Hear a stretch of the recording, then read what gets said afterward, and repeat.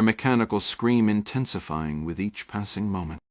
They had already inspected the fifth turbine at the far end of the chamber, discovering the third explosive device but no enemy personnel, prompting their retreat toward a stairwell door set into the south wall. Their plan was to ascend back to the control room and then guide the entire team out through the complex network of service tunnels and ladderer, if power was restored, the elevators. Just as they reached the stairwell and the large elevator beside it, the lights flickered on. Kaku immediately pressed the call button. From the multi-level schematic he'd studied in the control room, Duff believed this elevator could access the same powerhouse level where he'd left the rest of the delegation, much faster than the ladder would in this several-story-high gallery. Over the roar of spinning turbines and rushing water, the elevator car descended. Duff positioned himself with his shoulder near the door, covering the western approach, while Gideon mirrored him to the east, both men tense as Kaku watched the gallery. The door began to slide upward. Then Kaku shouted a warning, followed by a blistering exchange of gunfire mere feet away.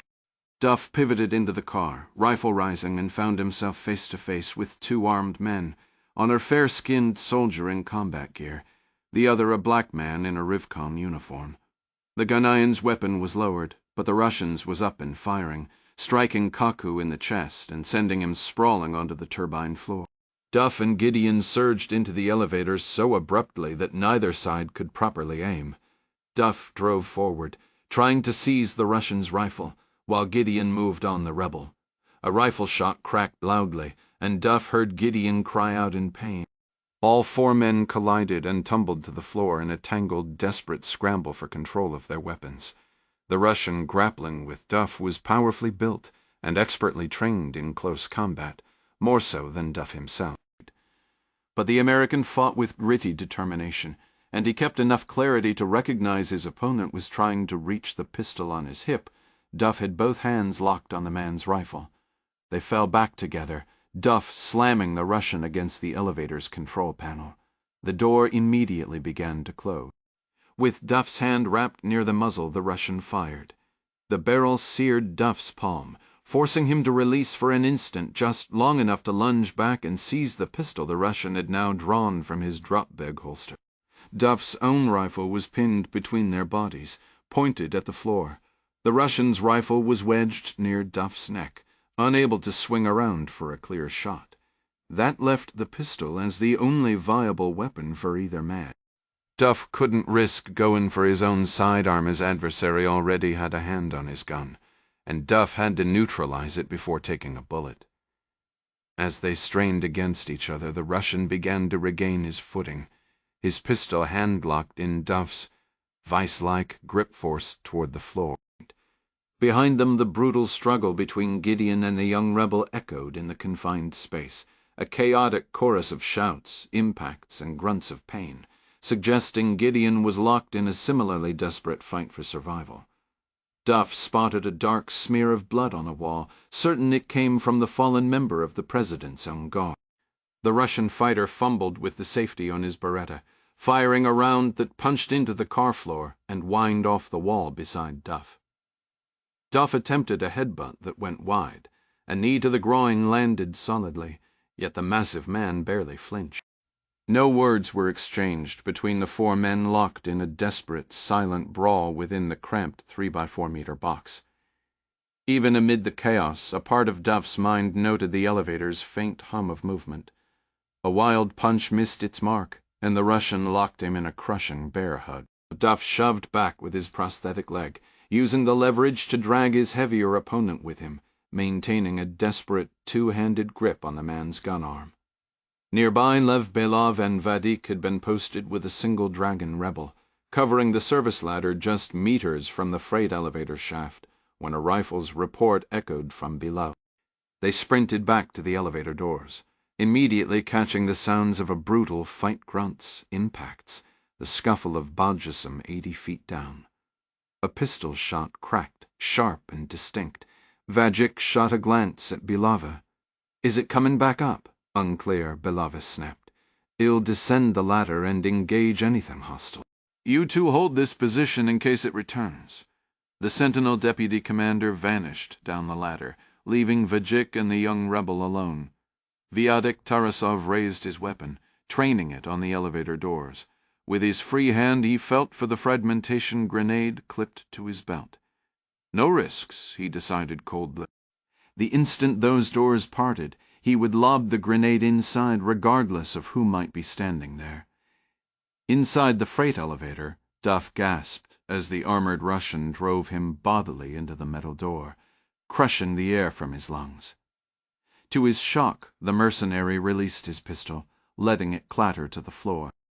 Seeing an opening, Duff shifted both hands to his own rifle, intending to shove the man back and create firing space.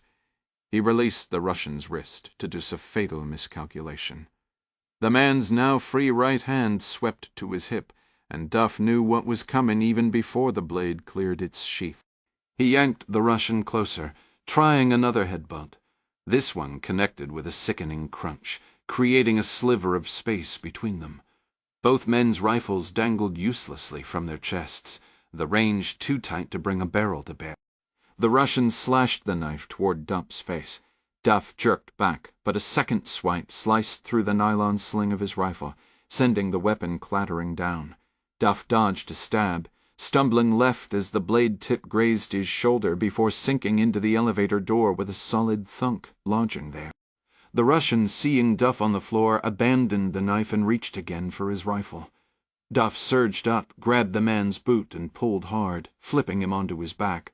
Scrambling, Duff seized the rifle's barrel, wrestling for control as they kicked wildly at each other, blows landing without effect. They sat facing one another, panting. The Russian heaved his weapon up and kicked out, slamming Duff back against the door. The impact jolted the embedded knife loose from the metal above him. As the Russian took aim from 3 feet away, the knife dropped into Duff's lap. In one motion he snatched it up and kicked the rifle barrel aside with his left foot. The gun discharged, the roar deafening in the confined space. Duff rolled up to his knees and launched himself forward. Duff drove the blade deep into the Russian's throat, just above the armored vest, and a hot spray of arterial blood filled the cramped elevator. The big man staggered but found his feet, so Duff shoved him hard against the wall. Even gravely wounded, the mercenary lunged forward with shocking force, crashing into Duff and sending them both tumbling to the floor. Duff landed on his back with the Russian on top of him.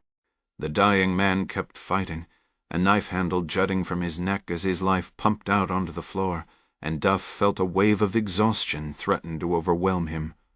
Then a gunshot cracked in the enclosed space. He twisted his head to see Gideon, himself bleeding from a gut wound, had wrestled a pistol free and fired point-blank into the rebel's stomach. The man in the Rivcom uniform slammed against the wall, mouth agape in silent shock, before sliding down to leave a slick red streak on the wood paneling. Gideon, pale and wounded, began dragging himself toward Duff to help. At that moment, the elevator shuddered to a halt. The doors parted barely a foot before a grenade arced through the gap, clattering on the floor near Gideon. With no time to think, Duff grabbed the shoulder straps of the Russian lying atop him and used the man's own weight to roll them both toward the grenade, using the body as a shield just as the world exploded into noise and smoke. The blast halted the elevator doors, leaving a gap just wide enough for Sentinel contractor Vadik Tarasov to peer inside. Thick smoke billowed out, causing both Vadik and the dragon rebel beside him in the generator gallery to hold their positions to the side, waiting. Vadik noted the dragon was terrified not of the men in the car, but of something else. There had been another rebel in there when Head tossed the grenade. For all Vadik cared, they could have been best friends. He didn't give a damn about this guy or his buddy, just like he hadn't given a damn about his own comrade, Grisha. He was a mercenary here to finish the job and get paid, and a hand grenade was a hell of a problem solver. Listening through his enhanced audio earplugs, he heard only silence. He nodded to the dragon across from him. Both men swung into the doorway, rifles shouldered. Through the dissipating haze, a scene of pure carnage greeted them. Bodies were piled in heaps. Blood gleamed on every surface, and fragments of human tissue were spattered across the floor, walls, and even the ceiling. One large man in a Ghanaian military uniform had nearly his entire face blown away. Another figure lay faced, down mostly obscured by Grecia's body, drenched in blood and missing a leg.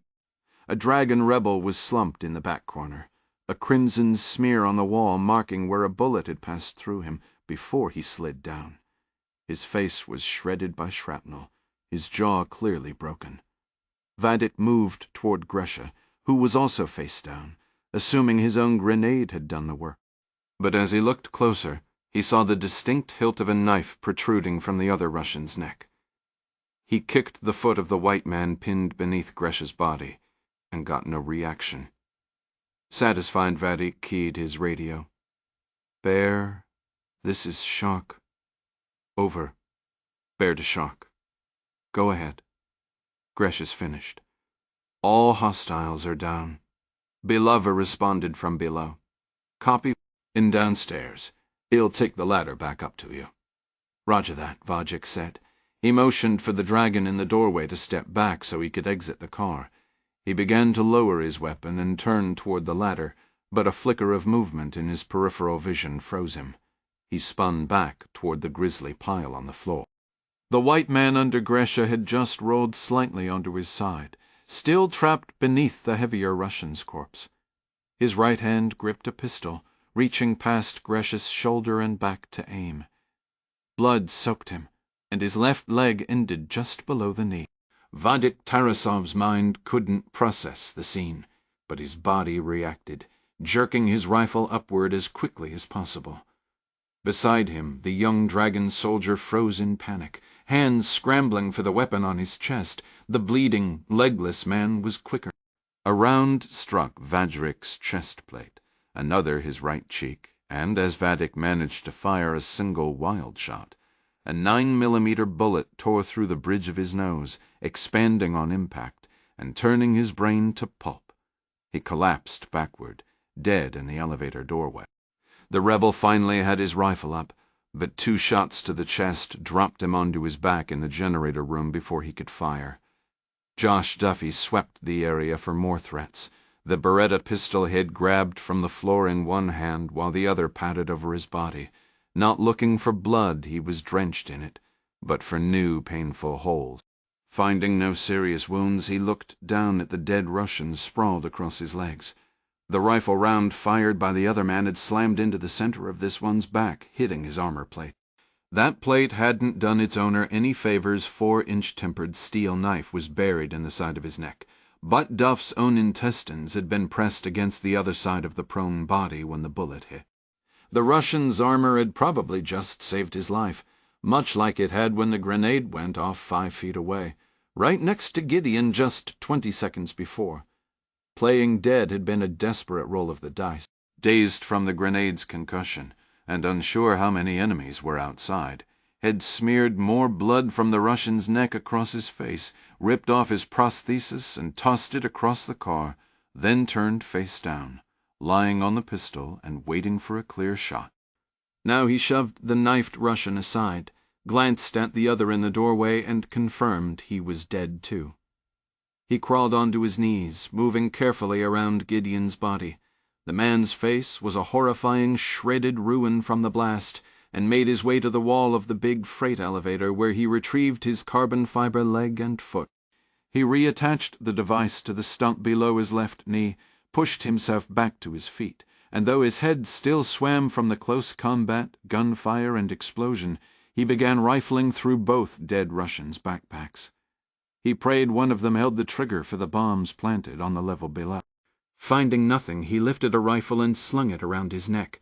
It was a South African Vector R5, a weapon Duff had only fired a couple of times in his life, but far superior to the obviously damaged AKs lying in the blood and gore on the floor. Both of their magazines and lower receivers were pitted with deep shrapnel scars.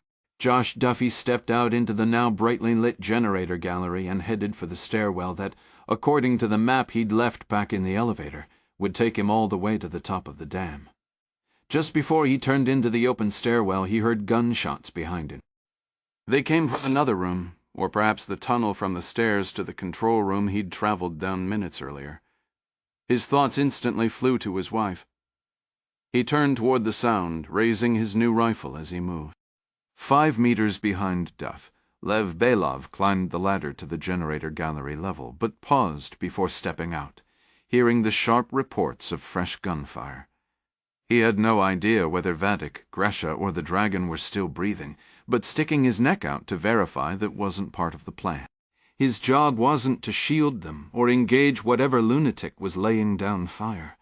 His only objective was to get the computer containing the detonation codes to Condor, and to pull that off, he needed to escape this godforsaken dam.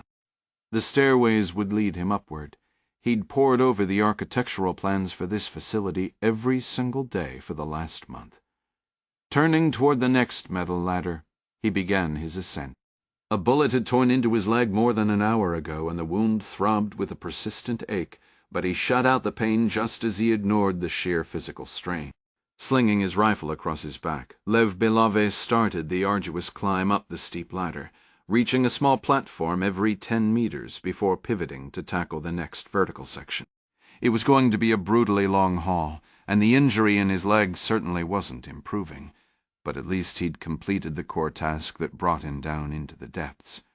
The handful of surviving dragons from western Togoland who had been positioned near the powerhouse entrance had descended to the turbine level just minutes before.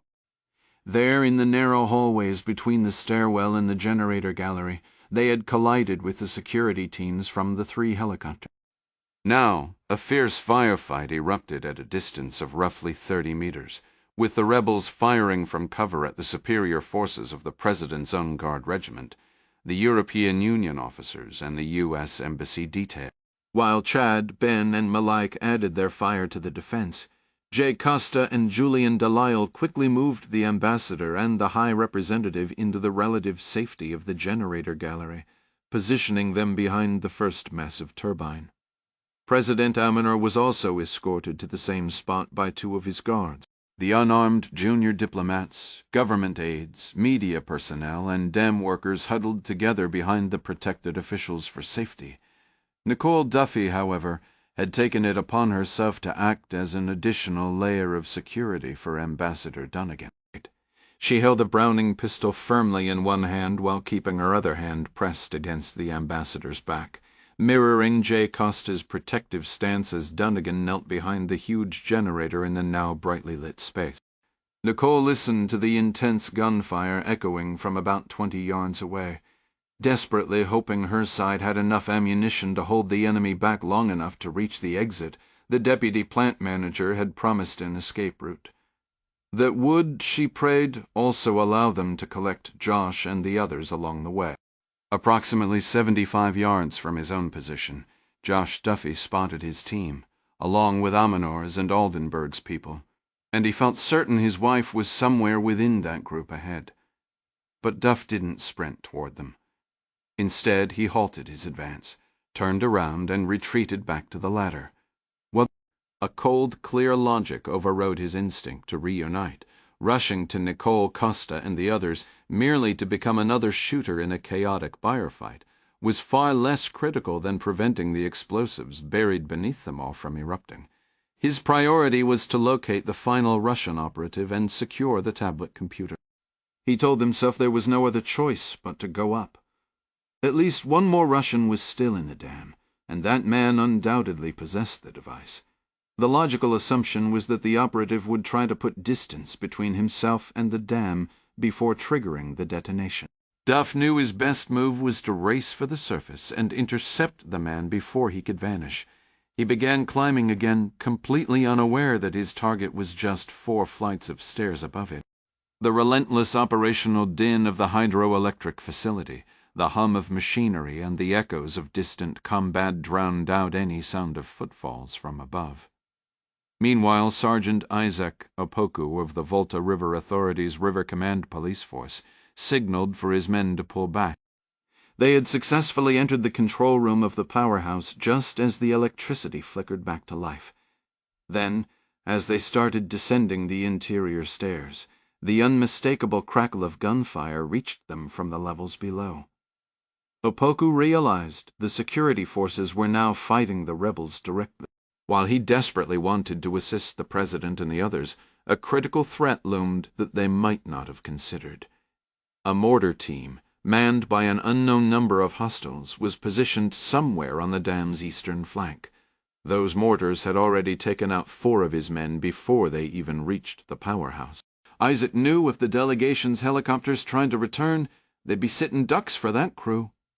His remaining officers were disoriented, but after regrouping all 13 in a lobby, he laid out the plan. We're heading behind the powerhouse. The Rheinland's vehicles are parked there. We'll use them to drive back to the dam's crest and eliminate that enemy position. We have to clear the way for the president's extraction, assuming he's even still with us. The team moved out immediately, the injured struggling to keep pace. Back outside, rifles swept the area as they advanced toward the switchyard before cutting right around the powerhouse's massive side. They reached a small dusty parking lot holding 2 pickup trucks and 2 vans. Finding keys in 1 truck and 1 van, Isaac took the front passenger seat. His men piled into both vehicles, and they sped northward, tires kicking up gravel on the winding road that climbed toward the dam's top and the vast reservoir beyond. With the last of the dragons eliminated in the dam complex, Deputy Plant Operator Martin Menza hurried across the generator gallery. The entire group followed him through a set of double doors, with Arso Chad Larson sticking close, his weapon raised. Protecting Mensa was their only guaranteed path to safety. For several tense minutes, they navigated the labyrinthine depths of the structure, weaving around and under massive pipes, passing rooms humming with control systems. Finally, Menza halted at an elevator bank and pressed the call button. He turned to the weary entourage. These elevators are large, but with this many people, we're looking at a minimum of 3 trips. Nicole heard this and pushed forward to the regional security officer. "What about Josh?" Costa's reply was firm. "Josh didn't need a rescue party. His job is to secure the detonator. He'll find his own way out." "You can't know that for sure. His duty," Costa interrupted, "is to protect the ambassador. That's my duty, too." "You need to let us do our jobs and trust he can handle his." Dunnigan was a mess, wet-soaked, speckled with blood, her eyes wide, but her voice held steady. "If he's not up there, we come back for him." Costa didn't answer, but the grim set of his face told Nicole everything. There would be no return trip. President Amaner cut through the tension. "How long for the elevator?" Mensa checked a panel. "It's a 35-floor ascent, sir. If the car is at the top, roughly 2 minutes." To Nicole, 2 minutes felt like an eternity. She glanced back down the shadowy corridor, her hand tight around her pistol. For a fleeting, reckless moment, she considered striking out alone into the dam's confusing bowels to search for him. But the thought died quickly. The cold logic was undeniable. Josh's odds of surviving this were far better than her odds of finding him, without becoming more of a liability than a help. All she could do now was hope. Hope that when she reached the surface, she'd find her husband there, mission accomplished, waiting for her with that familiar, tired smile. As for Lev Belave, he kept himself in solid shape for a man of 48, but the past hour had truly put his body through the ringer. Exhaustion weighed on him like a lead blanket, slowing his movements to a frustrating crawl. The heavy body armor, the rifle slung across his chest, the bulky battle belt around his waist, it all conspired against him as he forced himself up one steep, ladder-like stair after another, ascending toward the top of the massive dam. He had already conquered over 30 stories, a fact that offered a sliver of grim satisfaction. Soon he'd be out in the cool evening air, and back in radio contact with his Sentinel commander. Pausing on a landing to gulp air, he heard it, a distinct rhythmic clanging from far below, cutting through the distant rumble of machinery and the roar of water cascading over the spillway. Someone was climbing up after him. He spun awkwardly on the narrow stairs, bringing his rifle to bear, but the steep angle only offered a view of the empty landing maybe 30 feet down. The footsteps were deliberate and light, a cautious ascent that told him the climber was acutely aware of his presence above. It was just one person. For a fleeting second he considered waiting in ambush, letting the pursuer walk right into his sights. Instead, he pushed on, quickening his pace. The goal was the small concrete structure housing the elevator and ladder exit at the dam's summit. There he could find proper cover and easily drop whoever emerged from the ladder well. He drove himself upward, hand over hand, using his legs to push through the fatigue. He just needed to create some distance to buy time to set up a proper firing position. One floor from the top, a new problem presented itself. Darkness loomed above, a stark contrast to the well-lit shaft below. The final metal rungs were littered with grit and chunks of masonry that crunched under his boots. He hauled himself out of the well and his hopes plummeted. The concrete shack was a wreck.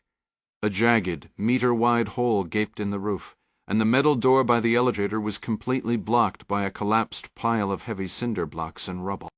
He could theoretically stack debris to climb out through the roof, but that would leave him utterly exposed to the ladder well entrance. The damage had Tremaines and mortar written all over it.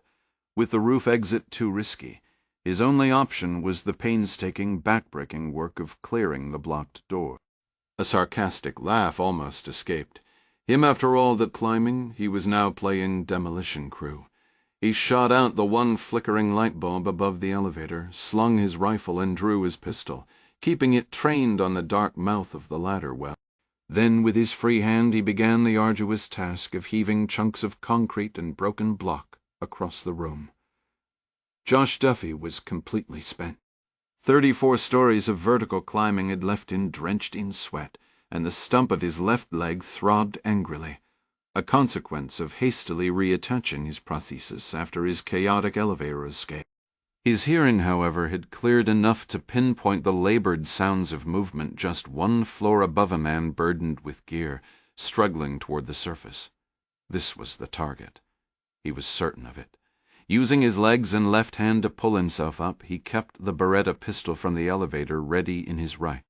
His rifle hung behind his back, muzzled down for a quick transition, but the pistol was his immediate defense if the climber above decided to stop and fight.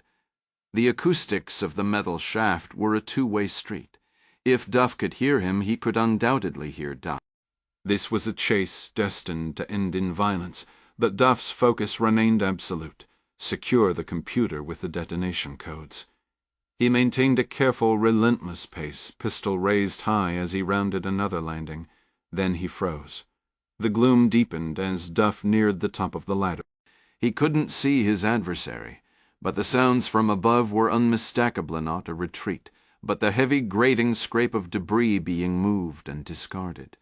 Duff sank to his knees, holstering his pistol and bringing his rifle to bear. He wiped a slick of sweat from his brow with his sleeve and began a painstaking, silent ascent rung by rung. Reaching just below the landing, he considered a swift pivot and burst of fire, but the thought died as quickly as it came. He hadn't been quiet. The man knew he was there. Charging blindly into a kill zone was a fool's move. The frustrated, rhythmic clatter from above suggested the Russian was bogged down, at least for the moment, giving Duff a sliver of time to try a different approach. Belova heaved another chunk of shattered concrete away from the mangled door, its metal frame twisted and pocked with shrapnel scars. He was making progress, but the exit was stubbornly jammed. As he reached for a larger slab, a voice cut through the dusty air from below, speaking clear English with an American cadence. "Running into a little snag up there." Belova's hands stilled for only a second, his brow furrowing before he resumed his labor. "A minor inconvenience," he called back, his tone flat. "You are the one in the grave, American." A moment later, the voice came again, probing. "Wagner Group? Here doing the local militia's dirty work?" Belova kept working, tossing aside another piece of rubble. The American wasn't finished. "Wait, that's not it. I know exactly who's signing your checks." Belova snorted, hefting a broken slab of masonry. The shout from below was more insistent now. "You're not Wagner? Not anymore. You're Sentinel." Josh Duffy kept his rifle trained on the shadowy corner of the landing, waiting. The pieces clicked into place with strange CI analysts' gossip, at the ambassador's party, the sighting of his old enemy in neighboring Togo. It was a long shot, but he had to take it. "You're working for Conrad Tremaine." The sounds of shifting rubble ceased abruptly overhead. The Russian's silence was as good as a confession. Duff pressed the advantage, his voice echoing in the confined space. The presidential hit was a bust. "Now you're stuck here. Can't even get to the den to finish the job, can you?" For a tense beat there was only silence. Then a gunshot roared, the bullet smacking into the wall at the landing's edge. Duff's instincts had been right. Staying put had saved his life. The Russian was distracted, but far from helpless. "Sounded a little desperate," Duff taunted. "Plans not quite panning out today?" When no answer came, he shifted tactics, his tone turning almost conversational. "Listen, I know Tremaine. The man would trade his own mother for a profit. You better have that detonator on you, because if he's already got it, he won't hesitate to turn this whole place into your tomb along with mine." The response from above was cold and clear. "I have the device, and I will use it to send you to hell." Duff couldn't help a grim smile. "The way you're throwing that junk around tells me you're a man who plans on cashing his paycheck. You won't blow the dam until you're clear of it, and I'm not letting you walk out of here." A harsh, mocking laugh echoed down. "Then show yourself and try to stop me." In one fluid motion, Duff ducked his head out for a split-second Glenska flash of the small control building, the jagged hole in the roof, and snapped back into cover. The gunshot was instantaneous, the round screaming off the concrete wall mere inches from where his face had been. Isaac Opoku leaned out the open passenger window of his Toyota pickup, his AK-47 aimed forward as they sped eastward along the dam's crest.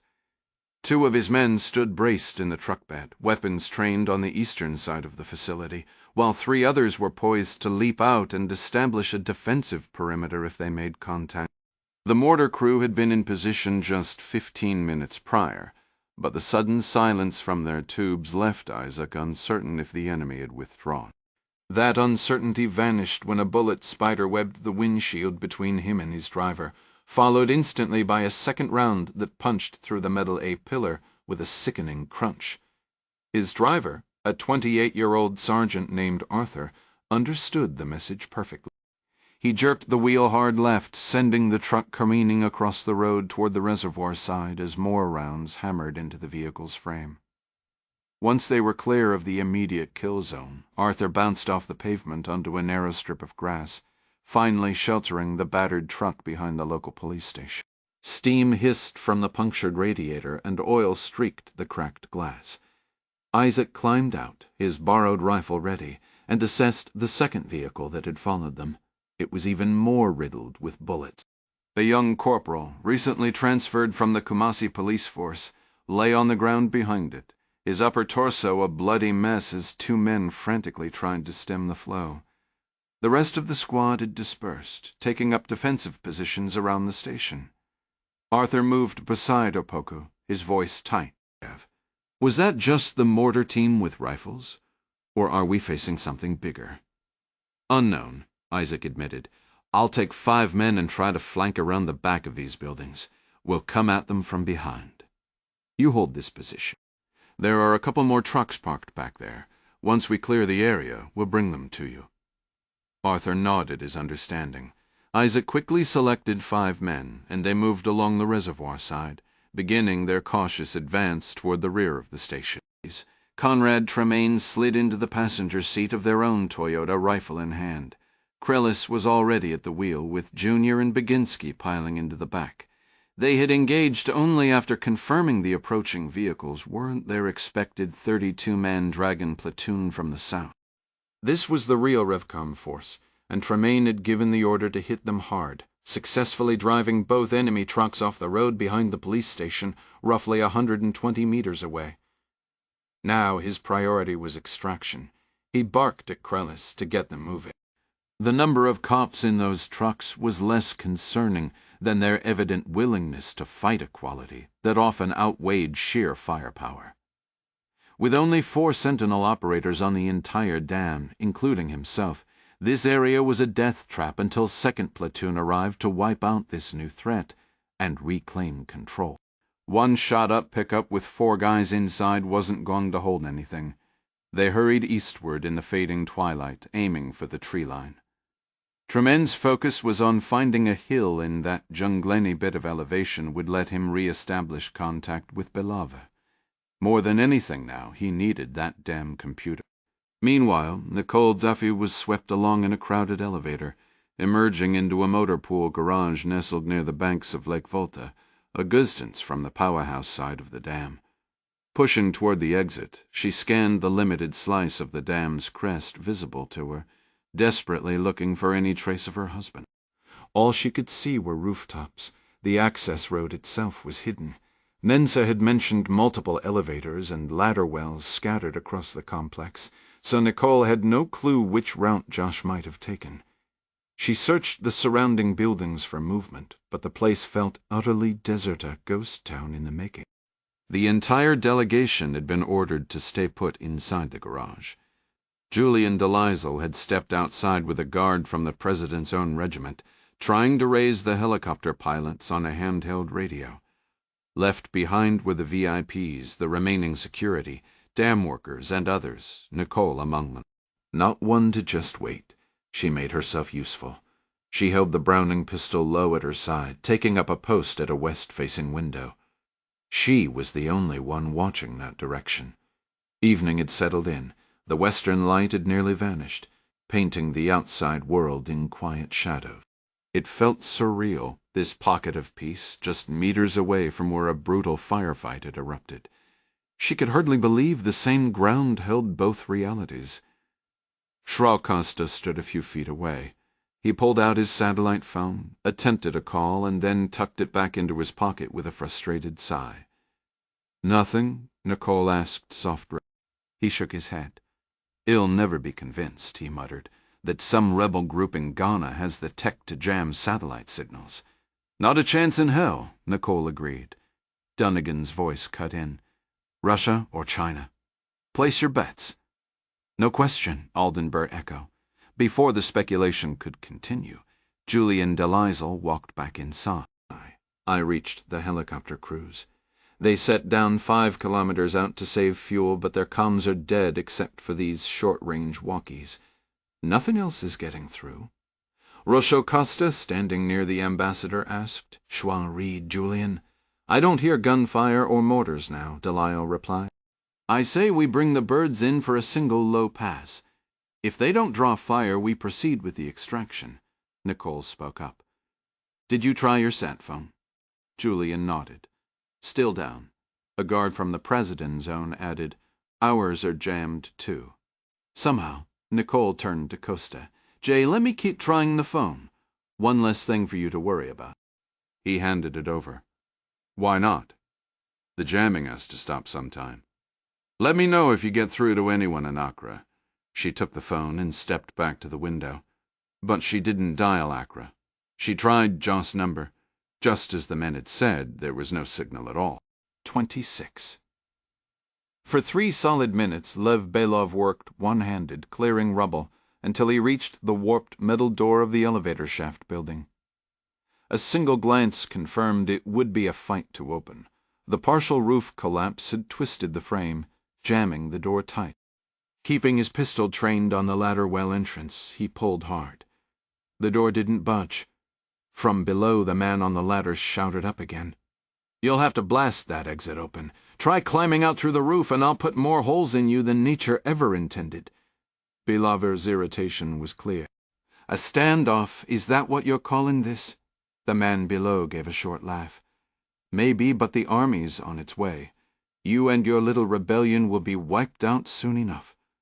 Now Belave laughed. "The army is ours from here, my friend. They have bigger issues than saving you. I, however, have allies nearby, and they are coming for me." Duff considered the man's claim about the army, then answered, "I've already taken out a number of those local allies, including 2 of your Russian friends." "You'll forgive me if in not exactly trembling at the cavalry you say is riding to your rescue." Belova moved swiftly to the ladder opening, extended his pistol around the corner, and fired another round. After the echo died down, the American called out, Man, you have a seriously strange way of dealing with pressure." Belova let out a loud, frustrated groan and retreated to the rubble beside the door, safely out of sight from the ladder below. Gazing up at the evening sky visible through the hole in the roof, an idea struck him. He was going to need assistance to escape this building, and he wondered if he could reach Tremaine by radio. He moved quietly toward the elevator shaft, away from the door and out of the ladder's line of sight, then pulled his walkie-talkie from his chest rig. Keeping his voice low enough that the American wouldn't understand his words, even if he heard the murmur, he said, "Bear for Condor." To his surprise, a reply came quickly, though the signal was fuzzy and broken. "This is Condor. Report your status. I'm trapped in a ladder well inside a building at the dam's west side. The structure is heavily damaged, the door is jammed shut, and I require extraction. Confirm you still have the computer." "Confirmed." "And the charges are set?" "Affirmative." "Understood. I'll dispatch 2nd Platoon to extract you. That tablet must not fall into enemy hands." Tremaine paused, thinking. "Be advised, Rivcom elements are active on the dam's upper level. We spotted 2 vehicles and engaged, but expect significant resistance up there." "Roger," Belova said, then added, "There's another complication. There's an enemy operative below me, an American, likely part of the U.S. Ambassador's security team. Just keep him contained until 2nd Platoon arrives. They'll handle him. It's not that. It's what he told me." A brief silence followed. "What did he say?" "He claims to know I work for Sentinel, and he knows you are in command." A longer pause stretched out. "I said he knows you. How in the hell does he know? No idea. But he used your name." On a winding, jungle-cloaked road 3 kilometers away, Conrad Tremaine ordered Krellis to bring the Toyota to a stop. Once the vehicle was still, Tremaine had Belova repeat his message. Again the Russian insisted the American knew Tremaine was involved in the operation. Tremaine simply sat there, his 3 men watching him. They had been driving without headlights. The jungle was dark, with only slivers of moonlight piercing the dense canopy. Tremaine sat in stunned silence. This mission was barely an hour old. He hadn't even begun his movement toward the capital, and already his cover was blown. For 6 months he had operated with extreme caution, knowing that if his role was exposed, he could never return to South Africa, would never see his family again, and would spend the rest of his life hunted by everyone from the Ghana Armed Forces and intelligence agencies to the African Union, the International Criminal Court, private firms facing billions in lost mining rights across West Africa, and countless others. Furthermore, if the public became aware of mercenaries' involvement in the coup, every Sentinel operative would become a marked man. Kang needed the operation to appear as a legitimate attempt by the Western Togoland Restoration Front with Russian support. The involvement of a high-priced private military company from Manila, led by a former South African Defense Force officer, would scream of foreign manipulation. Tremaine was certain Kang would betray Sentinel without a second thought to conceal his own government's role. Now, however, Belova was speaking to in that stairwell, Tremaine had to silence the American. He flung open the pickup's door, hoisted himself onto the hood of the idling vehicle, and then stepped up onto the roof, straining for a clearer radio signal. Switching his walkie-talkie channel, he keyed the mic. "Condor to Goose. Condor to Goose." A reply crackled through after a few seconds. "Goose for Condor. Send it." Goose was the call sign for Hristov, a Serbian operator with Sentinel.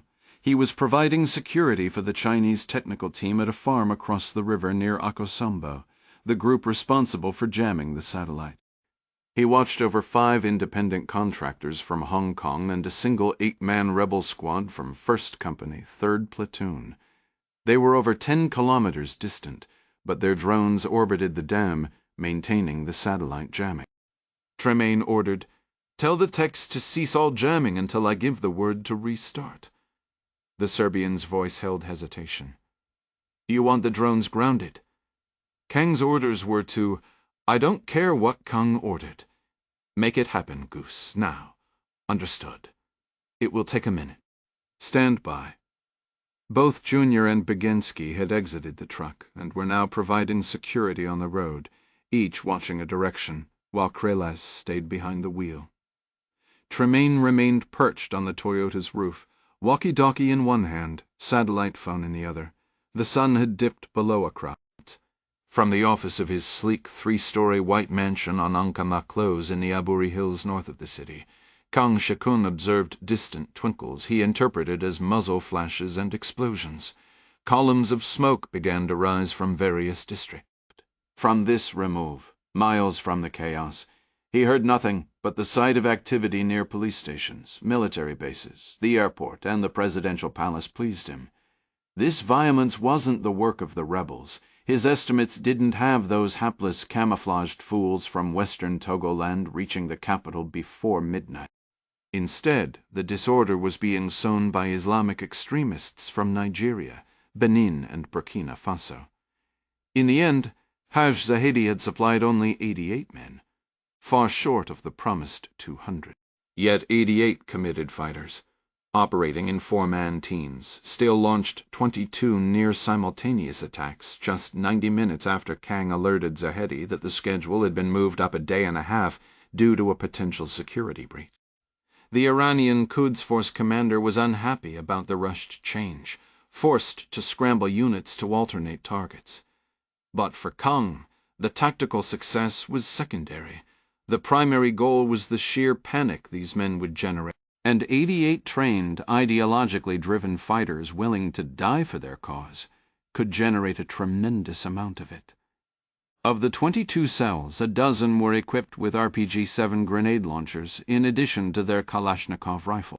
4 additional squads were positioned with British 81mm mortars, weapons originally taken from Nigerian military stocks. These systems could fire a 9-pound shell nearly a mile, and the teams had established themselves on the rooftops of deserted structures in the city's neglected eastern and western sector.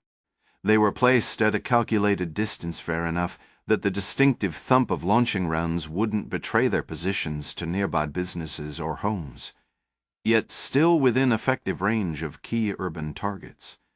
The remaining 6 teams were equipped with hand grenades, makeshift bombs, and even explosive vests.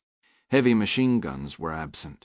The plan required these groups to remain agile and sometimes unseen, moving vehicle to vehicle through different neighborhoods to strike police and military posts, sowing widespread disorder. From his vantage point, Kang observed flashes and smoke plumes erupting across a dozen city districts. It was clear the Iranian, Zahedi, and his local militants were fulfilling their part of the agreement for now. Yet Kang sensed a critical shortfall in the intended chaos. The problem wasn't with Zahedi's forces. It was with Tremaine's. City power had been cut for only about half an hour before the lights flickered back on across the capital. Now, as dusk settled, the glow from streetlights and buildings rivaled the distant muzzle flashes and explosions. This could only mean the operation at the dam was faltering. Satellite communications around Akosambo were still blocked, and Kang interpreted the silence from Tremaine as evidence. The Sentinel commander remained trapped within the drone jamming zone near the hydroelectric facility. Suddenly his own sat phone vibrated on the glass table behind him. He spun from the window, grabbed the device, and answered. "Yes? Kang Condor here. No time for details. I need intelligence, fast." Kang bristled at taking directives from a hired gun. "Why is the capital still powered? Get me what I need, and I'll handle the power." The South African's voice was tense. "You don't need intelligence for that. Follow the contingency plan. Destroy the turbines if you can't hold the dam." "Listen," Tremaine shouted over the line. "Provide the information, or this whole mission collapses." Kang exhaled sharply, watching a sudden bright flare near the airport, likely a Dahoist mortar round hitting the small Ghanaian Air Force installation. He yielded. "What do you need?" "I need the identities of the American security officers assigned to the U.S. ambassador." "Why, I haven't even because they're here." Kang turned from the window, his brow furrowed. "Who is where?" "The entire delegation. They're at the dam." Ken slowly sank into his chair. Explain. I'm trying to re-establish jamming here. I don't want any signals getting out. Just get me those names. Kang's mind raced, barely processing the words. After a stunned moment, he shouted, "Gia!" The intelligence technician hurried into the room, responding to the urgency in his voice. "Sir, find the names of the security officers from the U.S. Embassy, the ones who would travel with the ambassador." She nodded. "Immediately, sir." Kang returned his attention to the call. "We're getting your information. But understand this clearly. The President, the Ambassador, and the EU representative must not be harmed. Causing them injury would bring an unacceptable level of international scrutiny." Tremaine cut him off. "Those were my orders to the Dragons. Something went wrong. We've been in a buyer fight here for the last 45 minutes. Kang was speechless, the revelation hitting him like a physical blow. Tremaine ignored the question about the helicopters at Akosambo entirely. "Things are moving fast," he stated flatly. "I've got a rebel unit inbound here in 15 minutes, and is the President confirmed dead?" Kang pressed. "No," Tremaine replied, his tone firm before it wavered slightly. "At least, not that I'm aware." He let a beat of silence hang in the air, then posed his own question. "Do you want him to be?" Kang's response was immediate. "We've been over this. If some ragtag rebel faction miraculously pulled off a decapitation strike, no one would buy it. The Dragons just need to appear competent enough to create serious chaos until General Boatlang mobilizes to crush them. The goal is to damage the dam infrastructure and keep the police and Southern Command scrambling. That's the playbook. We stick to it." "Changing tack," Kang asked sharply. "The French helicopters, what's their status?" "I can hear them in the distance now. They're likely preparing to extract the diplomatic team." Tremaine's voice grew strained with urgency. "I need those damn names, Kang. Now!" Jia rushed back into the room, her face ashen and glistening with a sheen of cold sweat. Kang noted her pallid, sickly appearance with indifference, his focus singular. "Do we have it?" She gave a tight nod, passing him a single sheet of paper. Kang began reading the contents into the phone. U.S. Gletiovkik. Ishumle gopinilanklen sting la the recovian probiathir pika blendaf security. Sie handleiden it istandla sing was on the Costa, 54, Assistant Regional Security Officer Chad Larson, 35. Assistant Regional Security Officer for Investigations Carla Houston. 50-year intel indicates she remained at the embassy and is not with the delegation. "Who else?" Tremaine shouted, his patience gone. Kang continued, unperturbed by the outburst. "Assistant Regional Security Officer Joshua Duffy, 36. Those are the American security personnel. Additionally, there is Foreign Service National Investigator Benjamin Manu. The local protective detail includes Kaku Yeboah Melaik. He was cut off as Conrad Tremaine's roar exploded through the receiver. Duff! It's that son of a bitch, Duff! What are you talking about?" On the pitch-black jungle road winding through the hills east of the Volta River, Conrad Tremaine slammed his boot onto the roof of the Toyota Tacoma. His mind flashed back to the instant before he'd squeezed the Dragunov's trigger. He'd seen a white man turn his way, had even centered him in the 16-power scope. The face had tickled some distant memory. Now, with jarring clarity, it clicked. He did know that face. It had been 7 or 8 years. Back in their United Defense days, Duffy had always sported facial hair and that beat-up ball cap with the company logo. Tremaine had even caught him on a news clip once, briefly infamous after some contractor mess in Mexico. Tremaine had been in Somalia then, out of the loop on details, but the face of the former subordinate from their Afghanistan rotation had stuck. A cold, grim focus settled over him. "I need every scrap of intel you have on Assistant Regional Security Officer Joshua Duffy. His residence, his routines, any family in the country, everything. And I need it 5 minutes ago." Kang's voice was icy with suspicion. "I have no idea what this is about, But if you are still within the jamming perimeter, you will explain how you are managing to—" Tremaine terminated the call, shoved the phone into his pocket, and keyed the walkie-talkie on his vest. "Condor for Goose," the reply was instant. "Go for Goose. Tell the tech team to re-engage the jamming suite. Immediately. Roger. Systems rebooting now. Estimate 2 minutes to full satellite uplink disruption." Tremaine dropped from the hood to the ground and climbed back into the truck. From the driver's seat, Krellis glanced over, a question forming on his lips. "Where are we headed, boss?" "Find me a spot on this hillside with a clear view of the Dan. Head back down? No, go higher. And angle us a bit to the south." Tremaine had a strategy forming, though he knew executing it would require moving fast. "On it." Krellis pressed the accelerator, and the truck continued its climb into the darkness. 27, the distant thrum of a helicopter reached Nicole Duffy from the south, but she kept her eyes down, focused on redirecting Josh's satellite phone.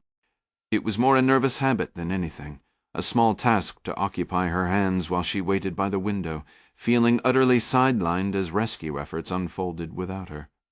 To her complete shock, the call connected, the jamming signal was gone. "It's ringing," she exclaimed. Julian was outside with a flashlight, signaling the approaching aircraft alongside a guard who had a sat phone. But Costa was inside and heard her. He immediately reached for the device. Nicole, aching to speak to her husband, handed it over without a word, knowing it was the correct call. "It's Josh's line," she said. Costa took the phone, put it on speaker just as Duff answered. "Duff, damn good to hear your voice. We've been trying to raise you on comms.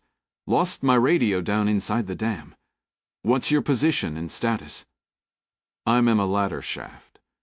Not sure where it exits, but I've got a Russian above me.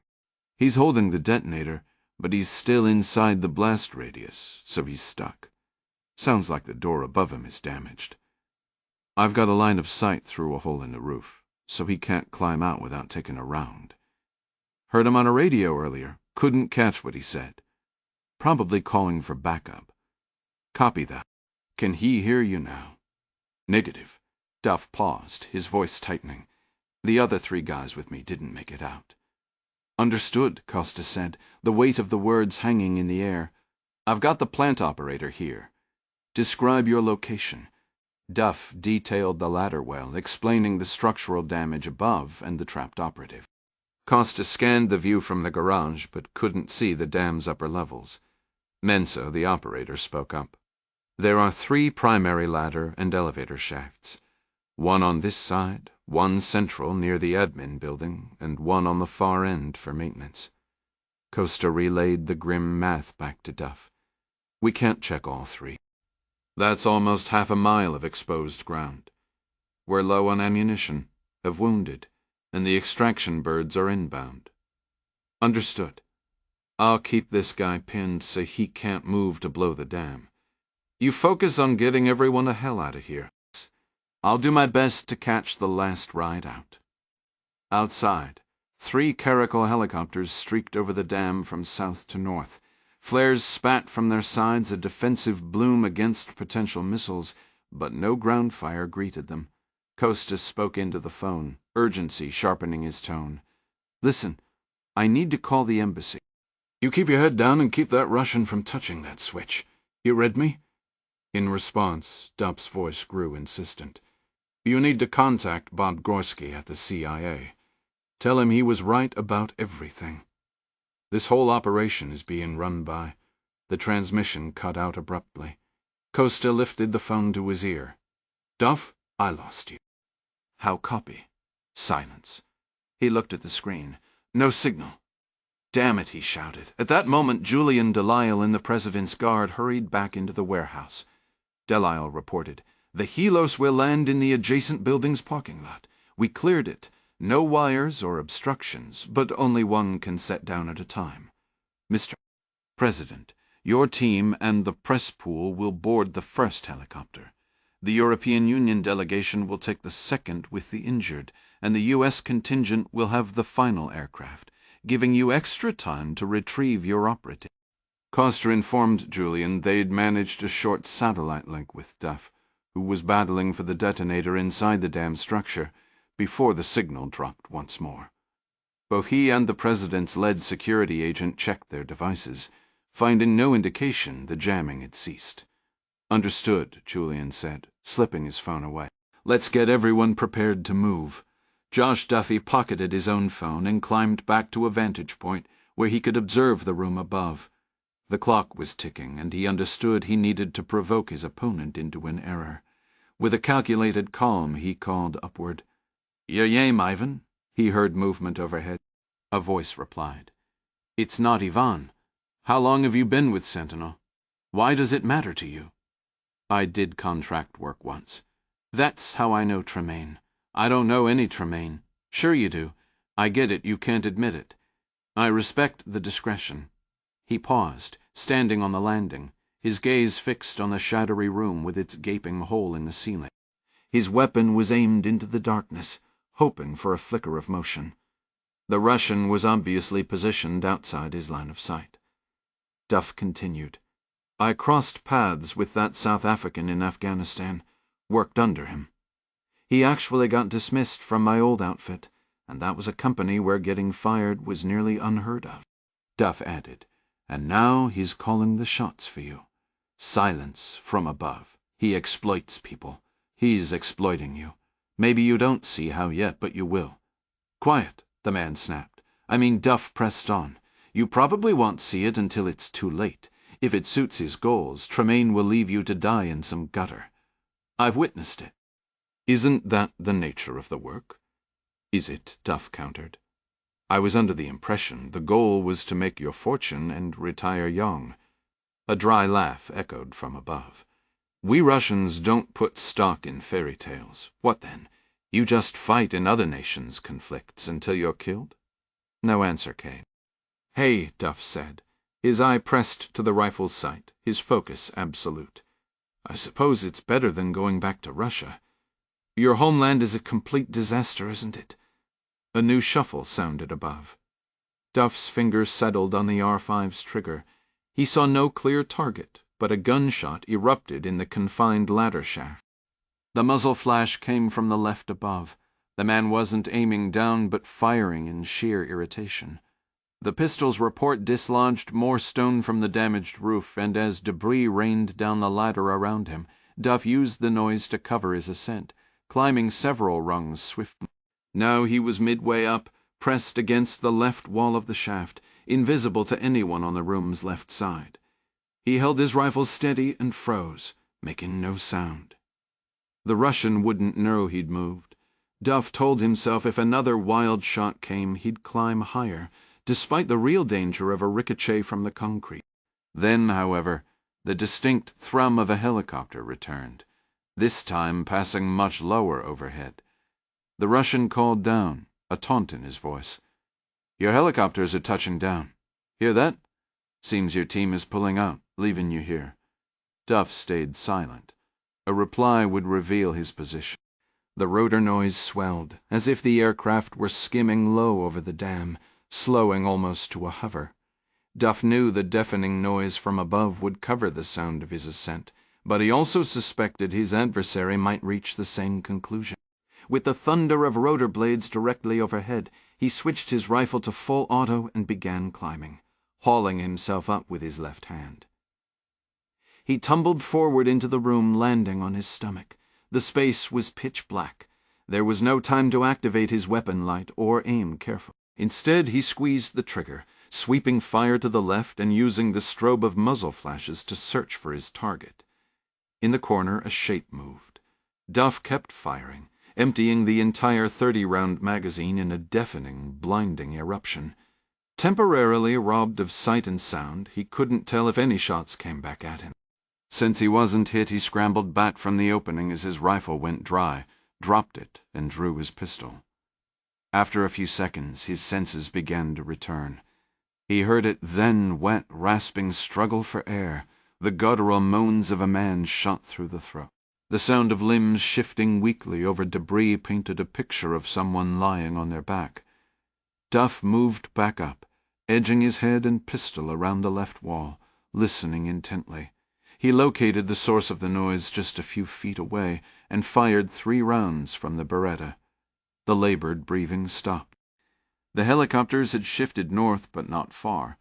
One sounded like it was setting down a couple 100 yards from his position. The idea of reaching one seemed a long shot, but he resolved to try. First, however, he had unfinished business. He moved through the darkness, tripping over chunks of shattered roof and wall, until he reached a spot in front of the elevators. His boot struck something, the foot of the man lying on his back. Duff didn't bother checking for a pulse. He pried open an eyelid and tapped the eyeball with his finger. Detecting no flinch or response, he began searching the Russian's gear. He found a pack beside the body, dumped its contents, and sifted through them in the gloom, finding nothing useful. The dead man wore a bulky tactical vest like the others. With frantic haste, Duff unzipped every pouch he could find. Remembering the deputy plant operator's description of a tablet computer detonator, he checked every pocket large enough to hold one. Finally, in a zippered pouch tucked behind a row of rifle magazines, he found it. He lifted the black rubberized military tablet and saw 2 bullet holes punched through its center, courtesy of his earlier barrage. The device was dead. At that moment, the radio on the corpse's shoulder crackled to life. Condor for Bear. How copy? Hearing Tremenge's voice sent a cold jolt down his spine, but he forced himself to ignore it. He started taking the dead man's rifle magazines, reloading his own weapon, and stuffing 2 more into the Russian's abandoned backpack. Combined with the magazines from the man he'd killed below, he now had 150 rounds. He placed the ruined tablet in the pack as well, then turned to the body's pockets. Here he found a cell phone, a wallet, and a folding knife. When Condor's voice called for Bear again, Duff tossed the phone and wallet aside. Both potential tracking devices, but kept the knife. Another staticky transmission broke the silence of the dark room. Duff moved to the door and gave it a hard pull, but the heavy metal refused to yield. He glanced up at the ragged opening in the roof above the ladder shaft, knowing his only way out was up. He started gathering chunks of broken brick and crumbled mortar, piling them directly beneath the hole to create a makeshift platform. The thrum of the helicopter to the north had faded, likely having landed to load up, while the distinct sounds of other aircraft circled closer. The urgency pushed him to work faster. The radio crackled to life again, and Conrad Tremaine's voice filled the silence. Well, if I'm not talking to Duff. Duff froze mid-task. He turned slowly, his eyes settling on a lifeless soldier with the radio still strapped to his shoulder. After a moment of heavy quiet, the South African's voice returned, edged with impatience. You know him here. I know you're there. Let's skip the games, kid. Walking over to the body, Duff found the radio and detached it from the man's gear. It was smeared with blood. His rifle fire had struck the Russian multiple times, one round tearing through the neck just inches from where the device had been clipped. Duff pressed the transmit button. This isn't a game, Condor? A sharp laugh came through the speaker. There you are. You took out my man, didn't you? If you're running the 3 Russians I've encountered in the last hour, then yes, I took them all out. Respect, brother. Just like the old days, you're putting on quite a performance. Duff returned to stacking bricks, building a 2-level base to boost himself up. He keyed the radio. Save the compliments. They're worthless. I take it my man Balav didn't accidentally blow himself up with a grenade? The question puzzled Duff, but he answered plainly. No, I shot him with a rifle taken from another one of your Sentinel boys. Tremaine's tone shifted, becoming almost conversational. I hope you're in the mood to make a deal. What kind of deal? Your life in exchange for what he was carrying. Duff looked down at the backpack at his feet. A dry, humorless laugh escaped him. You want the tablet so you can blow this dam to pieces. You can go to hell. He knew the computer inside was destroyed, but saw no reason to share that information. Hooking the radio onto his rifle sling, he refocused on his construction project. He placed one final cinder block on the lower stack, then carefully tested his weight on his right leg balancing. On his prosthetic left was a far greater challenge. With a grunt of effort, he hauled himself up onto the higher platform, letting his rifle hang freely so he could reach up with both hands to test the twisted rebar framing the hole. It felt solid enough to hold him, but he'd need to toss the pack up first. A minute later, he dragged himself onto the roof, rolling onto his back to stare at the night sky, gulping in the cool air as he caught his breath. 28 Conrad Tremaine stood shrouded in darkness, several yards back from a rocky ledge high above the eastern bank of the Volta River, roughly a kilometer south of the dam. The well-lit facility sprawled below him, and he could make out 2 helicopters circling silently over the reservoir to his right, their running lights off, but their shapes clear against the night. A third aircraft had vanished behind some structures inside the compound near Lake Volta. He assumed it was loading personnel, though he had no idea who might be boarding. His grimy Black King cab pickup was parked on the gravel road behind him, hidden from view, though it was unlikely anyone from the dam could spot it up here in the dark. 2 of his 3 Sentinel operators had formed a loose perimeter around the truck, while the third man, a fellow South African called Junior, stood silently beside him. Tremaine replayed his brief radio exchange with Duff, a faint, calculating smile touching his lips. He was certain the American would board one of the 3 French helicopters, but he refused to believe his old colleague could be on the one now, lifting off near the reservoir. No, the American must have simply located the radio, because Tremaine had been in communication with Beloved just moments ago, and Beloved had been trapped in a room atop the dam. Therefore, if Duff wasn't on that first departing aircraft, he had to be on the second or the third. And if Duff escaped alive, knowing Sentinel was involved in this attack, and possessing the rugged tablet that proved it, he could unravel everything. Duff's accusations about Tremaine and Sentinel being present were damaging enough, but that militarized tablet was the true catastrophe. If Duff had it, he held everything, the entire operational blueprint, the plans for the coming hours and days of the coup. It had been reckless to fully brief Beloved, but Kung had insisted. The intelligence officer, worried about Tremaine becoming a casualty, demanded someone in the Sentinel force unconnected to Tremaine's direct action team carry an identical tablet to assume command if necessary. The device, now potentially in the hands of the Russian leader, would expose every target and waypoint from here to the capital, every objective in the capital itself, even the safe houses where Sentinel operators were to hide during General Boudin's overthrow. The tablet in Josh Duffy's possession was the irrefutable evidence that would get Tremaine and his men executed. If Tremaine couldn't retrieve it, he resolved to destroy it. His mission shifted instantly. His secondary objective was now regime change in Acre. He'd accomplish it, but not at the expense of his primary goal, eliminating Josh Duffy and obliterating that evidence before either could reach the capital. The South African's jaw clenched as he prepared for what came next. He turned to Junior. "Load the RPG and bring it to me." Junior grasped his commander's intent. "A moving target from this range, boss. In the dark?" Tremaine's reply was curt. "Bring extra rockets." On the double, as Junior sprinted off, Tremaine switched channels on his radio. "Copper, this is Condor. Do you read?" Copper was the Liberian Sentinel contractor embedded with 2nd Platoon, speeding north from the south to support this now disastrous operation at Akosambo. Tremaine could only hope the signal reached him. A crackle of static brought relief. "I read you. Report your location." "We're on the Western River Road heading north. We've cleared the Adomi Bridge. Should have visual on the dam in 3 minutes. How many RPG-7 launchers are with you?" "4. And the 3 Russians?" "2 Russians. Antonio is Chilean. What's the situation?"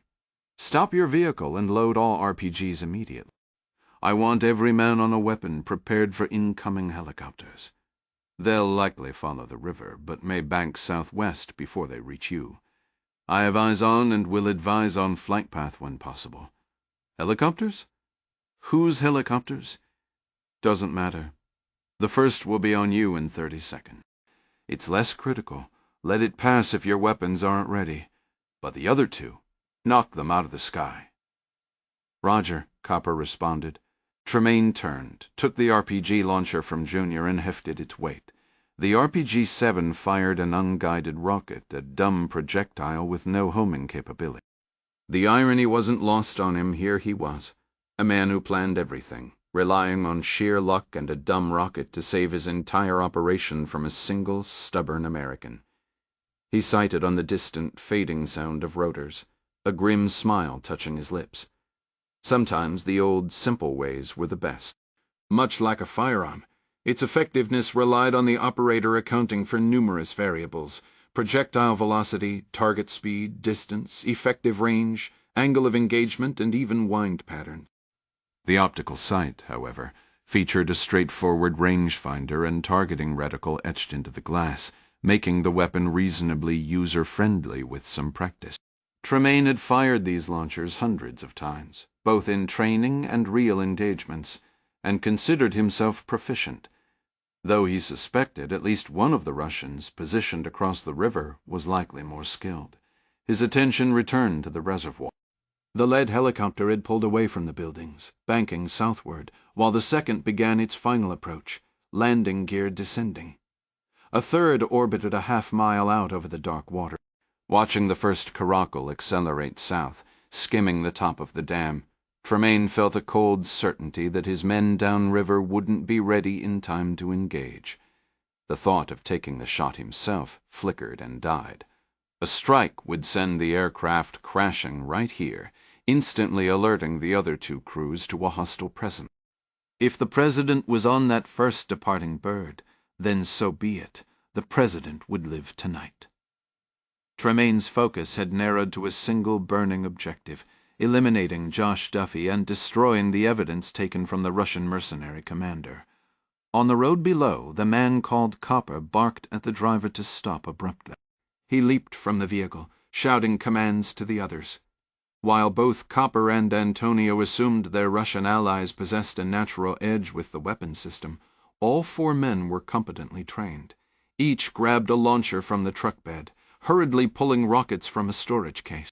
Around them, other rebel vehicles, flatbeds, and pickups from 2nd Platoon pulled over, disgorging over 30 fighters.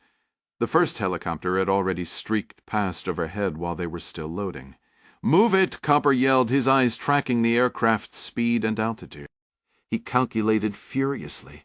If the next helicopter followed a similar flight path, with 4 launchers ready, the odds of a hit were in their favor. Perched on the fractured roof of a small utility building atop the dam, Josh Duffy watched the first helicopter vanish into the southern darkness, presumably toward the comparative safety of the capital. He glanced back to see the second caracal touching down on its landing skids, a silent prayer forming that Nicole was either already gone or boarding now. The last helicopter to depart would be the most exposed to any remaining threat. His hand went to the radio clipped to his gear, wondering at Tremaine's sudden silence. As he shifted, preparing to find a way down, a sound from the east froze him. He looked up to see a group of men in camouflage pants and black boots spilling from a parked Rivcom pickup just 30 yards away. They carried H-style rifles, some shirtless, others in grimy tees. Their pants were a uniform jungle pattern, but none wore the Rivcom jackets or berets he associated with the rebels. A new sharp tension cut through him. Just who in the hell were these guys? He hadn't heard them coming at all, the roar of the spillway water drowning out every other sound. By the time he noticed the figures moving toward the small building he was kneeling on, their weapons were already raised and aimed his way. Nearly a dozen men, and they clearly had the advantage. There was no point in trying to fight from this broken rooftop. He laid his rifle down carefully and raised his hands in surrender. From the motor pool garage doorway, Nicole Duffy watched the frantic loading of the second caracal. Joanna Oldenburg and her 5 security officers boarded first, followed by the U diplomatic staff and the surviving journalists. It was a scene of controlled chaos. Injured people were being carried. The helicopter's crew chief leaped out to help a wounded man aboard, And then, after barely 30 seconds on the ground, Julian Deloisel caught her eye from the cabin, offered a quick wave, and slid the door shut. The rotors whined louder, and the big aircraft lifted away. The moment it cleared, Jay Costa began shouting instructions to the 19 people left for the final helicopter. The group was a mix. Diplomats like Dunnigan, Scott, Arletta, and Nicole herself. Security officers Ben Manu, Malik, Larson, and Costa, and Martin Mensa with his 11 power plant workers. "It's going to be tight," Costa yelled over the growing noise. "Make room for the wounded to lie down." Costa locked eyes with Nicole. "Holster that weapon and give Ben a hand, okay?" "On it." She didn't have a holster, so she tucked the pistol into her waistband and moved quickly to where Foreign Service National Investigator Ben Manu was struggling to stand. She slipped his arm over her shoulder, helping him up just as the third and final helicopter settled onto the parking lot with a deafening thud. The men from the pickup truck had fanned out, surrounding the damaged concrete structure atop the dam. Duff stood on the roof, hands still raised, and spat a trickle of blood from a cut on his forehead. The gray underbelly of the second caracal passed directly overhead, its downdraft whipping at his clothes. One of the men on the street below was shouting up at him. Even from just 20 feet away, Duff couldn't hear a word over the rotor wash and the spillway's roar. He stared down, his confusion deepening when he spotted the man's T-shirt. In bold red letters across the chest, it read, "Super Dad." The sheer absurdity of potentially being shot by someone in a novelty shirt almost made him laugh a grim, hysterical thought. He quickly shook away. Once the helicopter noise faded southward, he finally shouted back. What? The man, clearly Ghanaian and speaking English, still had to yell over the water. I said, "Who are you? Who are you?" The man shook his head, a wry smile touching his lips. "No, my friend. That is not how this works. We are the ones with the guns." Duff couldn't argue with that. "Duffy, U.S. Diplomatic Security." The man in the Super Dad shirt glanced at his companions, then back up. "How do we know you are telling the truth?" Duff shrugged, the movement careful. "You don't have to trust me. Just don't shoot me. I'll climb down and show you my credentials, but I'm going to kick the rifle off the roof and toss my bag down first." "You do not need your rifle. Have you been paying attention to what's been happening around here today?" Duff shot back, a note of weary sarcasm in his voice. The Ghanaian hesitated, then gave a slight shrug of his own.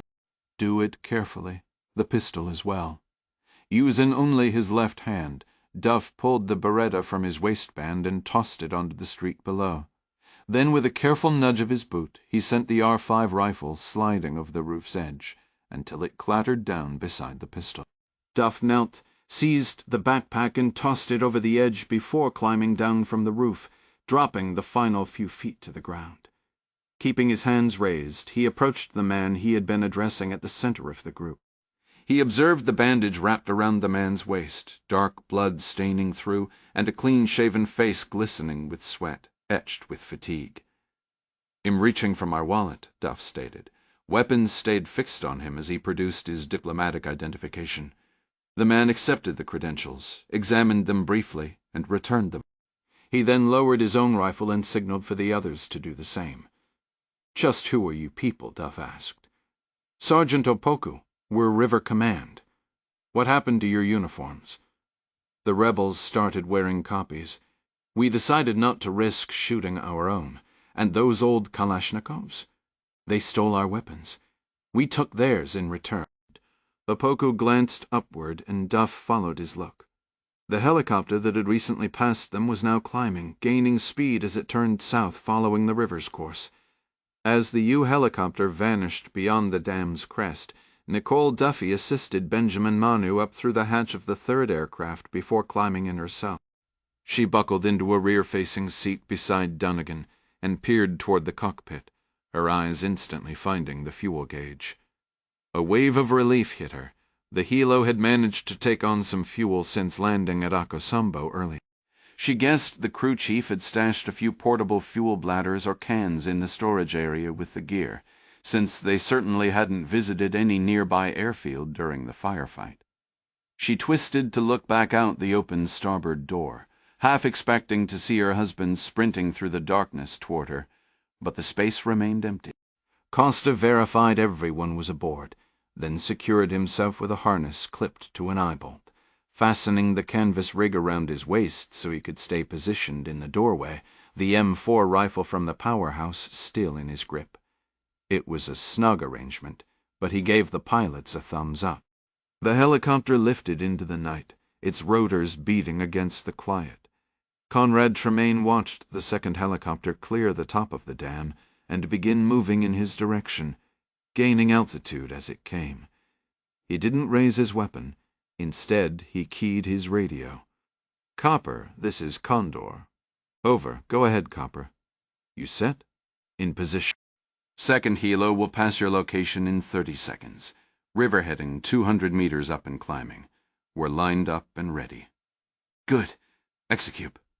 "You got it, boss." Tremaine held his fire as the second helicopter passed below. Firing now would only spook the third aircraft's pilot into veering north. But if he waited, letting the second bird travel a couple of kilometers south to the river's bend, the third helo should be airborne and crossing the dam by then. His entire plan to eliminate Duffy and the evidence linking Sentinel to this operation depended on taking out both of these aircraft. Tremaine watched the second helicopter fade into the gloom, anticipating the imminent spectacle of fire and light. Sergeant Opoku gestured toward Duff's left, where the third helicopter was now rising from the parking lot near the reservoir, some 300 meters distant. "Are those your people down there?" "They're in one of the birds." "I don't know which one we've lost comms. Well, whichever one it was, you just missed your ride." "Wouldn't be the first time." The sergeant gave a grim nod. "We can arrange transport back to Accra for you, but first we need to swoop this entire facility for any remain hostiles." "I'll assist, Sergeant." Opaga's expression turned solemn. "Our president, do you know if he was alive when I last saw him?" The River Command man placed a hand over his heart. "Thank God Isaac introduced himself." And the other man replied, "Name's Duff." They exchanged a quick handshake. "Let's load up in the truck." As Duff bent to grab his gear and his rifle, a flicker of light caught his eye far to the south, along the distant western bank. Isaac turned just as a second, and then a third flash pierced the evening gloom. A fourth spark followed, each tiny point of light arcing up toward the helicopter. Duff straightened, his face a mask of pure horror. Oh my God. 29 Josh Duffy had no idea who was riding in that second aircraft, but his heart seized as he watched alongside the River Command officer.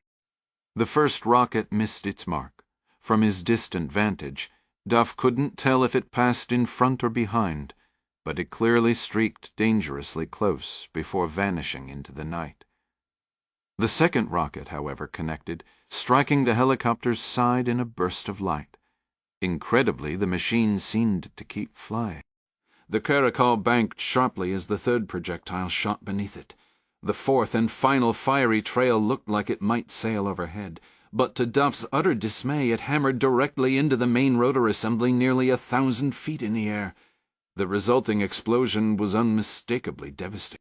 Even from a mile off he saw the helicopter spin a full, violent circle before beginning a sickening, uncontrolled tumble earthward.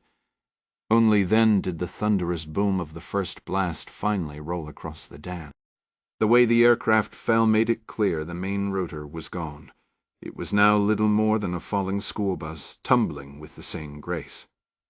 Another internal explosion shook the French bird as it plunged, transforming the multi-million-dollar H-225 into a comet of fire racing toward the river. Duff watched, utterly helpless, as the flaming wreckage cartwheeled down at well over 100 miles per hour, the second concussive boom reaching him just before impact. The helicopter smashed into the center of the river at the western bend. With those explosions at that height and that speed of impact, Duff knew in his gut there could be no survivors. Isaac was now shouting urgently into his radio in a language Duff didn't recognize, receiving a frantic reply, but Duff tuned it out as the whine of rotors behind him snapped his head around. A fresh wave of dread washed over him. The third helicopter was already airborne, banking over Lake Volta and turning south. Those pilots wouldn't have seen the launches, likely wouldn't spot a smoke trail in the dark, and might not even see the burning wreckage in the water for several more seconds. Duff began waving his arms frantically as the aircraft passed a couple 100 feet above. Some of the Rifcon men joined in, but the darkened helo continued over the dam and out over the river, its crew blissfully unaware of the lethal trap ahead. Duff snatched the radio from his rifle sling and keyed the mic. "Tremaine, don't you dare do this." Static was his only answer. Isaac thrust a walkie-talkie toward him. "Do you know their frequency?" Duff didn't, but he knew the channel for his own diplomatic security team. He dialed it in quickly, painfully aware of the limited half-watt range. He pressed the button and yelled, "J, RPGs! They're on the west bank." On the eastern side of the river, Conrad Tremaine shouldered his RPG-7, lining up the approaching helicopter in his sight. He adjusted his aim slightly to the left, leading the target, hoping to put his rocket right through the cockpit or the open door on the port side as it flew past. Just as his finger settled on the trigger, the aircraft veered sharply left, ruining his shot. It was obvious the French crew had spotted the fiery wreckage over half a mile away and 800 feet down, and they were fighting desperately to avoid a similar end. The Caracal Dove, banking left again, swinging back toward Tremandy's position. He tracked its path, trying to guess its next move. The Airbus picked up speed as it raced for the river's western bank. "Catlacon," he muttered through gritted teeth, straining to center the rangefinder in his optic. "Has accelerating," Krillis yelled, but Tremaine barely heard him. He could see the pilot's evasive dance perfectly. The rangefinder read 150 meters. Now he had to factor in the target's velocity. In the third helicopter to depart the dam, Nicole Duffy gripped her seat with both hands, ducked her head, and leaned into Ambassador Dunnigan, trying in vain to steady the panicked woman. A former helicopter pilot herself, Nicole recognized the flight profile instantly. The crew had detected a threat and were reacting. She prayed it was just some stray rifle fire from below. That would be far preferable to the nightmare of a guided missile. Inside the cabin there was nothing to do but hold on and hope. As screams and prayers filled the air, flares shot from the aircraft's side. It banked violently, left and right in a steep dive. In her mind, she saw the pilot's inputs: left and right rudder, stick movements, collective slammed down to lose altitude. Nicole thought of her husband, of her children, and joined the others in whispered prayer. Conrad Tremaine squeezed the RPG-7's trigger when the French helicopter was roughly 200 meters out and 200 meters below. The rocket shrieked from the tube. Backblast scorched the jungle behind him. He passed the hot launcher to Junior for a relay. But the instant he fired, the French helo reversed its bank, went hard right, and the rocket sailed harmlessly through a cloud of ejected flares before plunging into the dark river. Krillis stood nearby, walkie-talkie in hand. "Copper, first rocket missed. Target is descending and evasive over. Understood." Nicole never saw the RPG that nearly found them. The screaming projectile was lost in the brilliant shower of flares. They were banking hard to starboard now, the helicopter nearly on its side, the sensation of a dive still pulling at her stomach. Then they rolled back to port, racing west, flying almost perpendicular to the river. She knew this side held a massive hill, with more ridges to the south, and she prayed the crew knew their business, because at this vector it felt like they were seconds from plowing into the terrain. Next to her, Dunnigan was reciting the Lord's Prayer. Nicole followed her lead, praying aloud now as the helicopter suddenly accelerated and began to climb. Junior shoved the reloaded launcher back into Tremaine's hands. The Sentinel commander pressed his eye to the rubber eye cup, scanning the sky for the helicopter. It was far to the south now. Without hesitation, he sprinted forward to the very edge of the rocky outcropping, desperate to keep the fleeing bird in his sights. Tremaine lined up his shot quickly, aware the caracal would vanish from sight, in moments likely weaving through the hills to escape the engagement zone, its crew relying on their piloting to survive. Just as he settled his sight on the helicopter, it abruptly stopped its banking maneuver. It required stable, level flight to clear a narrow ridge between his hill and the next one south, and Tremaine recognized this was his chance. He squeezed the trigger, leading the aircraft by roughly 60 meters, and the rocket erupted from the tube with a deafening roar, speeding south above the river. The moment the flash faded, he spotted 4 more rockets launching from the far southern bank, signaling that Copper and his team had at least spotted the fleeing helicopter, even if their distance made a hit improbable. For Josh Duffy, the past half-minute had been a brutal lesson in helplessness. The third caracal had dodged one rocket and was now angling toward a lower section of the western hillside, its skids nearly brushing the treetops and rocks as it fought to break contact. Then, from a high outcrop to the helicopter's left, another rocket streaked downward. An impact and explosion followed, but Duff couldn't discern whether the helo itself was struck or if the blast was on the ground below. Almost instantly, 4 more RPGs arced from a river bend farther south. All 4 slammed into the hillside, but one detonation was so close to the low-flying caracal that he couldn't be sure it escaped unscathed. As the rear section of the helicopter disappeared behind a thickly wooded hill, his deepest dread was confirmed. A smoke trail snaked behind a blossoming fireball. The tail of the large aircraft was burning. Inside, Nicole Duffy hadn't felt a direct missile strike, but she'd heard and felt the violent rending of metal beneath her feet, confirming they'd taken damage. They'd been flying low. The darkness had hidden their true altitude until an explosion outside the open portside door illuminated a jungle canopy just meters below and a steep hillside climbing beside them. Trees erupted in flame and shrapnel punched through the fuselage. The cabin was too dark to see who was injured, alive or gone. She reached for the ambassador, wrapping her arms around her to check for wounds, and noticed Chad Larson doing the same from the opposite side, so she shifted to give him room. The ambassador seemed unhurt, so Nicole turned her attention back to the portside hatch. The helicopter flew straight, narrow, and fast for several seconds. She felt certain they were now out of the direct line of fire, but the extent of the damage from the near miss was unknown.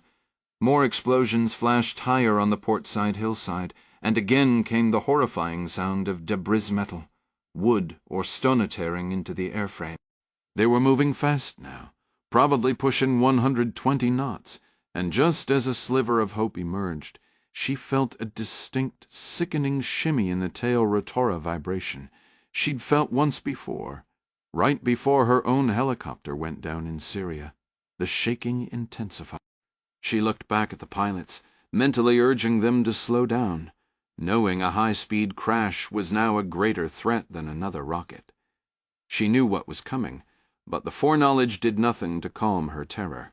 The vibrations from the rear worsened every second, and then the helo began an insistent turn to the left. The pilot stomped the right rudder pedal, but the rotation only accelerated. Nicole realized she was likely the only passenger besides the crew who understood the tail rotor had failed completely. The pilots aggressively slowed the aircraft. The nose pitched up, but the spin continued unabated.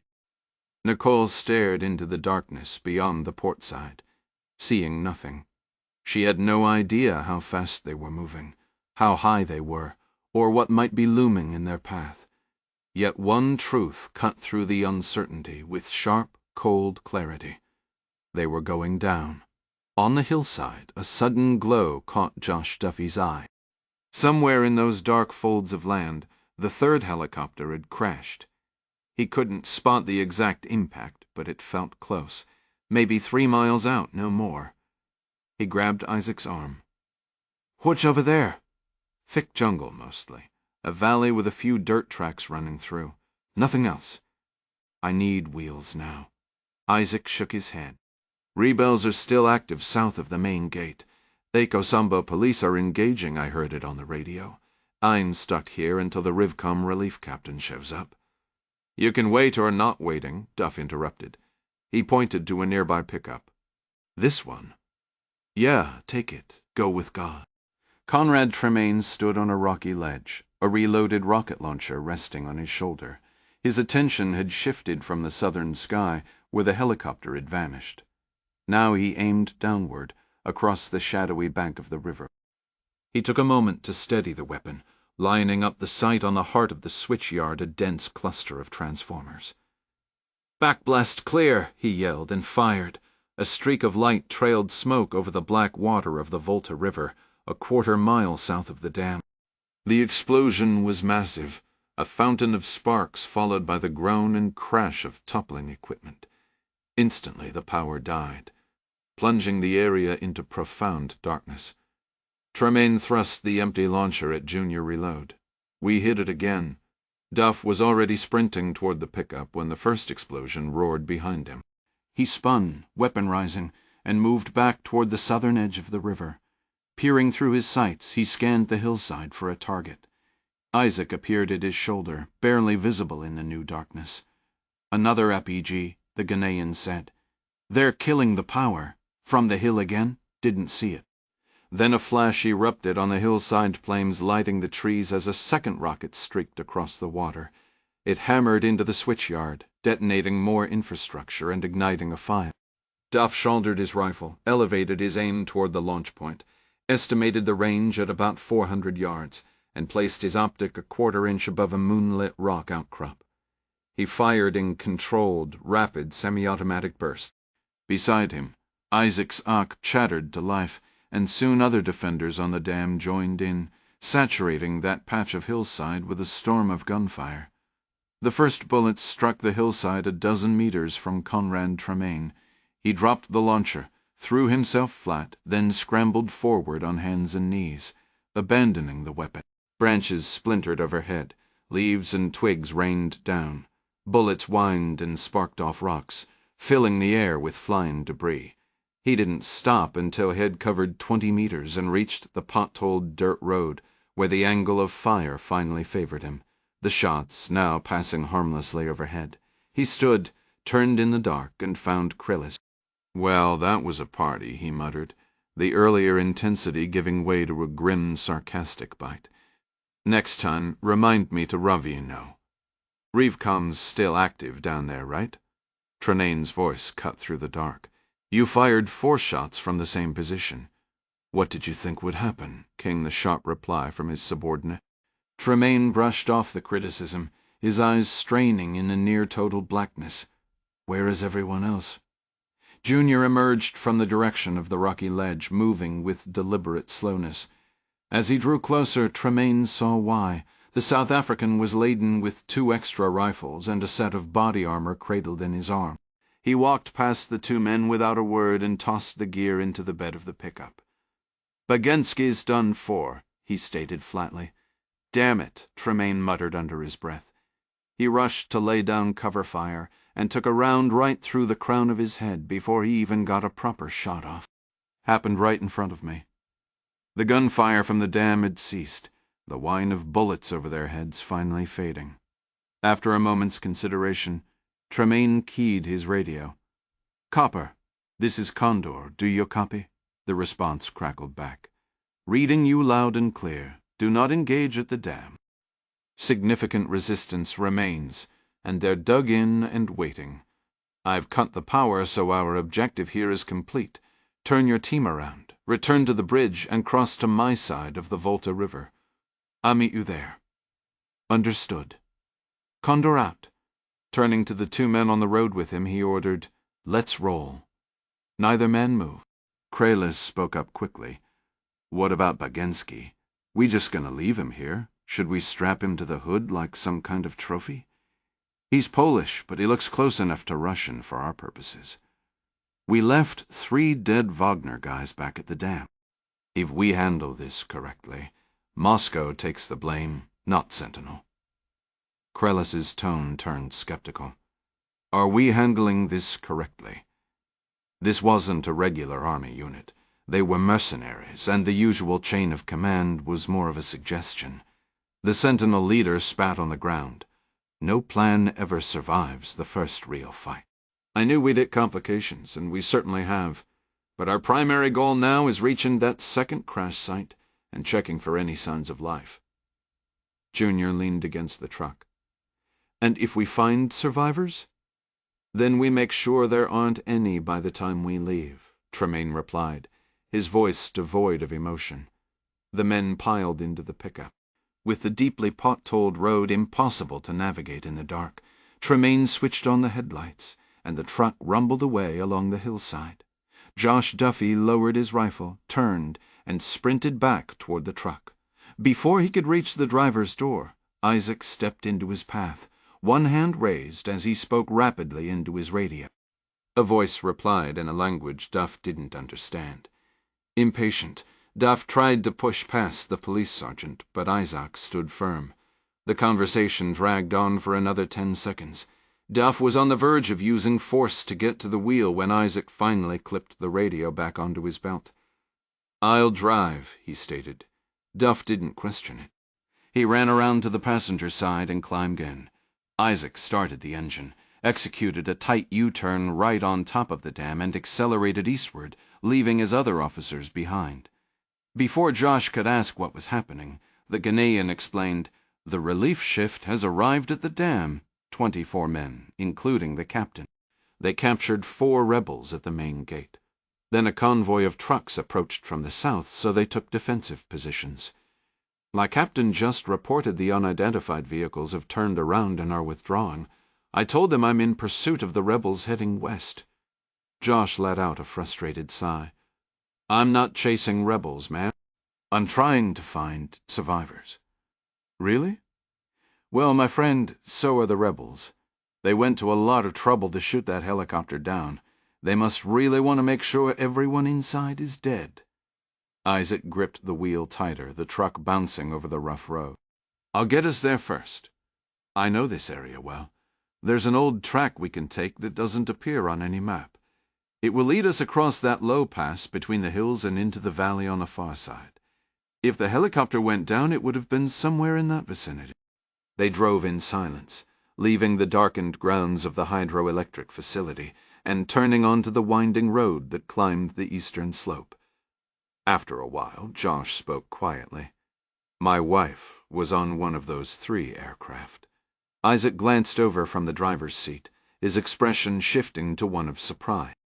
"Your wife?" "Yeah," Josh replied softly. "Why?" "She works for the ambassador." For a moment the only sound was the groan of the truck's suspension as they bounced onto a gravel path. Finally Isaac offered, "I'm sure she was on the first one. She's fine. Probably back in Accra by now, somewhere safe." The sergeant was just trying to keep his spirits up, and Josh appreciated the effort, but he had a sinking feeling. It made sense to him that the president and his team would have been on the first aircraft out of the danger zone. That meant she was likely on the caracal that plunged into the river like a meteor, or on the damaged helicopter that vanished into these hills. As they climbed higher, the canopy of trees blotted out the sky, and the truck jolted over terrain that felt more like a dry riverbed than a road. Josh checked his satellite phone again, finding it still dead. Isaac noticed pulling out his own cell to check for a signal. When he pocketed it without dialing, Josh didn't need to ask. The Dees agent turned his attention to his rifle, inspecting it under the cab's dim light to ensure it was ready. He realized he was down to his last spare magazine, which prompted him to scan the truck's interior for any useful gear. "Any other weapons in here?" Isaac shook his head. "Just mine and yours. I have a sidearm, too." Josh nodded. He still had the Russian's Beretta tucked in his belt since it didn't fit his Glock holster. His eyes continued to search the cab. "What about a medical kit?" "Yes, all our vehicles are equipped with one. Are you injured?" "It's for what we might find where we're headed." He looked out at the passing darkness. "How many did you lose?" Isaac's voice was flat. "From my unit, at least 12. Maybe more. I don't have a count." "A lot of good people died today," the sergeant asked. "What is all this about? An attempt on the president?" "Doesn't seem like it. They brought explosives to destroy the dam. I think we just arrived at the worst possible moment and someone took a shot at Amanor because he was there." He paused, considering. "Something larger is happening, but I don't know what. One of the Russians said the army would be slow to respond to the dam attack because they'd have bigger problems. I have no idea what he meant." "Those rebels," Isaac said. "I think they're the Dragons of Western Togoland. They're the only non-Muslim insurgent group operating around here, but most people thought the Dragons were a myth. Just a phantom group that existed on talk radio and conspiracy websites. They felt plenty real to me, yeah. But I don't know who these Russians are. Wagner's Africa Corps is all over the region, but we've never seen them in Ghana. This is Chinese territory." He added a hint of sarcasm in his tone. "Or it was until you Americans showed up." "They're not Wagner," Josh clarified. "It's a private military company called Sentinel. South Africans are with them too. They're working alongside the rebels." This information visibly surprised the police sergeant. "Why?" "Haven't got the faintest idea, man. I only landed in your country 10 days ago." Isaac gave a short, humorless chuckle, then turned off the terrible road onto one that was even worse. Here weeds and brush choked a pair of tire ruts that wound upward at a steep angle like a mountain path, but the rugged Toyota handled the ascent without complaint. "This isn't exactly the homecoming I'd have planned for you," he remarked. "Tell me about it," Duff replied, his eyes fixed on the rough track ahead. He kept his rifle propped between his knees, the barrel pointed toward the open window, ready to swing it out in an instant if they spotted whoever had fired that RPG from the ridge. "Funny thing," he added, "I know the guy running the mercenary team. He used to sign my paychecks." "You worked as a mercenary?" Duff considered the label. "Didn't feel like it back then," he admitted with a shrug. "But he's here. I spoke to him on a captured radio while I was inside the dam." "You still have that thing?" "Yeah." Duff unclipped the radio from his rifle strap and stuffed it into his pack. "Why not call him?" Isaac suggested. "Ask him what his end game is." Duff just shook his head. "Tremaine likely thinks I'm either dead or a survivor from the second crash." "Why wouldn't he assume you made it out on the first bird?" "Because I was on the radio with him right before it lifted off. No, as far as he's concerned, I went down with the second or third. I'd prefer to keep him in the dark about my current status. Well, if you do run into him, maybe you should use that rifle to make a proper introduction." "You read my mind," Duff said, finally turning his gaze from the dust-choked landscape to the man driving. "Where'd you pick up your shooting skills?" 8 years in the Army, Special Forces." You've got former military written all over you." "Guilty as charged," Duff said quietly, his attention drifting back to the swirling dust outside. "Were you an officer?" Isaac asked, but before Duff could answer, a tremendous crack outside the truck made him jerk his weapon up and shove the barrel out the window, scanning for threat. Isaac grabbed his arm. "Easy, man. Take a breath. That's just thunder. A storm's rolling in." "Rain?" Duff let out a long sigh, lowering the rifle butt back to the seat. "Perfect. Just what we needed. It'll be okay. We'll locate the crash site and get any survivors out before it really starts coming down. We're on a back road now one hardly anyone uses." The truck plunged into a deep pothole and lurched violently out the other side. "I never would have guessed," Duff muttered dryly. "The main highway has 100 switchbacks. This cuts right over the hill and down into the valley. There's a lookout point where we can scan for wreckage, smoke, anything. We just need to reach it before the sky opens up." Isaac pressed the accelerator, sending Duff bouncing harder in the passenger seat. "Whoever fired that RPG won't beat us there, but they won't be far behind. We'll have to grab anyone we find and move fast." The sergeant seemed to remember Duff's personal stake and quickly added, "We'll get everyone, I mean." "Where were you when the attack started?" Duff asked, eager to shift the topic and gather more information on the chaotic situation. "Me and 3 others were checking a report at a limestone mine, suspicious vehicle. We walked into an ambush. A Russian operative and a rebel team. They had trucks like ours, even uniforms like ours." Isaac's voice tightened. "The 3 with me were killed. I took a round," then commandeered a motorcycle to get back to the dam. You were shot? I'm fine, he insisted. Duff tried to get a look at the bandaged wound on Isaac's right side, but the brutal jostling over rocks and brush made it impossible. He gave up after a moment. So, is it true? Is what true? Are you really a super dad? Isaac looked puzzled for a second, then glanced down at his sweat and blood-stained shirt. A present from my wife bought before our son was even born. Kofi's only 4 months old, so it's a bit early for the super title, I think. Duff nodded. He thought about mentioning his own kids, but the words stuck in his throat, choked off by a sudden sharp memory of a family camping trip that now felt like a lifetime ago, a happy echo utterly foreign to this dust and danger.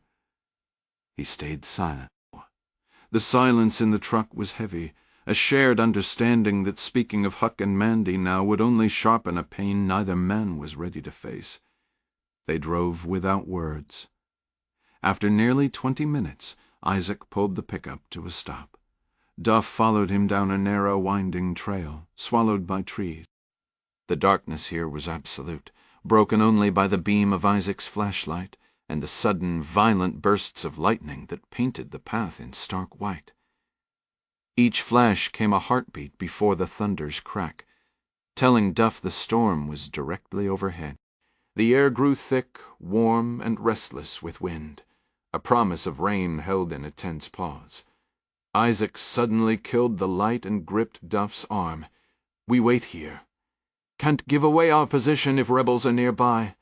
They stood motionless in the consuming black. What's the plan? Duff whispered after a moment. Just wait, Isaac murmured back. Then another searing flash tore across the sky. In that instant, Duff understood. As thunder hammered his aching ears, he saw they were perched on a hill overlooking a deep, narrow valley, as seamless, ocean of jungle stretching to the horizon.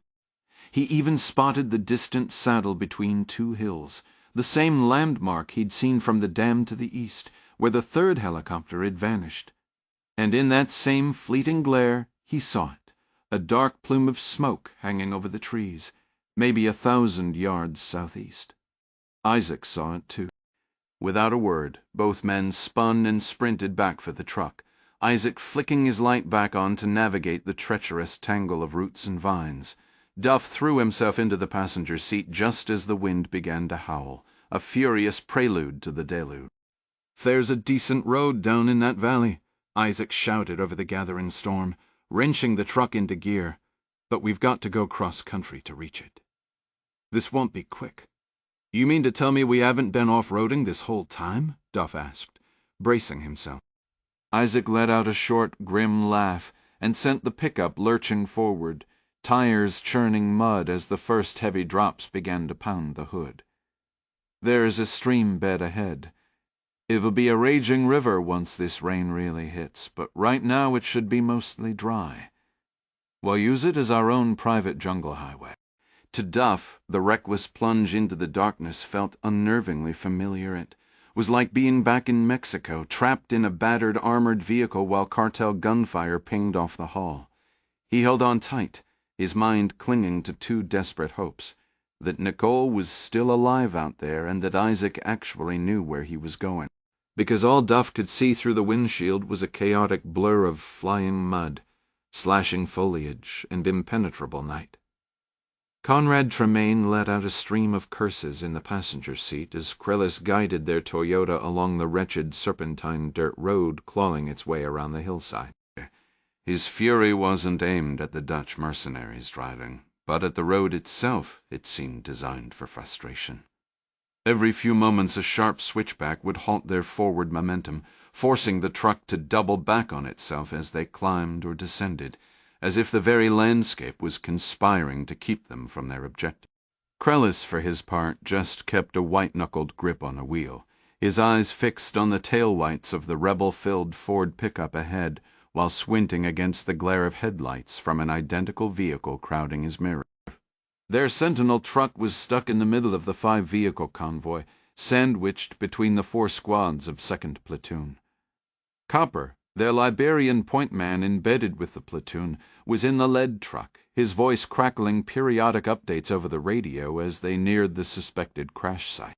This whole detour was a deviation from the original mission, Kang's. Orders had the whole company moving toward Accra. But Condor's new instructions were unambiguous: escort into the wreckage and search for survivors. The 3 Sentinel operatives assigned to Tremayne's team were deeply frustrated with their current situation. Copper, Junior, and Krellis had spent months training for their specific roles in the operation, and none had anticipated lagging hours behind the main force en route to the capital.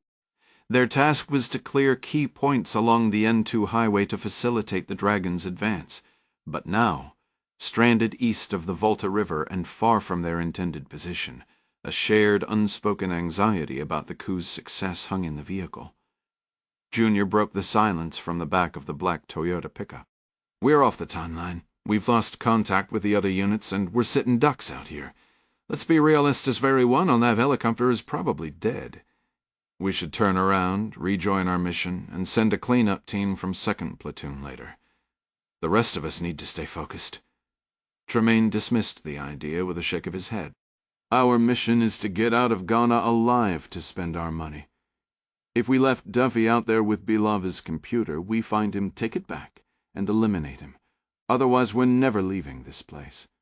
Everyone, keep scanning for any sign of a crash site. It's impossible to see anything in this," Krellis complained, squinting into the darkness. "Watch for the lightning flashes.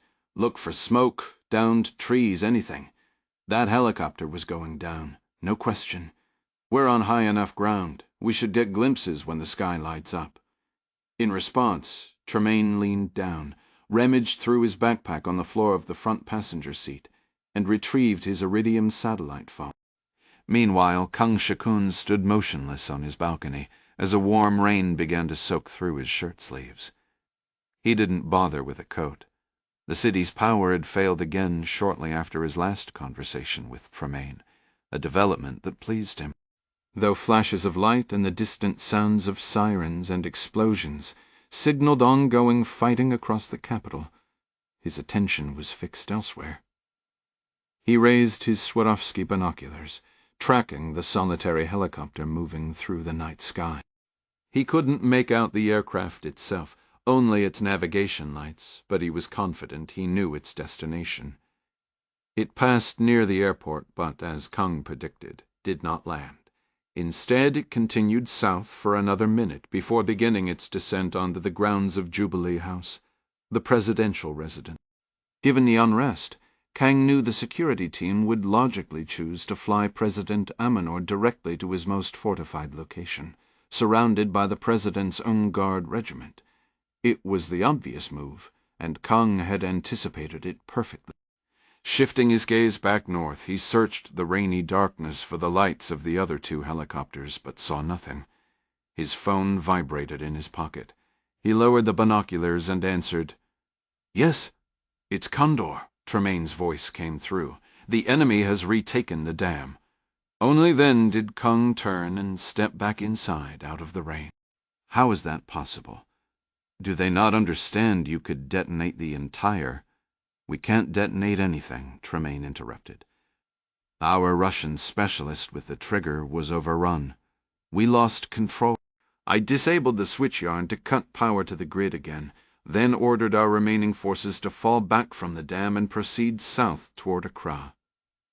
Though now inside his makeshift office, Kang turned back toward the open balcony door, his eyes drawn to the northern sky. Where were those other helicopters? Distracted but unable to mask his irritation and confusion, he replied, "This is far from ideal." "Just a temporary complication," Tremayne countered, his tone dismissive. "I called off the satellite jamming." Kang accepted this without further comment. "A helicopter has just touched down at the presidential compound," he noted. "I presume the other 2 were heading for the airport, but I've lost sight of them." Tremayne's reply was blunt. "The other 2 aren't going anywhere. They've gone down." For a moment, the usually composed Kang was silent, his eyes closing tightly as he drew a steadying breath. "Explain. A renegade unit from the Dragons, armed with rocket-propelled grenades, ambushed the delegation's helicopters during takeoff. The lead aircraft escaped. The second was obliterated, with no survivor. The third went down somewhere in the highlands. We're searching for it now. Kang focused on his breathing, mentally reaching for the centered calm of his Tai Chi practice. He was already dreading the report he would have to deliver to Beijing's.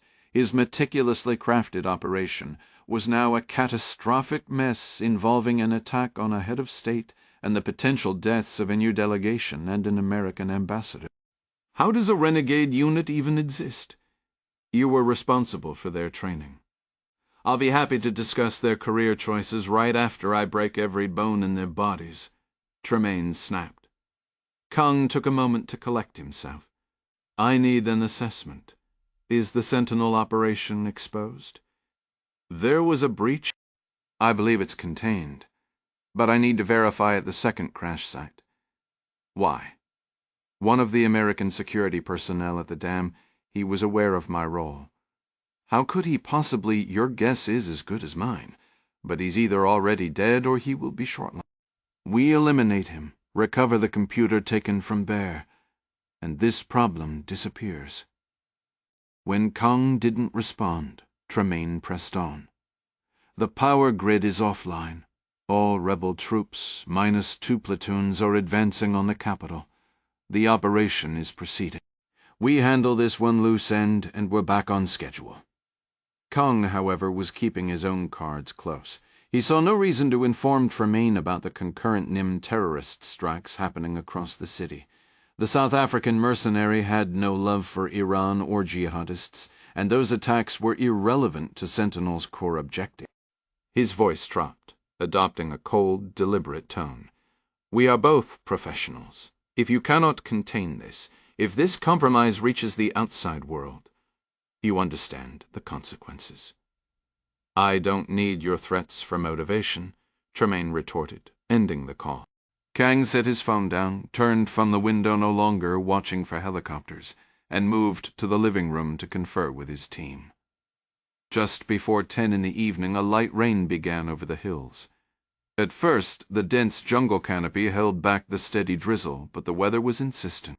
Soon droplets found their way through the layers of leaves, vines, and fronds, pattering onto the battered gray fuselage of the Airbus helicopter lying on its side.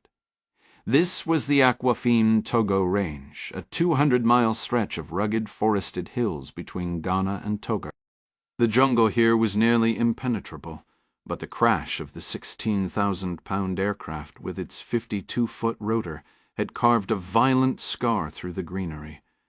Striking the treetops at nearly 90 miles per hour, the helicopter had whipped and spun, shredding through mahogany and silkwood limbs as it careened from west to east.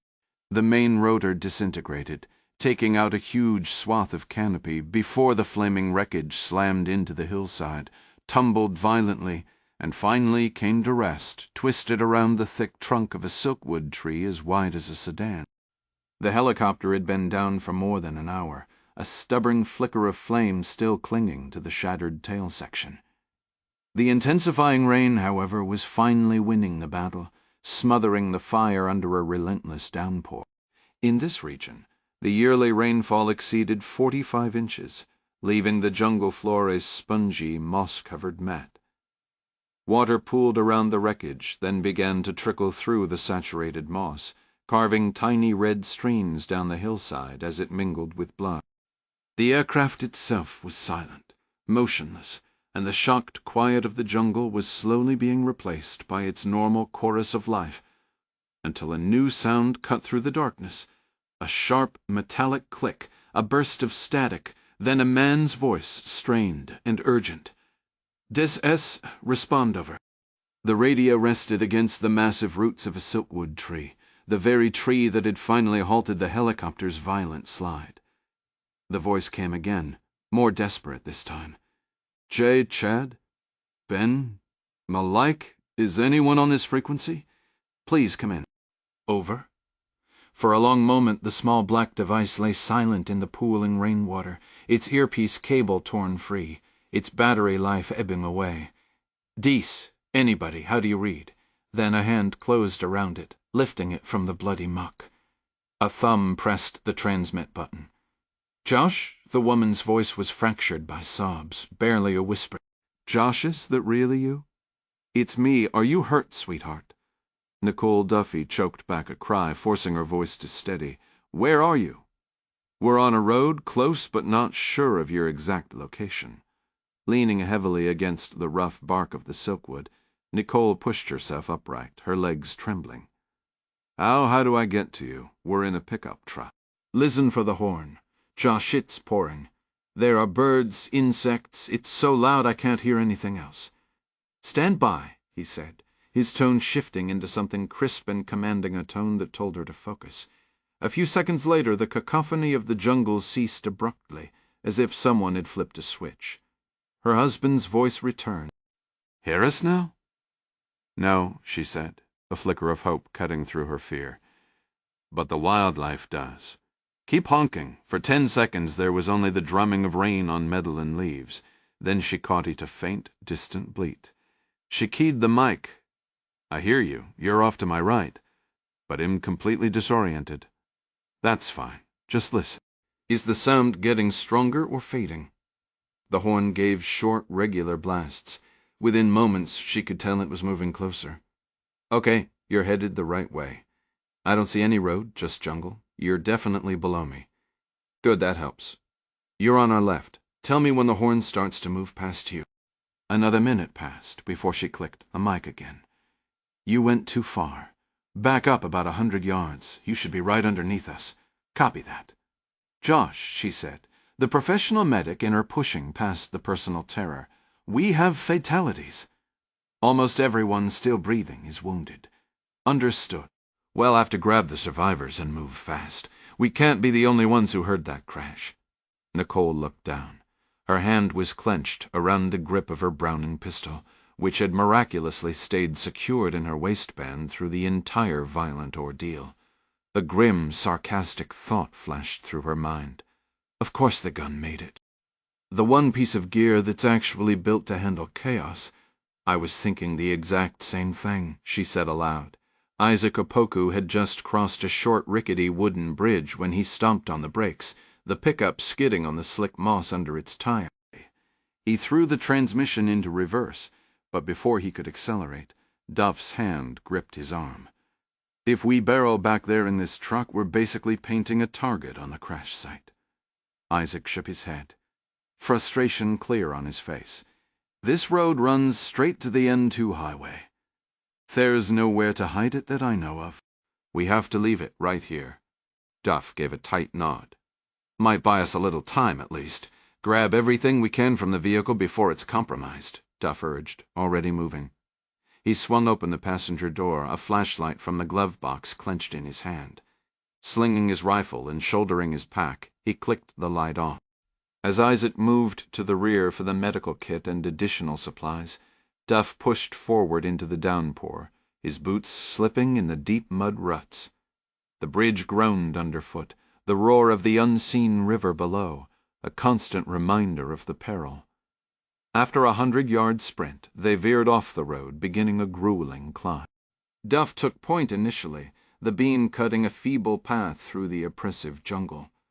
It was a brutal minute. The undergrowth was a living wall, the hillside a slick, treacherous incline.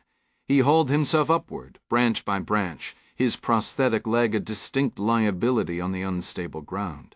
He could feel himself holding Isaac back. Then came the sound of movement behind him. Isaac, equipped not just with a light, but with a machete and the practiced skill to wield it. Duff passed him the trauma bag, freeing Isaac to carve a route upward. They gained another 40 yards. The noise was staggering, just as his wife had described.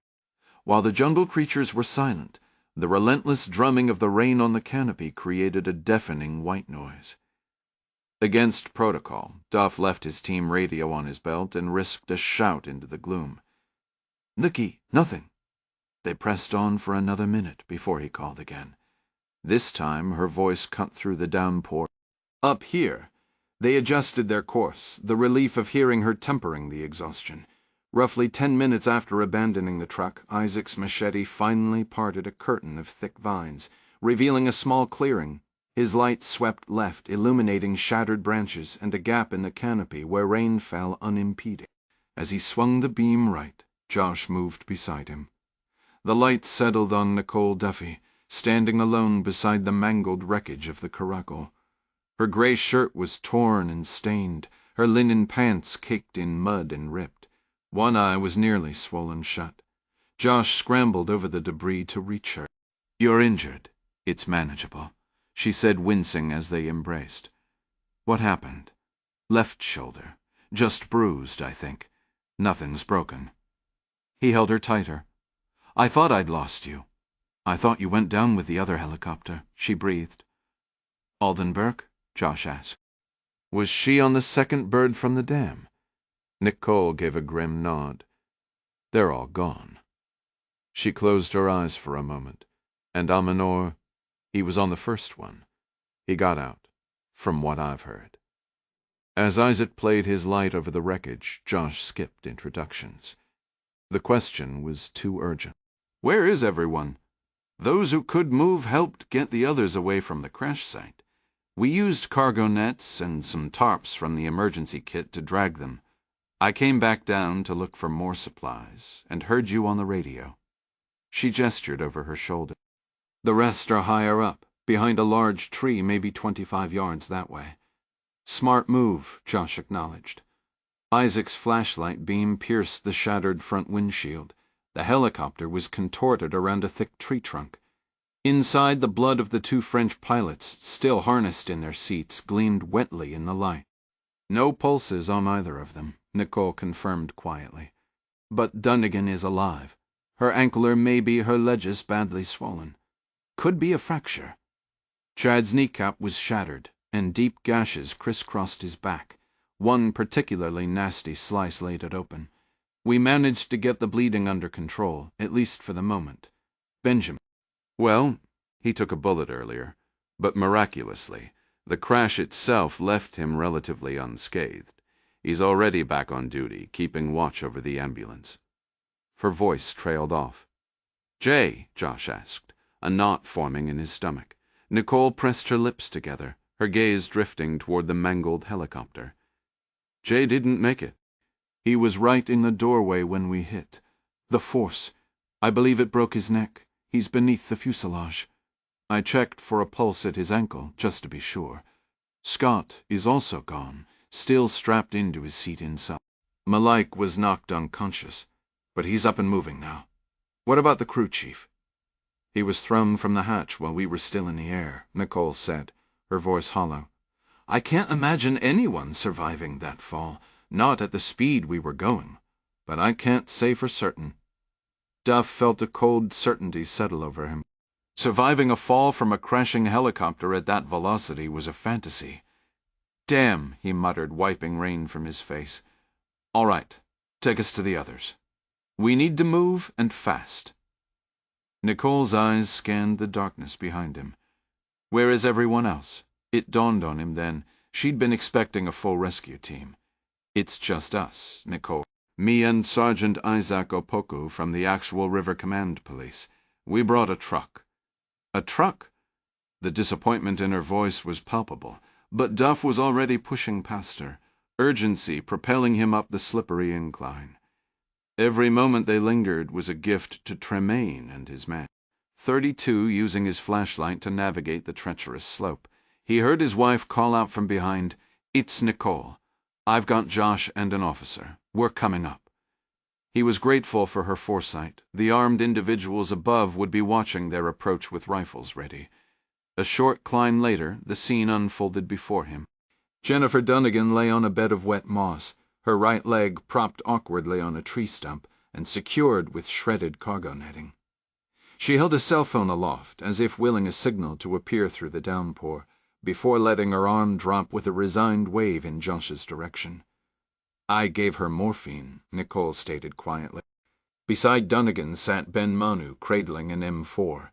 The bandage on his leg wound had sagged, doing little good. On her other side, Malik stared into the middle distance with vacant eyes. Against a nearby tree, Foreign Service Officer Arletta James 40 pressed a compress to a bleeding gash on her forehead. Arcer Chad Larson was flat on his back, his leg bandaged, a trickle of blood tracing a path from a cut above his brow. Bandages were wrapped tightly around his torso, but his eyes were sharp and alert. Chad refused any pain medication, Nicole added. The wounded agent fixed his gaze on Duff. Just the two of you? This is Sergeant Opoku from Rifcom. He got me here, but his unit is tied up securing what's left of the dam. Duff gave a weary shrug, water streaming from his hair. We have a vehicle down on the road, but it's a bit of a trek from here. Larson grunted in pain. Yeah, a trek isn't in the cards for me right now. Take the ambulance. Before Duff could process that, Isaac swept his flashlight beam further up the hill, illuminating another group. A dozen people, all local plant workers, huddled together. Some stood, others sat. One man had a crude bandage around his head, and a woman had fashioned a sling from her own shirt. Josh spotted the deputy plant operator among them. You have 10 more people? He asked, his heart sinking. 2 plant workers died in the crash, Chad confirmed. His voice strained. These are the survivors. Nicole nodded toward them. We couldn't have moved the injured or found this cover without their help. Josh acknowledged this with a tight nod. While relieved they were alive, a crushing new reality descended. He and Isaac were hopelessly outnumbered by the people needing rescue. Duff was still working out their next move when Martin Menza pushed through the dense undergrowth and approached Isaac. He spoke in clear English, Duff noted, probably for the benefit of the American team. Sergeant, what's the situation at the dam? When I departed, there were at least 35 Revcom personnel, including the captain, Isaac reported. We had no confirmed enemy inside the complex itself, but a search was being organized. Menza gave a slow nod. And the explosive devices? The charges are still in place, Duff answered. I have the computer with the activation codes. The facility has lost all power, however. Menza's head tilted slightly. Lost power? How? 2 RPG strikes hit the main switchyard. Everything went dark instantly. Menza ran a hand over his head, his voice dropping. I need to return there immediately. Chad, lying on his side, interjected. You and Isaac select the 3 most capable people here and get the ambassador back to Accra. I'm not leaving you behind, Duff stated flatly. Chad gestured weakly. We have 5 personnel, myself included, who are completely non-ambulatory. We'll load as many as we can into the truck, Duff countered. I'll make a second trip for the rest. Chad shook his head firmly. You take the ambassador, Ben, Malik, and Nicole. That's it. Everyone else stays. Just leave me 1 rifle. With 5 more years in diplomatic security, Chad was the senior agent, and with Jay gone, he was in command. Listen, Duff argued. I don't know how long, Isaac cut in. This area has predators. Hippos near the river, snakes. Many dangers. Chad waved a dismissive hand, the other resting on the pistol on his chest. I'm not worried about a damn snake. From nearby, Dunnigan's voice, softened by pain medication, rose. Do I get a say in this? The technical answer was no diplomatic. Security could override an ambassador on security matters, but Duff knew Chad wouldn't pull rank. Ma'am, Chad began, I believe we should. Let's take everyone we possibly can, the ambassador insisted. Once we reach safety, we can dispatch help for those who remain. A call came from a hydroelectric worker further up the slope. Lights! In the trees! That direction! Duff and Isaac killed their flashlights. Peering down the hill, they saw the unmistakable flicker of vehicle beams. Those are headlights on the road, Isaac whispered. Looks like 4, maybe 5 trucks. Worst case 40 hostiles. Maybe they'll just drive past. Delph shook his head. They'll see our vehicle, they'll stop. They'll find the trail we made. He turned to Isaac. How do we get out of here? The sergeant merely shrugged. I don't know. I've never left the road in this area. I thought you were from around here. "I didn't grow up in the jungle, man," Isaac replied, a hint of exasperation in his tone. "My town is across the river. The N2 highway is east of us. A couple of kilometers, maybe. If we can reach it and secure transport, we can take it south over the Adomi Bridge and straight to the capital." Chad's voice was firm. "We are not moving this group a couple of kilometers through this." "All right," Duff said, turning to Menza. "Can you and your people construct 5 stretchers?" Martin scanned the area. "Yes, but I'll need more materials from the crash site." Ben and Malik immediately volunteered to accompany him back down. Chad looked at Duff. "What's the plan? We need to be prepared to displace," Duff said. Chad nodded in agreement. "Let's get off the X." Conrad Tremaine waited in his truck with his 2 Sentinel operatives as 8 rebels from Bravo Quad vanished into the rainy jungle. A security team from Charlie Squad stood around their vehicle on the sodden road. Over the drumming of rain on the Toyota's roof, Junior spoke up. "Anyone want to place a wager?" "Even odds," Tremaine replied. 10 minutes after spotting the Rivcom truck abandoned on the bridge, the team knew the crash site had to be nearby. Krellis pointed out that anyone investigating wouldn't park right next to the wreckage. Since there were no tire tracks indicating the truck had turned around, they concluded its occupants had driven past the helicopter, then gotten out and continued on foot. A quick radio call went out to the Dragons' convoy, and soon all 5 vehicles were in reverse, their high-powered flashlights cutting through the rain as they scanned the roadside for any sign of a recent entry point into the jungle. It was a slow process, but finally the last truck spotted freshly broken foliage on the north side of the road. The Delta Squad leader radioed for everyone to stop. The search team vanished into the trees. For a moment the beams from their 4 flashlights were visible, but soon even those were swallowed by the dense vegetation. The Liberian operative known as Copper approached Crilly's window, and the Dutchman rolled it down. "Who went in?" 8 men. "Bravo team." Copper gave a shrug. "You want me to follow them?" From the front passenger seat, Tremaine shook his head. "Not yet. Let them secure the area first. If they can neutralize any threats, we'll move up. For now, hold position. We need to confirm if Duffy was on that bird, and we absolutely must retrieve the tablet." He sniffed dismissively. "Can't rely on the Dragons to handle that properly." "Who's Duffy?" "The one person who could ruin this entire operation. Just keep this road locked down." Copper nodded and moved back toward his truck, barking orders at the rebels scattered along the route, positioning them as sentries in the dark, wet night. From behind Tremaine, Junior spoke up. "How do you think that truck found the helicopter in the first place?" "Probably just drove around until they picked up a radio signal." "Which means someone's alive up there." "Exactly." They listened to the radio chatter from the advancing squad. The leader reported the trail was narrow and steep in places, clearly hacked by the earlier arrivals. Tremaine mused, "This plays out one of 2 ways. Either those 8 dragons overwhelm whoever's left up there and this ends quickly, or we're about to hear one hell of a firefight.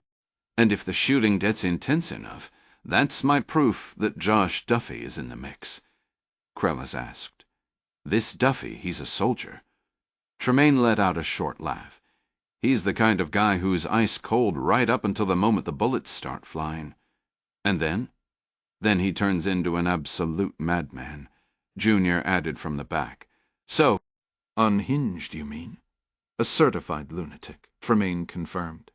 Meanwhile, under the relentless downpour, Martin Menza and a few others were hastily constructing makeshift stretchers for the wounded. They lashed cordage around slender tree poles and secured netting to the frames. Duff watched, willing them to work faster, though he knew they were building better stretchers in less time than he ever could. Larson, now lying on his side on the muddy ground, called out, "Duff, have you tried your satellite phone?" Dunnigan clarified. "We can't reach either of our units." "They're both trapped under the helicopter wreckage."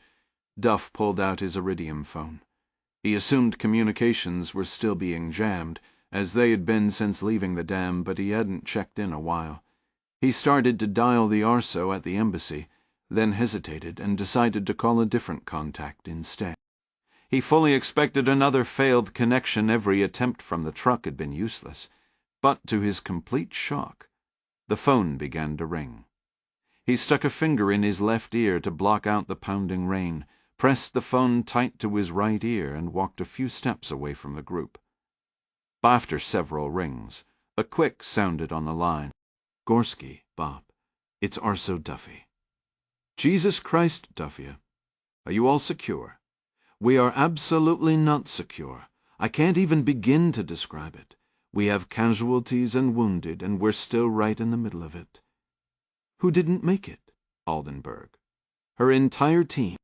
You could search the river, but there's no chance anyone survived that impact." "Damn it, an impact!" "The president's helicopter got clear of the dam, but the other two weren't so fortunate. The U delegation's aircraft dropped 1,000 feet into the Volta River. I'm at the crash site of the American aircraft. Dunnigan is injured but breathing. Costa is gone. Larson looks pretty bad to me, though I suspect he'll hang on. Good Lord. What is going on out there?" Duff let his frustration take over. "Honestly, I have no idea, because I'm stuck hiding in this jungle during the thunderstorm." Gorski replied, "What you're caught in, it's part of a much larger coordinated assault. The city has lost power and an organized force is hitting police and military positions. They're armed with RPGs, mortars, rifles. My contacts on the ground believe it's Gem, probably coming from Nigeria." Duff said, "Well, up here we're facing rebels from Togoland, we believe. And you were right about Tremaine. I spoke to him on the radio. He's the one running this whole show." Gorski let out a low whistle. "I knew it." "What's their end game?" "Unclear, but one of the mercenaries mentioned the army wouldn't respond to the dam because they'd soon have more problems than they could manage." "Referring to the attacks in the city?" "I doubt it. Accra is hours away. The military there wouldn't be the first to respond to a crisis at the dam." "Do you still have a way to contact Tremaine?" "Yes, but I don't want him to know anyone survived the crash. It's a slim hope. He doesn't seem like the type to just call off the search, but right now it's the only play we have." "Smart move." Gorski paused, then added, "There's another piece on the board here." "What are you talking about?" "Tremaine isn't the mastermind behind something this large. He's a mercenary commander. He wouldn't bring in jihadists or recruit rebels on his own. There's a Chinese intelligence officer I've been tracking across Africa for years. I believe he's involved. But I can't get anyone here or at Langley to take the China angle seriously." "Where is he now?" "He vanished off the grid in Sierra Leone a while back, and I haven't picked up his trail since. When Tremaine was spotted in Togo last month, I came here on a hunch that something was building, and this Chinese operative was part of it. The moment the shooting started tonight, I thought this might be the opening move of a coup, so I sent a team from the Accra station to monitor the Chinese embassy for any unusual activity. It's locked down tight, so I'm thinking my guy has a different command post." Gorski's voice grew more intense. "Trust me, what's unfolding is all the hallmarks of an operation run by this man and his network." "How can you be sure?" "The social media campaign boosting Professor Ado and the Togoland rebel, the hacking of the internet providers, and the national cell network. I'd stake my life on it being him, and I'd bet everything that he's here. Here in Ghana, here in Accra. That's how he operated in the Central African Republic and Sierra Leone. He prefers to be near the action, overseeing everything personally, like a conductor on a stage." Isaac emerged from the rain beside Duff, his expression tense. More lights. "Headed this way," Duff said. "Bob, we might be minutes away from a gunfight. If I make it through, I'll call you back when possible. You just focus on keeping yourself and your team alive. I'll update diplomatic security on your status. One last thing, Bob. Do you have any word on all the family members?" "Yeah, everything is quiet on that front for now. The analyst from the Accra station was on the line, assuring me that all the residences were secure, and every person in the city was accounted for. I asked about Iris Gardens specifically. He explained he'd been operating from the Movenpick Hotel, relying on radio reports, and hadn't personally visited any of the safe houses. "Don't worry about your family," he added. "They're perfectly safe." When I pressed about the possibility of military support, the answer was grim. Planes from Sigonella could be here in roughly 5 hours, plus mobilization time, but with communications in chaos and the situation in the city unclear, no orders had been given.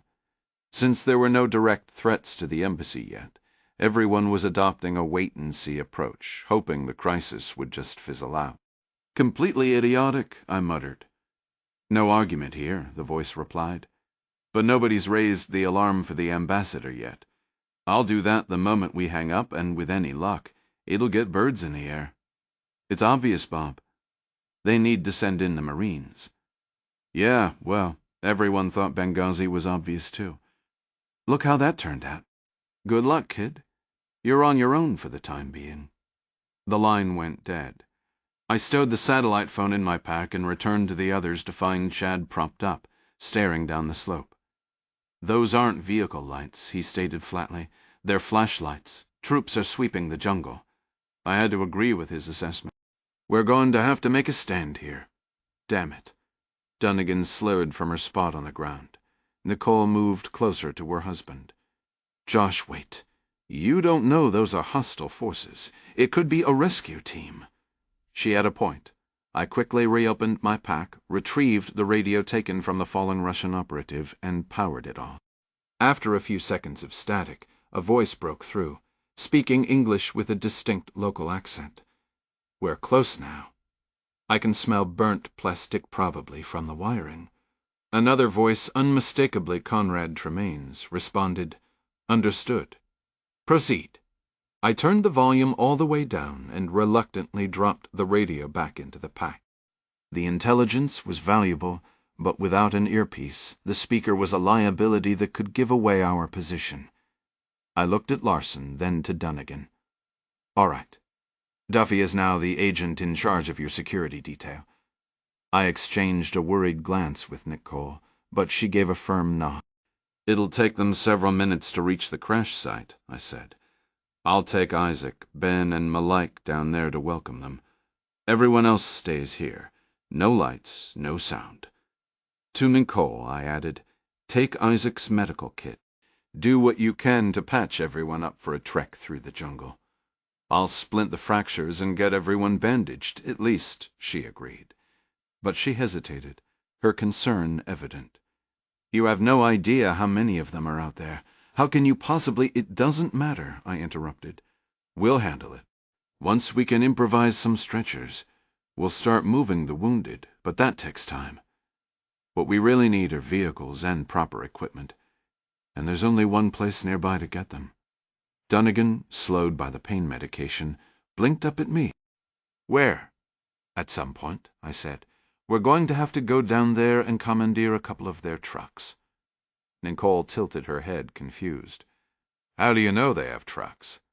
"You haven't seen the condition of that road," I replied. Duff, Ben, Malik, and Isaac reached the scar in the jungle left by the helicopter crash. They fanned out along the northern tree line, each finding cover behind a thick trunk. Duff peered around the side of a meter-wide tree, looking down the rain-soaked hillside. Below, the beams from multiple flashlights cut through the darkness, dancing between the trees. The light glinted off broad palm leaves and sparked in the countless puddles dotting the verdant jungle floor. Duff sensed the enemy was near, maybe just 30 feet from breaking into the clearing. In moments the rebels would spot the downed helicopter, and then chaos would erupt. He counted 4 distinct flashlight beams slicing through the downpour, a hopeful sign that only 4 shooters were approaching the crash site, though he knew better than to rely on that. The 4 defenders had no means of communication beyond gunfire. The drumming rain made even whispers useless, but Duff figured there wasn't much left to coordinate anyway. He'd paired himself with Isaac as one fire team, each covering the other during reloads, while Malik and Ben formed the second team.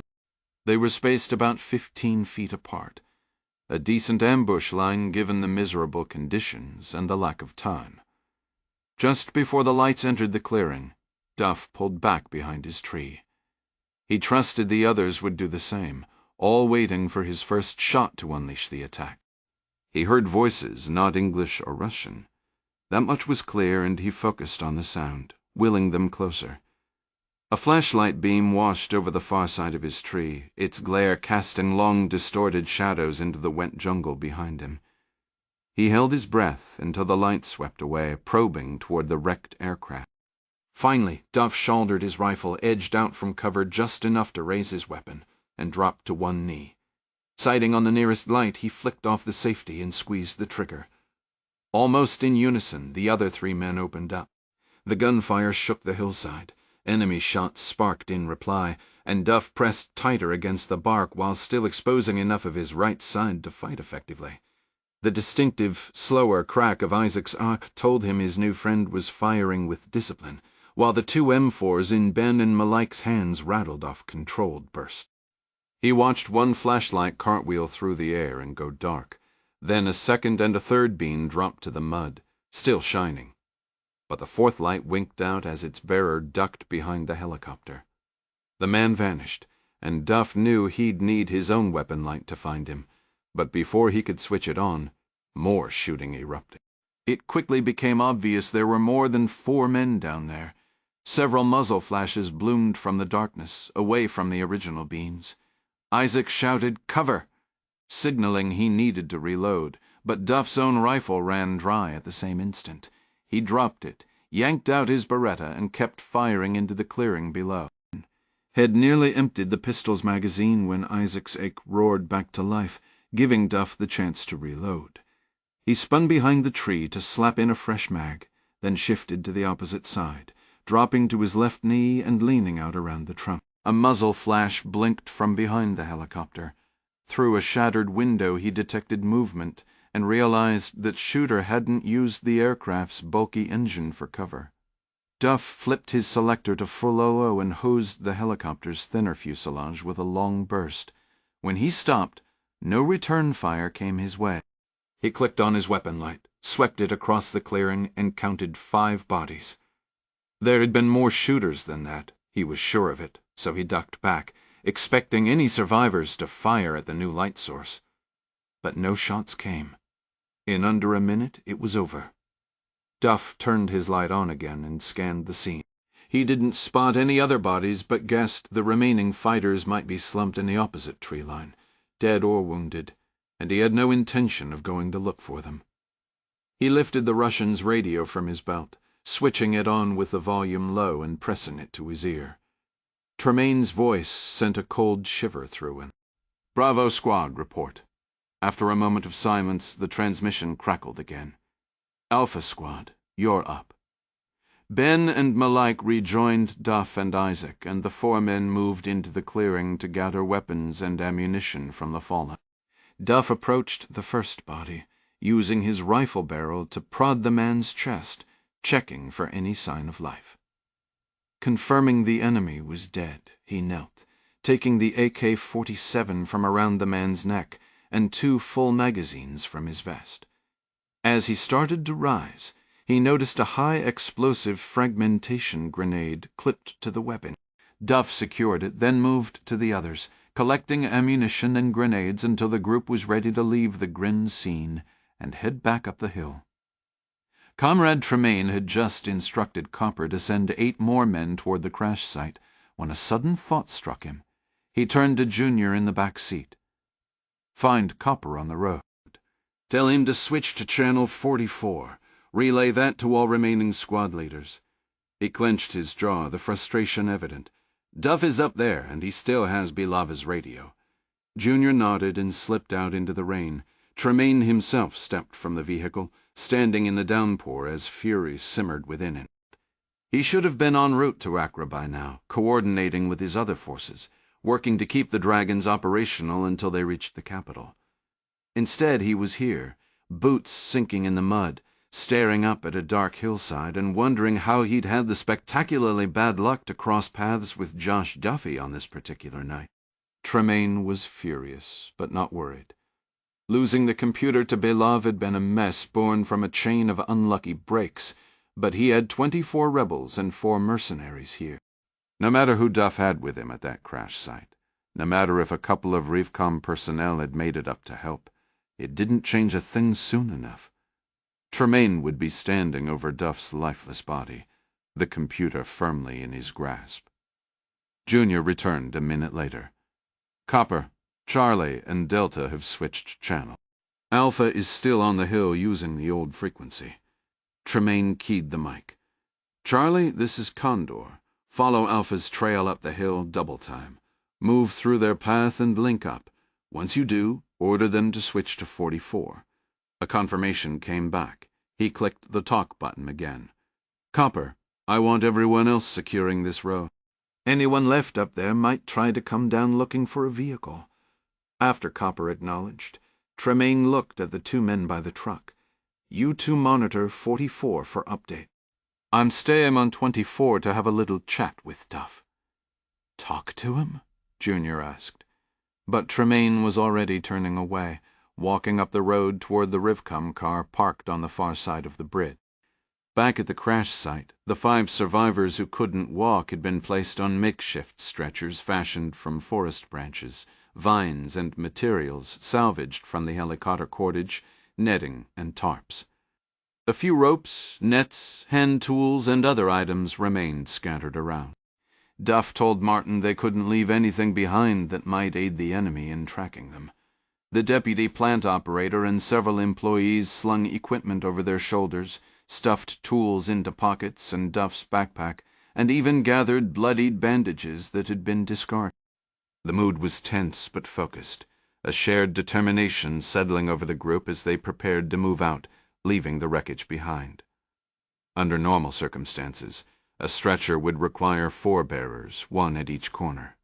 Duff, however, was working with 13 souls, not 20. He assigned 4 women to carry a wounded plant technician. Ben and Malik shouldered the ambassador, while 2 dam workers took Chad Larson. Duff and Nicole lifted the litter bearing Foreign Service Officer Arletta James. The final injured plant worker was supported by his 3 remaining colleagues. Morphine had been administered to all the critically wounded except Larson, leaving most of them mercifully unconscious. The group set off eastward, keeping parallel to the distant highway. Isaac led a flashlight in one hand and his machete in the other, hacking a path through the clinging vines and broad leaves. Duff followed close behind, his boots stamping down brush to widen the trail for those carrying the litters. Had intercepted the transmission between the rebels and their mercenary commander on the road below, which gave him a grim timeline, about 10 minutes before the next wave of attackers would reach the crash site. His ragtag procession couldn't move quickly, but he hoped 10 minutes of hard effort might put 50 yards of jungle between them and the crash. If the rebels struggled to pick up their trail in the pitch dark, that distance might buy them precious time. After 5 minutes of grueling progress, Duff decided to risk checking the captured radio. He lowered his end of the litter, pulled the walkie-talkie from his pack, and turned up the volume. A familiar voice crackled through immediately. Condor for Duff, over. Condor for Duff. A cold knot tightened in his gut. Tremaine knew, or at least strongly suspected, he was here. Condor for Duff, over. Duff hooked the radio back onto his sling, keeping the volume low, and urged the group forward with renewed urgency. Tremaine's voice was a dry, amused rasp in his ear. I know you're out there and in range. When Duff offered no reply, the man continued. You've been listening in, haven't you? Bloody good job. Duff fought the visceral urge to key the mic and scream back. Crazy day, eh? Tremaine mused. You're racking up one hell of a body count tonight, brother. Must feel just like the old days in the sandbox. Or maybe that messy business south of the border. Duff remained silent, focusing on the shadow of Isaac ahead and the labored breathing of the carriers behind him. You always were an odd one, Tremaine pressed on, his tone almost conversational. A nice bloke, a people-pleaser, but a stone-cold killer, too.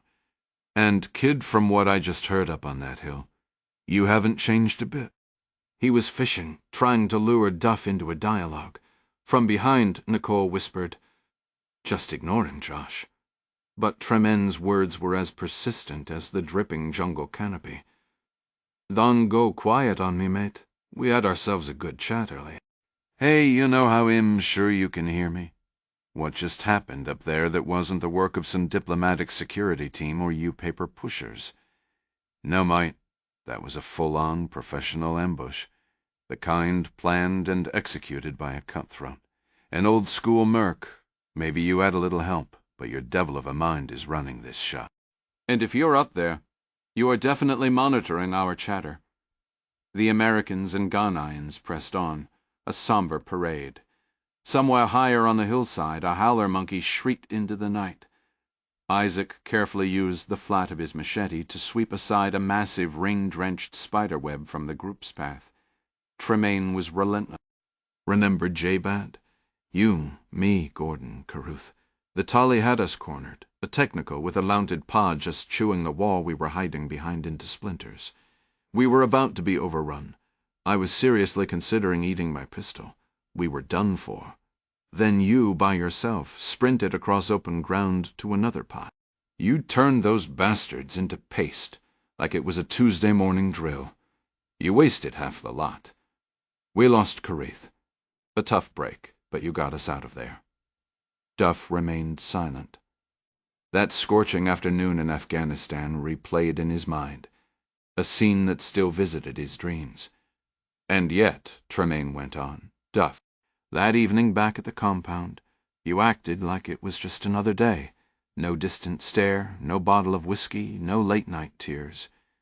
We'd argued at the scene. You were furious with me, but later I watched you devour a plate of red beans and rice and laugh at some sitcom on TV, the easiest guy in the room. Everything you did that day, and on so many others just like it. You sealed it all away, forced it down deep, so everyone would think you were fine. But I saw through it. I know exactly what you are." Duff was acutely aware of Nicole just a few steps behind him, hearing every word. "Tell me, mate," Tremayne pressed.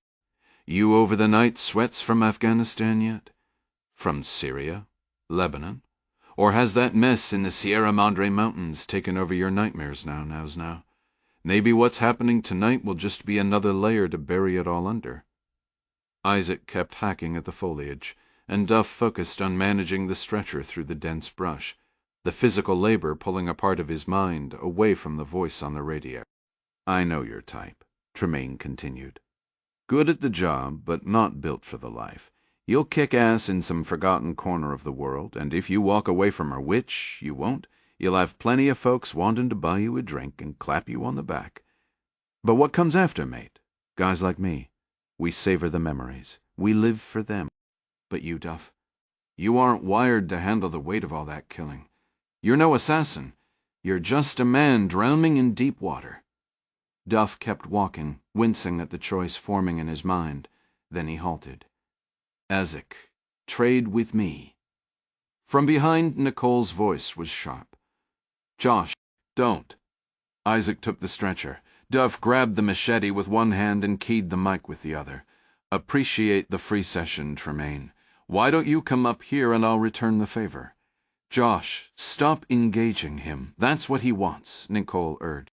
A flashlight beam cut through the trees far behind them, snapping Duff out of the moment. He pushed forward. Tremayne's voice came again. "There's a way out for you and whoever's with you. I want Bet Computer. You find a way to hand it over, and I'm gone." Duff kept slogging through the rain-soaked undergrowth. He said, "Bad news, Condor.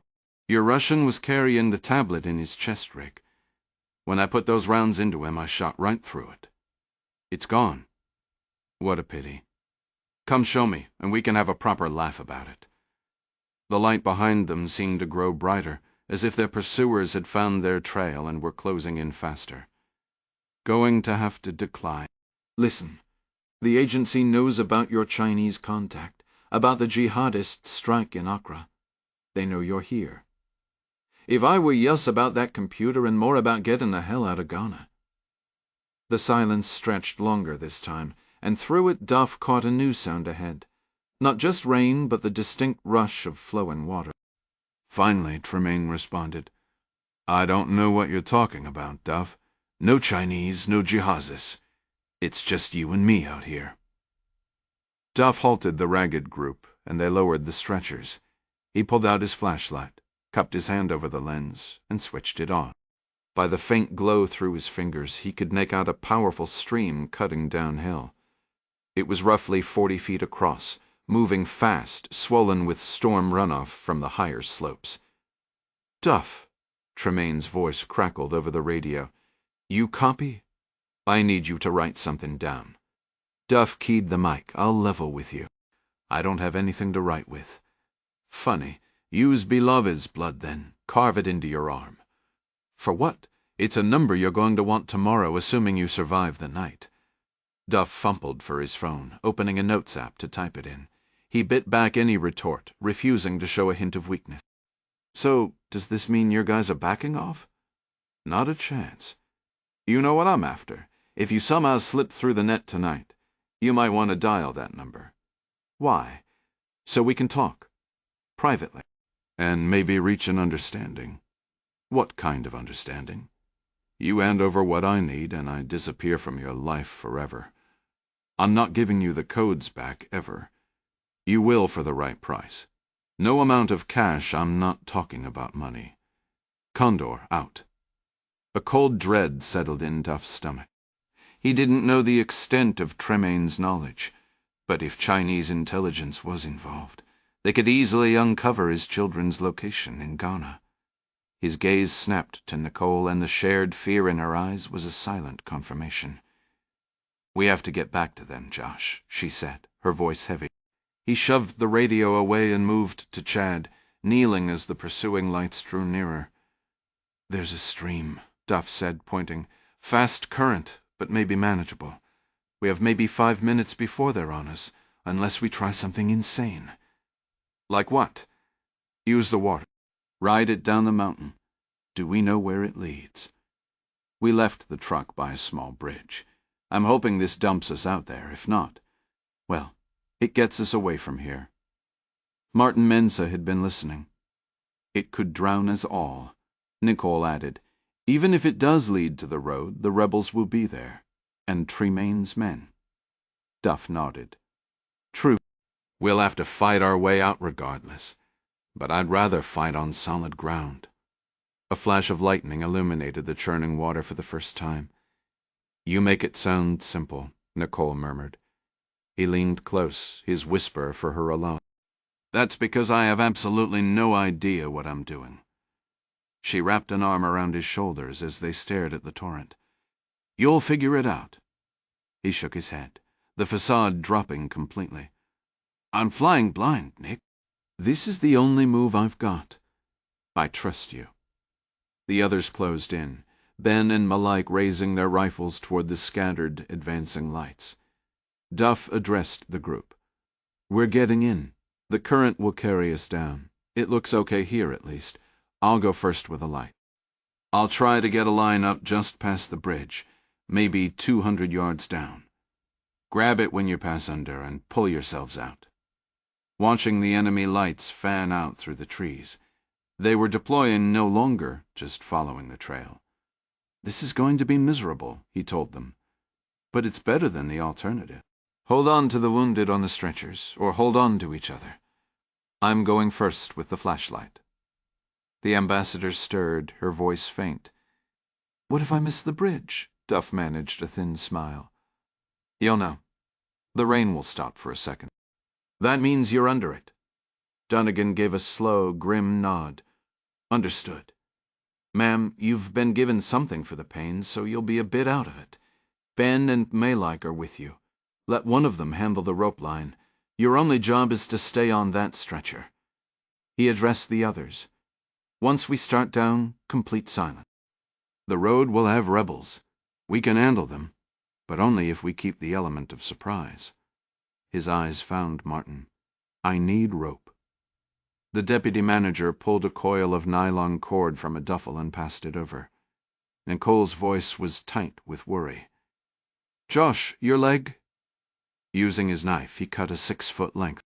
He wound it tightly below his left knee, securing it with a firm knot. He met her gaze. "It'll have to do. It's all I can manage right now.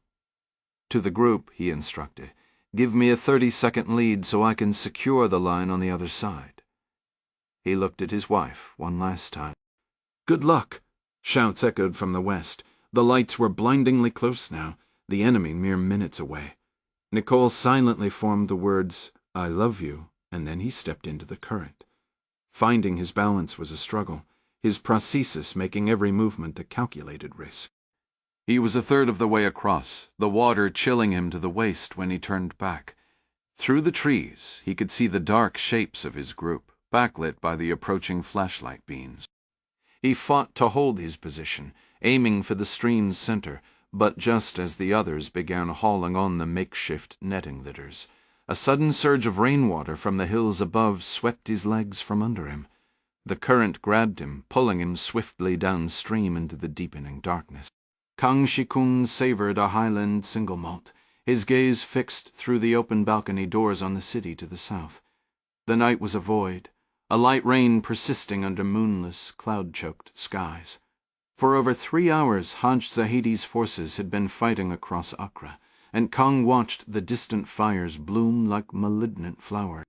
His reports indicated the police were in a defensive crouch, the streets deserted, and that the extremists had even bloodied the nose of Southern Command troops. While his plans at the dam were unraveling, the march on Accra was proceeding with unsettling smoothness.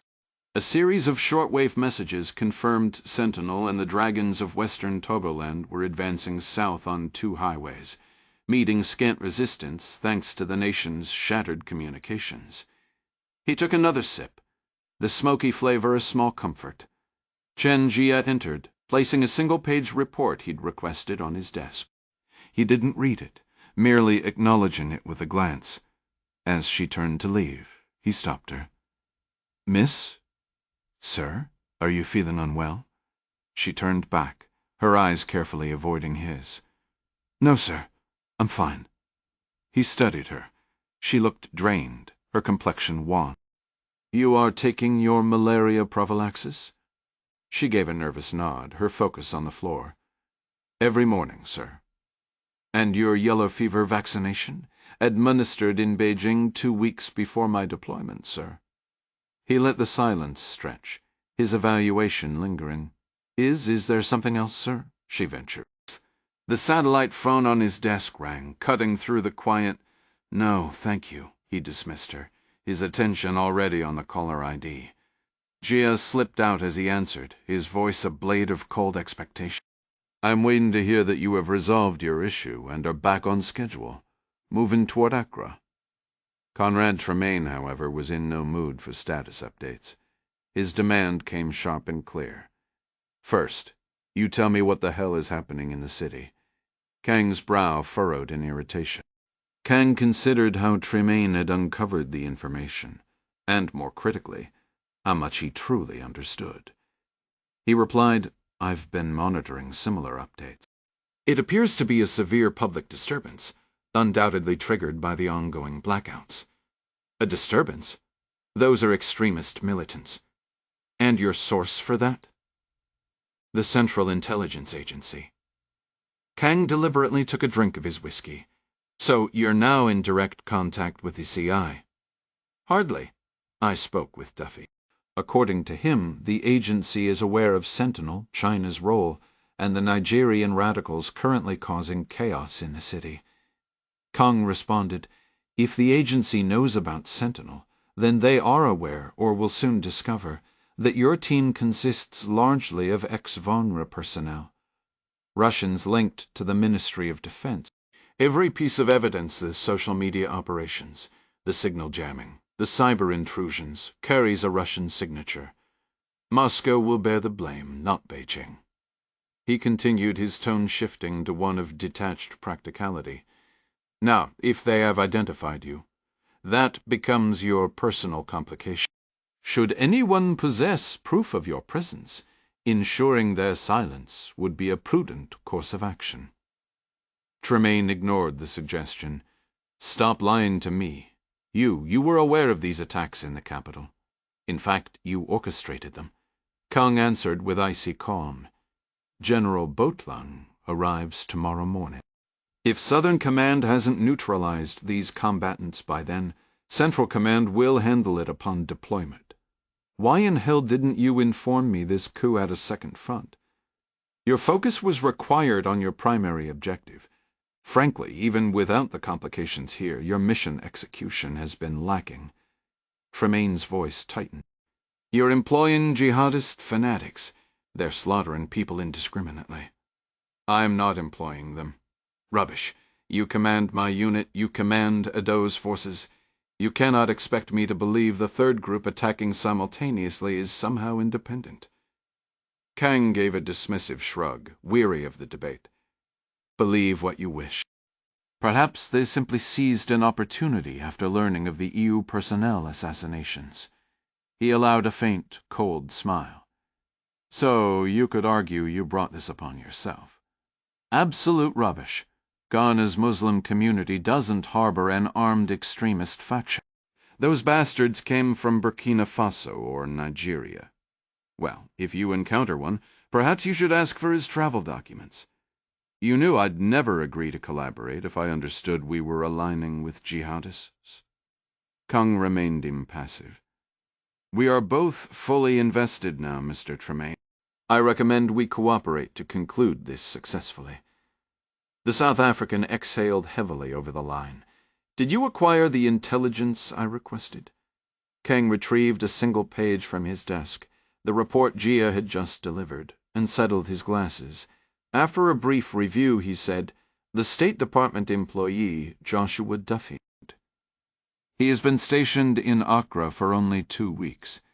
Prior to this, he was based in the Washington, D.C. area.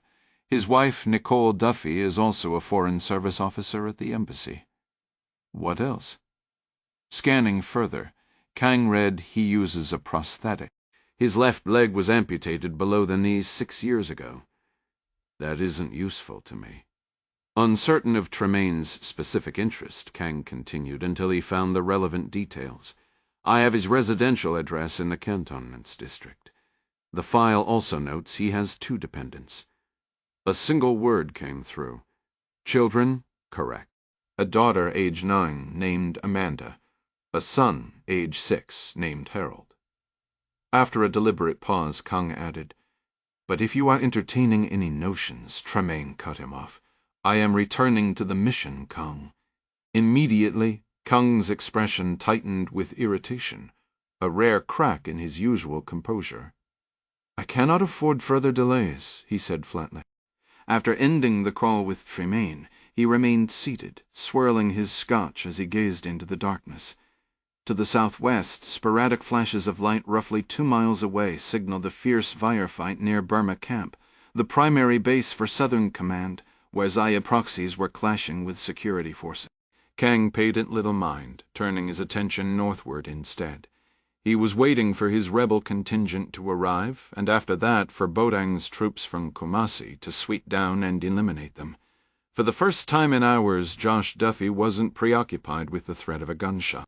Drowning, snapping his neck in the rapids, becoming hopelessly lost in the jungle until he starved, or leading the group, including the woman he loved, to a grim end. Those were the fears that crowded his mind now. A bullet to the head almost seemed trivial by comparison.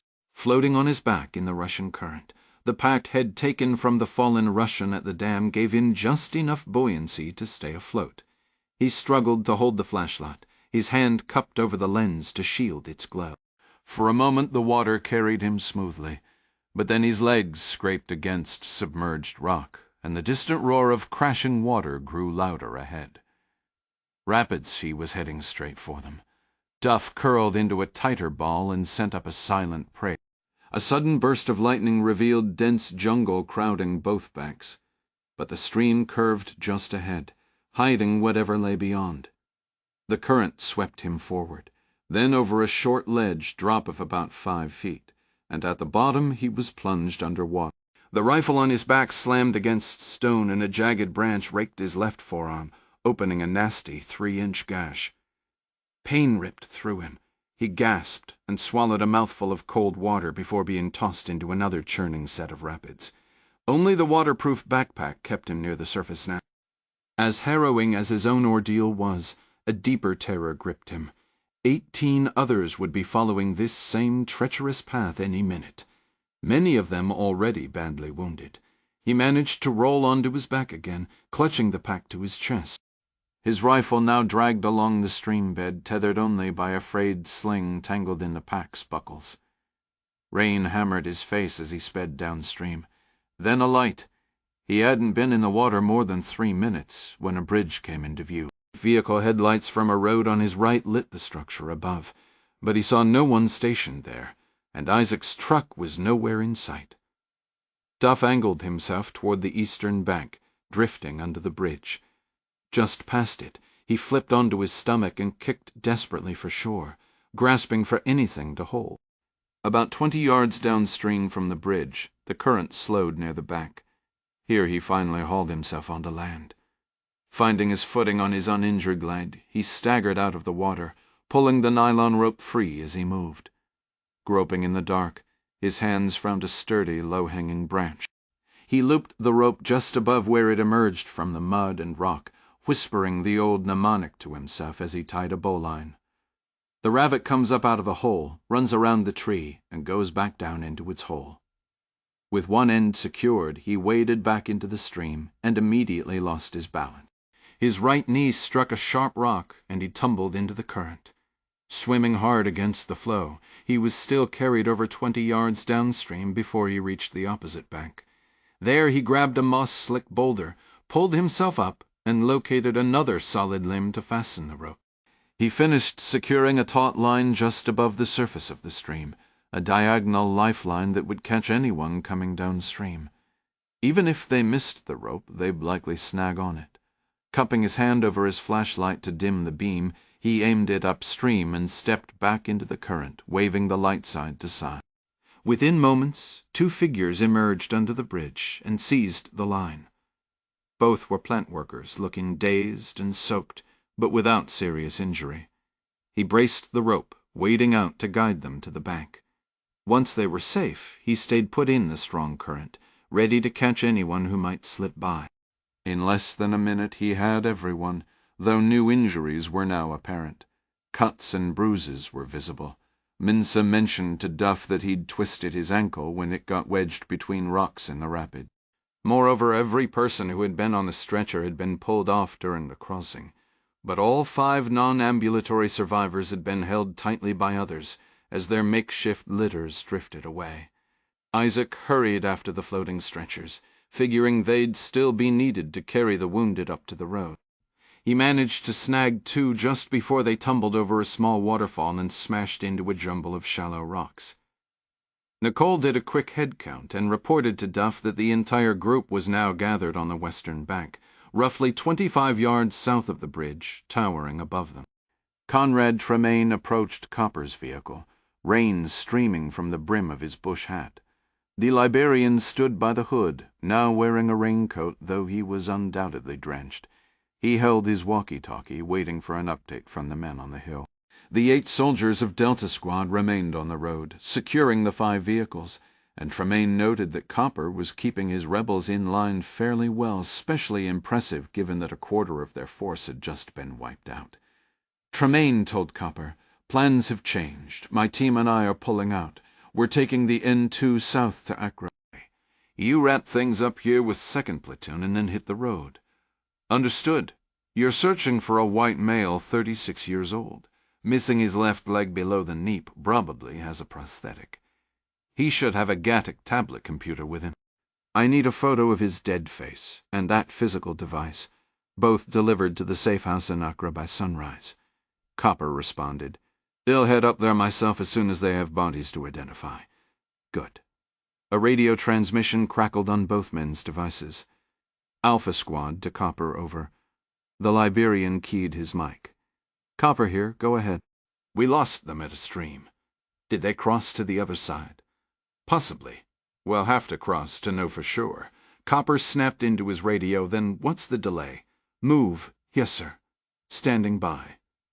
When Copper looked back, He saw Tremaine already walking through the rain toward his Toyota pickup. Duff helped all the non-combatants take cover behind a cluster of large boulders that shielded them from the road. The wounded were moved as gently as possible, but the terrain was treacherous. While carrying Chad Larson, Duff's prosthetic foot slipped on a moss-covered rock, sending him into the water and jolting Chad's injured leg. The injured Arso choked back a scream of agony. Duff offered a morphine shot by way of apology, but the Arso refused once more. Moments after they found cover, everyone near the stream heard an engine roar to life, and the lights on the bridge grew brighter. A pickup truck with its headlights on rolled slowly into view. It maneuvered around the parked Rivcom truck on the far side, then accelerated away with a deep growl from its V8 engine. Malik and Ben raised their rifles toward the bridge, but no other vehicles followed. The glow from the west confirmed more vehicles, and likely more people were ahead. Duff clawed his way up the muddy embankment, one hand gripping rocks, the other never letting his rifle waver from the ready position. Reaching the southwest corner of the bridge, he glanced back. Isaac's truck sat on the right, its tail lights starkly lit by the headlights of an unseen vehicle to the left. Duff knew crossing that open ground to the truck would put him in plain sight of any road security. He risked a look westward, spotting headlights maybe 40 yards off, but the pouring rain made it impossible to tell if more vehicles lurked behind that one. He slid back down to the others. Nicole was crouched beside Ben and Isaac, her AK-47 trained up toward the road. "Listen," Duff said, rainwater streaking down his face. "We've got at least 8 hostiles on the hill searching for us. I don't know, the strength on this road could be another 8. Could be 3 times that. Regardless, if we're taking their vehicles to get out of here, we have to go through them, and we have to do it before the team on the hill circles back down." Ben asked. "Fatch the play, L-shaped ambush. Then Mully take the tree line on this side. One of you at 10 meters, the other at 15. Find a good angle on the road. Initiate on my shot." Though both Ghanaians were wounded, they shouldered their rifles and vanished instantly into the dense, wet foliage. Duff turned to Isaac. "You stay on this side. Lay fire straight down the road toward those lights. He'll go back under the bridge and do the same from the north side." "What about me?" Nicole asked, her voice tight. Duff wiped his face, his expression a mix of resolve and reluctant acceptance. "Okay." He dug into his pack, handing her 2 extra AR magazines and a fragmentation grenade. "You're with me. We'll both go under the bridge and fire from there." He distributed a pair of grenades to Isaac, kept 2 for himself, and they all moved into position. Copper was standing in the darkened road, speaking with the Delta Squad leader, when his walkie-talkie crackled to life. "Copper, this is Alpha. No trail on the east bank of the stream. They might have moved downstream. What are your orders?" The Liberian commander looked up. 50 meters ahead, the bridge and the Rivcom truck beyond it were just visible. He swiftly raised his rifle, then shouted over the drumming jungle rain to the men around him. "Charlie Squad, get lights on the water near that bridge." Now, rebels began sprinting past him, weapons raised as they used the lead vehicle's headlights to advance toward the bridge. Duff settled into his position on the far side of the bridge, finding a jutting rock to use as a steady rest for his rifle magazine while lying prone. Nicole knelt behind a tree just to his right, her weapon aimed out the side. He lined up his sights on the glaring headlights, seeing nothing but blinding brightness behind them, and prepared to fire. Then he caught movements, shadows dancing, men running forward. "Hold fire," he whispered to Nicole, but Isaac, Ben, and Malak were too far away to hear. He could only hope they'd stick to the plan and wait for his shot. His intent was to funnel this rebel group right into the kill zone of his L-shaped ambush. But if anyone fired too soon, they'd lose the chance to catch the enemy completely exposed. He aimed at the lead shadow, a mere silhouette charging forward, and then the man switched on a flashlight. Duff didn't know if he was the squad leader, but in that moment he decided this man would be the first to fall. When they were just 50 feet from the bridge, Duff knew they'd be directly in line with Malik and Ben concealed in the tree line. He clicked off his rifle's safety and settled his finger on the trigger. Copper's voice crackled urgently over the radio. "All squads on the hill. Move down here now, double time. Enemy is flanking us along the stream." His team leaders in the jungle acknowledged and began their rush back. Copper scrambled toward the bed of his truck to retrieve an ARP light machine gun, figuring the extra firepower would be crucial for the men converging on the bridge. His hand had just closed around the weapon stock when a sharp burst of gunfire erupted on the road ahead. He snapped his head up to see muzzle flashes lighting up the darkness both at the bridge and in the trees to the right. He threw himself behind the truck, dragging the heavy machine gun with him. Working fast, he deployed the bipod to steady the weapon on the ground, then rolled into position behind the left rear tire. To the east, the firing was relentless, a chaotic mix of AK-47s, some spraying wildly, others firing with disciplined, deadly precision. Duff emptied his Kalashnikov's magazine, slammed in a fresh one, and cycled the bolt with his left hand. Beside him, Nicole fired in careful, measured bursts to conserve ammunition. When Duff resumed shooting up the road, she called for cover to reload. Duff could see figures down in the road about 50 feet away, but new muzzle flashes were sparking farther back. Some of the enemy had scrambled into the trees on his right. He grabbed a grenade, stripped the tape from the spoon, and pulled the pin, letting it cook for a couple of seconds in his hand. He then sidearmed it as hard as he could into the trees, where it detonated with a concussive blast. Almost immediately, a fully automatic machine gun firing from at least 50 yards away began hammering their position with short, controlled bursts, forcing Duff to roll right to join Nicole behind the thick tree trunk.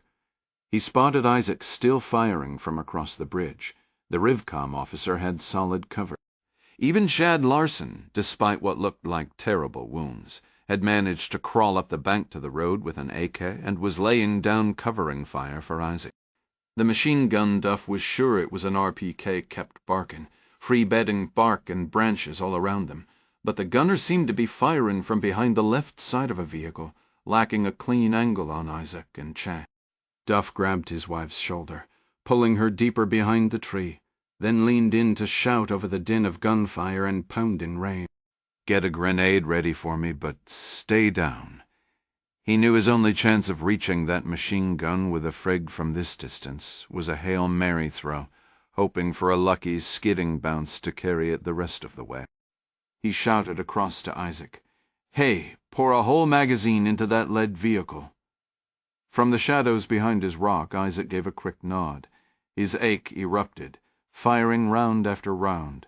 The vehicle's headlights shattered into darkness, and a moment later the arbug on the road fell silent. Seizing the opening, Duff stepped out from behind the tree, hurled the grenade Nicole had prepared with all his strength, and ducked back. The explosion followed, but when he looked, he saw it had bounced off the road and detonated harmlessly in the trees 30 yards off. Fresh machine gun rounds smacked into the tree he knelt behind, but he held his ground, already prepping another grenade. As he did, he saw Isaac stand and heave his own grenade toward the same vehicle. This time, luck was on Isaac's side. The explosion erupted directly in the path of the headlights, plunging the road into total darkness. The gunfire from the trees and the asphalt ceased as abruptly as it had begun. Duff pressed himself against the wet bark, his hand finding Nicole's arm. "You hurt?" "I'm fine," she whispered, her voice tight. Joshua have to make it back to Accra. Her mind raced with images of Mandy and Huck, trapped in the chaos unfolding in the capital. He squeezed her shoulder. "I know." An eerie quiet settled over the scene, broken only by the relentless drumming of the rain. Duff knew they had no time for a careful sweep. The men from the ridge could descend at any moment. They needed transport, and they needed it now. He sprinted across the slick road as Malik and Ben emerged from the tree line, their weapons still trained westward. "Isaac," Duff shouted, "load everyone you can into your truck." To Ben and Malik, he called out, "I'm heading up the road to find us another ride. Can you cover me?" "We're coming with you," Ben insisted, falling into step beside Duff despite his limp. They moved up the ink-black road, Duff's rifle held ready. Every shadow could hide a gunman, This was a desperate gamble with time they didn't have. The first vehicle they reached was a Toyota pickup, but it was a wreck hood gaping, engine and tires shredded, glass sparkling in the mud like false diamonds. Duff didn't bother with it. Nearby a figure lay sprawled beside a fallen machine gun.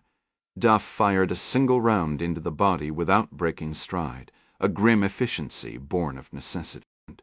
A glance at the gear, the body armor, the radio, the make of the rifle confirmed this was another Sentinel contractor, just like the ones at the dam. The irony wasn't lost on him. He was fighting a ghost of his own past, a phantom from a different continent. He moved on, Ben and Maylite close behind. Two more pickups sat farther along. A man was slumped in the driver's seat of the second truck. Duff put 2 rounds into him before dragging the body out into the mud. This truck looked operational, but it wouldn't be enough for everyone. Then he saw it's a small, boxy, 4-wheel drive truck parked at the convoy's tail. Approaching cautiously, he found it abandoned. He climbed in, found the keys, and after a grating protest from the transmission, the engine coughed to life. He guided it forward to collect Ben and Maylike, then aimed its nose toward the bridge through the churning mud. Across the city, in a quiet hotel suite, Bob Gorski clicked off his shortwave transmitter. He powered down the portable station, and the room was swallowed by instant darkness. A distant thump echoed through the night, drawing his gaze to the window in the rain-streaked glass. No further booms followed. The street fighting which had raged for hours with the crackle of small arms and the deeper thud of mortars lighting fires at the airport and in the eastern districts seemed to be sputtering out. This lone detonation felt like a final period. Slipping his wallet into his pocket, Gorski left the room and made for the stairwell, the building's silence feeling more ominous than the recent clamor. The CIA officer had extensive experience across Africa, having witnessed several coups firsthand. While some had turned bloody, Ghana was a larger and seemingly more stable nation, which made his growing unease all the more pronounced. He sensed the situation was deteriorating, with calm still a distant prospect. That evening he'd been glued to his shortwave radio and satellite phone, his sole reliable links to senior officials at Ghana's Bureau of National Intelligence. Unlike the skeptical CIS station in Accra, the Dean had listened to his warning. Now, with events proving his concerns valid, the local agency was fully cooperating, deploying their field agents throughout the city and beyond to support him. Communication was a major hurdle with the internet, power grid, and cellular networks all offline, but a handful of B operatives maintained shortwave contact. One officer, braving the chaotic streets on a motorcycle to meet his sources in person, had been checking in via sat phone until his transmissions ceased an hour ago, leaving Gorski to wonder about his fate. Pocketing his phone, Gorski made his way down the emergency-lit stairwell and into the hotel lobby. 2 armed guards by the entrance spun around, startled by his appearance. A guest services agent emerged from behind her desk, her professional smile not quite masking the day's tension. "Sir, is everything all right?" "Everything's fine," he replied with a practiced, easy grin. "Just thought he'd visit the bar." "You'll find company there, sir," she said, the strain evident in her eyes. The bar was cast in a soft flickering glow from scattered candles. Gorski took a stool at the marble counter, his spot illuminated by a single flame. Around the room, a couple dozen foreigner tourists and business travelers a la carte quietly, all trapped by the sudden turmoil. The bartender approached. "The usual, Mr. Bob." "Evening, Jojo. Any ice left?" "For a little while longer, sir. Perfect." "Yeah, the usual." "Vodka soda coming right up." His satellite phone buzzed in his pocket. He answered quickly. "Yeah. Bob, consider this my formal apology. It was Richard Mace, the CII chief of station in Accra." Gorski leaned an elbow on the bar. "For what? You rolled into town with all that chatter about trouble brewing, and we brushed you off. You called it. We missed it." "Something new has happened." "You bet. Intel from the Ghanaians indicates 2 rebel columns are advancing on the city." Southern Command is completely tied up with extremist cells they've been fighting all night, and Central Command is still mobilizing up in Kumasi. Support is hours away. When do the rebels reach the city? Within the hour. General Botang's forces are realistically 8 hours out. They won't make it before sunrise. Any estimate on rebel numbers? Professor Addo, who leads the Dragons of Western Togoland, has publicly claimed 4,000 armed troops. As his drink was set beside the candle, Gorski dismissed the notion with a wave. Pure fantasy. Agreed. We assess under 1,000, but we're worried they might have mercenary support. That's a concern we share. Look, I also didn't buy your theory about Tremaine being here and stirring the pot. So if you feel like swinging by the embassy to give me a good kick, ye deserve it." Gorski gave a short, dry laugh. Dawn sweated Mace. "I might not have believed me either. What about U.S. military support?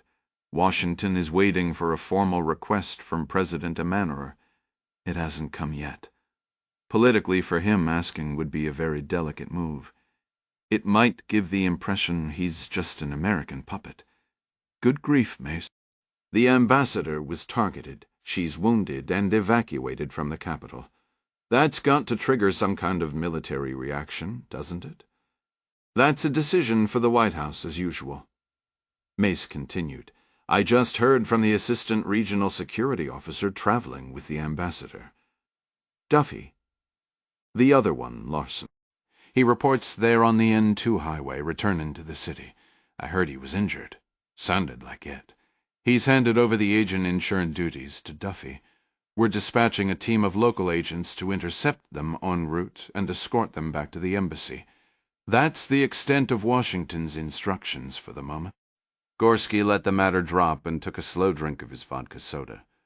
"He'll need to debrief Duffy as soon as he arrives." "Of course, but stay off the streets. I can arrange a pickup from your hotel to bring you to the embassy. Get you closer to the operational center. He'd be grateful for that." "What else do you need from me?" Gorski had been anticipating this. "I need to locate Kang. To do that, I require a local team in an unmarked vehicle, perhaps SDA personnel or another trusted asset. We outfit the vehicle with RAV scanners, thermal imaging, electromagnetic detection gear, whatever is available. And then what? Then they patrol the city, hunting for signals. Bob Acra covers 81 square miles. That could take. We don't have that kind of time. We only have until the grid is restored." Mace's tone was flat. "That could be days. Once the power is back on, any significant electronic signature will be drowned out in the noise." Gorski took another sip. "But your team won't be searching blindly. Send them to my location. I'm confident we can significantly narrow the search area. You truly believe this missive operative you're chasing is here in Accra?" "I know he's here." A brief silence hung between them before Mace replied. "Today is not the day I question your instincts, Bob. He'll get assets moving toward you immediately. 2 vehicles. A pickup truck and a bulky 4-wheel drive box truck rolled to a stop on the quiet residential street in Atimpoku, a town 10 miles south of the Yakosambo Dam. The streetlights were dead, and when both engines cut and the headlights winked out, the road was swallowed again by the night. Deputy Plant Operator Martin Menzer climbed down from the rear vehicle, his movements stiff with pain, and began a determined, limping advance toward the pickup ahead. The rain had finally ceased just before midnight, but a heavy, clinging mist now blanketed the asphalt. Josh Duffy stepped out of the pickup's passenger seat into the damp air. He watched Mensah's labored approach. The man was clearly hurting, yet driven by a fierce urgency to return to his dam and begin the complex repairs to resurrect the power grid. He hobbled forward with surprising speed. Mensah grasped the American's hand. "Thank you, but I must get back to the facility immediately." "Understood. Take the truck. Drive carefully. You do the same. It may take us several hours to restore power." They shook hands once more, and the older man turned, limping back toward the box truck. Duff turned to find Isaac and Nicole waiting in the driveway. The Rivcom officer aimed his flashlight beam at a small white sedan sheltered under the carport. As I mentioned, it can only fit 4, maybe 5 people at most. It only needs to carry Nicole and me. The ambassador and the others will remain in the pickup. We'll go ahead to scout the route and ensure they don't run into any surprises. You'll get the car back when this is finished." Isaac nodded, his attention seeming elsewhere for a moment. "Right, the radios. Come with me." Duff, Nicole, and Isaac approached the carport door. Isaac unlocked it, pushing the door open just enough to release a scent of candle wax and offer a dim glimpse of a kitchen within. He called out softly in Twi, "Abina, it's me, Isaac." His wife's voice answered from the deeper darkness of the small home. Isaac entered his house, sweeping the beam of his flashlight ahead of him. The light cut through the kitchen and into the den, illuminating his wife. She held their son against her chest with one arm, a kitchen knife gripped tightly in her other hand. "What is going on?" she asked, her voice a mix of fear and relief as she stepped forward. "I heard explosions, then sirens.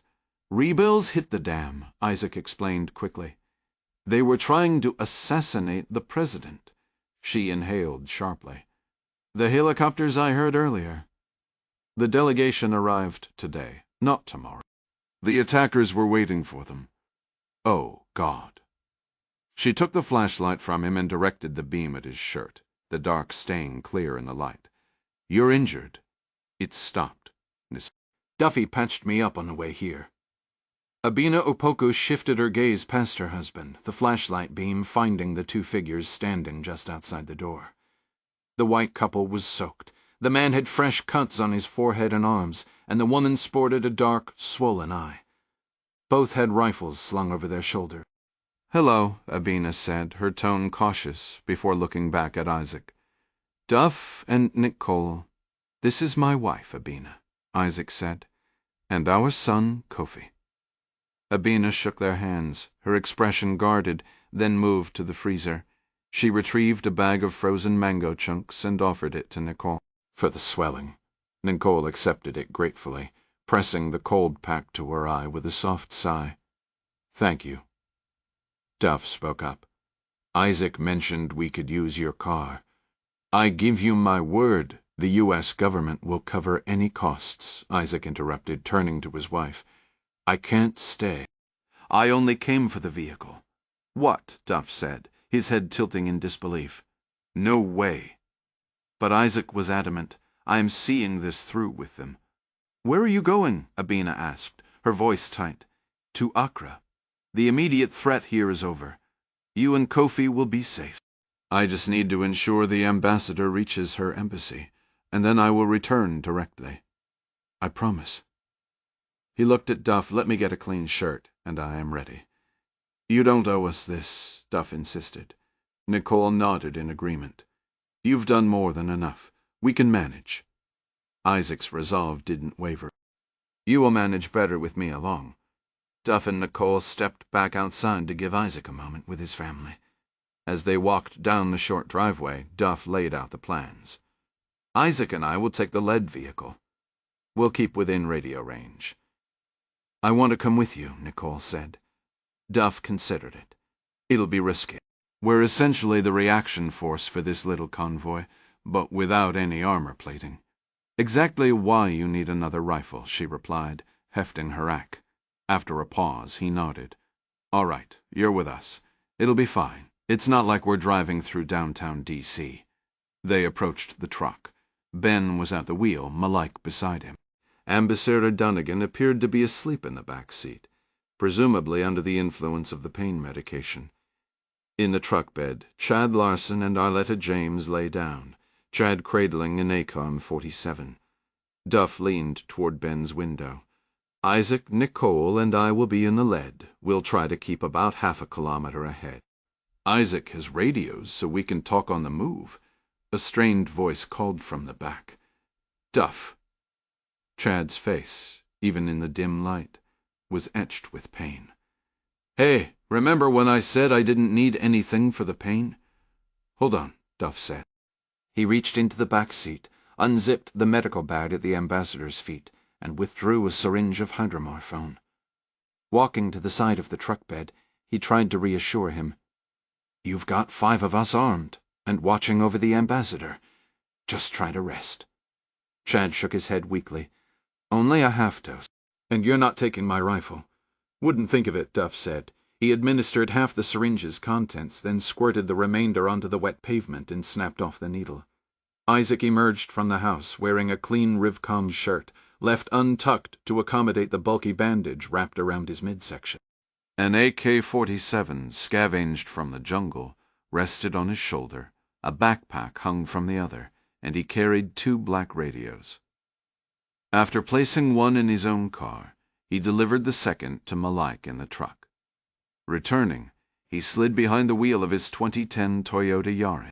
Duff took the passenger seat, while Nicole settled in the back, one hand holding a bag of frozen mango to her bruised face, the other keeping the AK secure on her lap.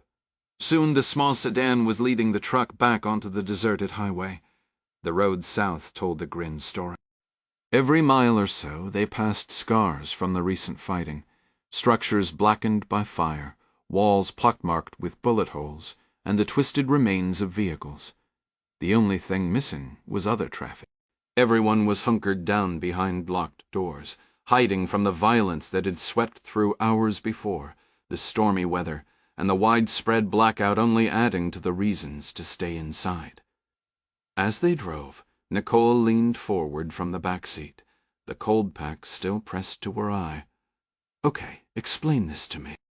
Why is Tremaine so desperate to get these detonation codes back? He knows you discovered the bombs, and his guys don't hold the dam anymore. He has to assume they've been disarmed or taken away by now." "Your guess is as good as mine," Duff admitted. "Hand it over. Let me see it again." He retrieved the backpack from between his feet and pulled out the device. Nicole took it, turning it over in her hands. "What exactly is this thing?" "It's a ruggedized tablet, military spec. I get it. We used similar ones in private security to hold access codes, comm frequencies, mission briefings, that kind of thing. This model looks pretty high-end." "It also looks like someone used it for target practice," she observed, tracing a finger near the damage. Duff raised a hand in a mock confession. "Guilty as charged. Does Tremaine know it's broken?" "I tried to tell him. I'm not sure he bought it." She studied the tablet. "But this doesn't make sense as a trigger. Why would you need something this complex to set off explosives? Every detonator I've ever heard of was way simpler a cell phone. A basic radio signal." "Exactly," Duff agreed. "You don't need a computer for that. And there's no cell service out here anyway," Nicole continued, her voice gaining an edge of sarcasm. "So what was his brilliant plan? Drive back to the city for a Wi-Fi signal before blowing the dam? Please, this isn't about detonation." Her tone shifted, becoming sharp and clear. "He wants this back because there's something else on it. Intel he needs, or evidence that implicates him or his partners." Duff took the tablet back, staring at the 2 neat holes punched through the screen. "Whatever it was, it's probably fried. We can't access it." "We can't," Nicole countered, "but a forensic lab can. This might have to go to the agency or all the way back to the States, but you can bet someone will pull data from it. That data is what Tremaine is trying to keep buried." Duff was quiet for a moment, the wheels turning. "We could just give it back. Maybe he'd leave us alone."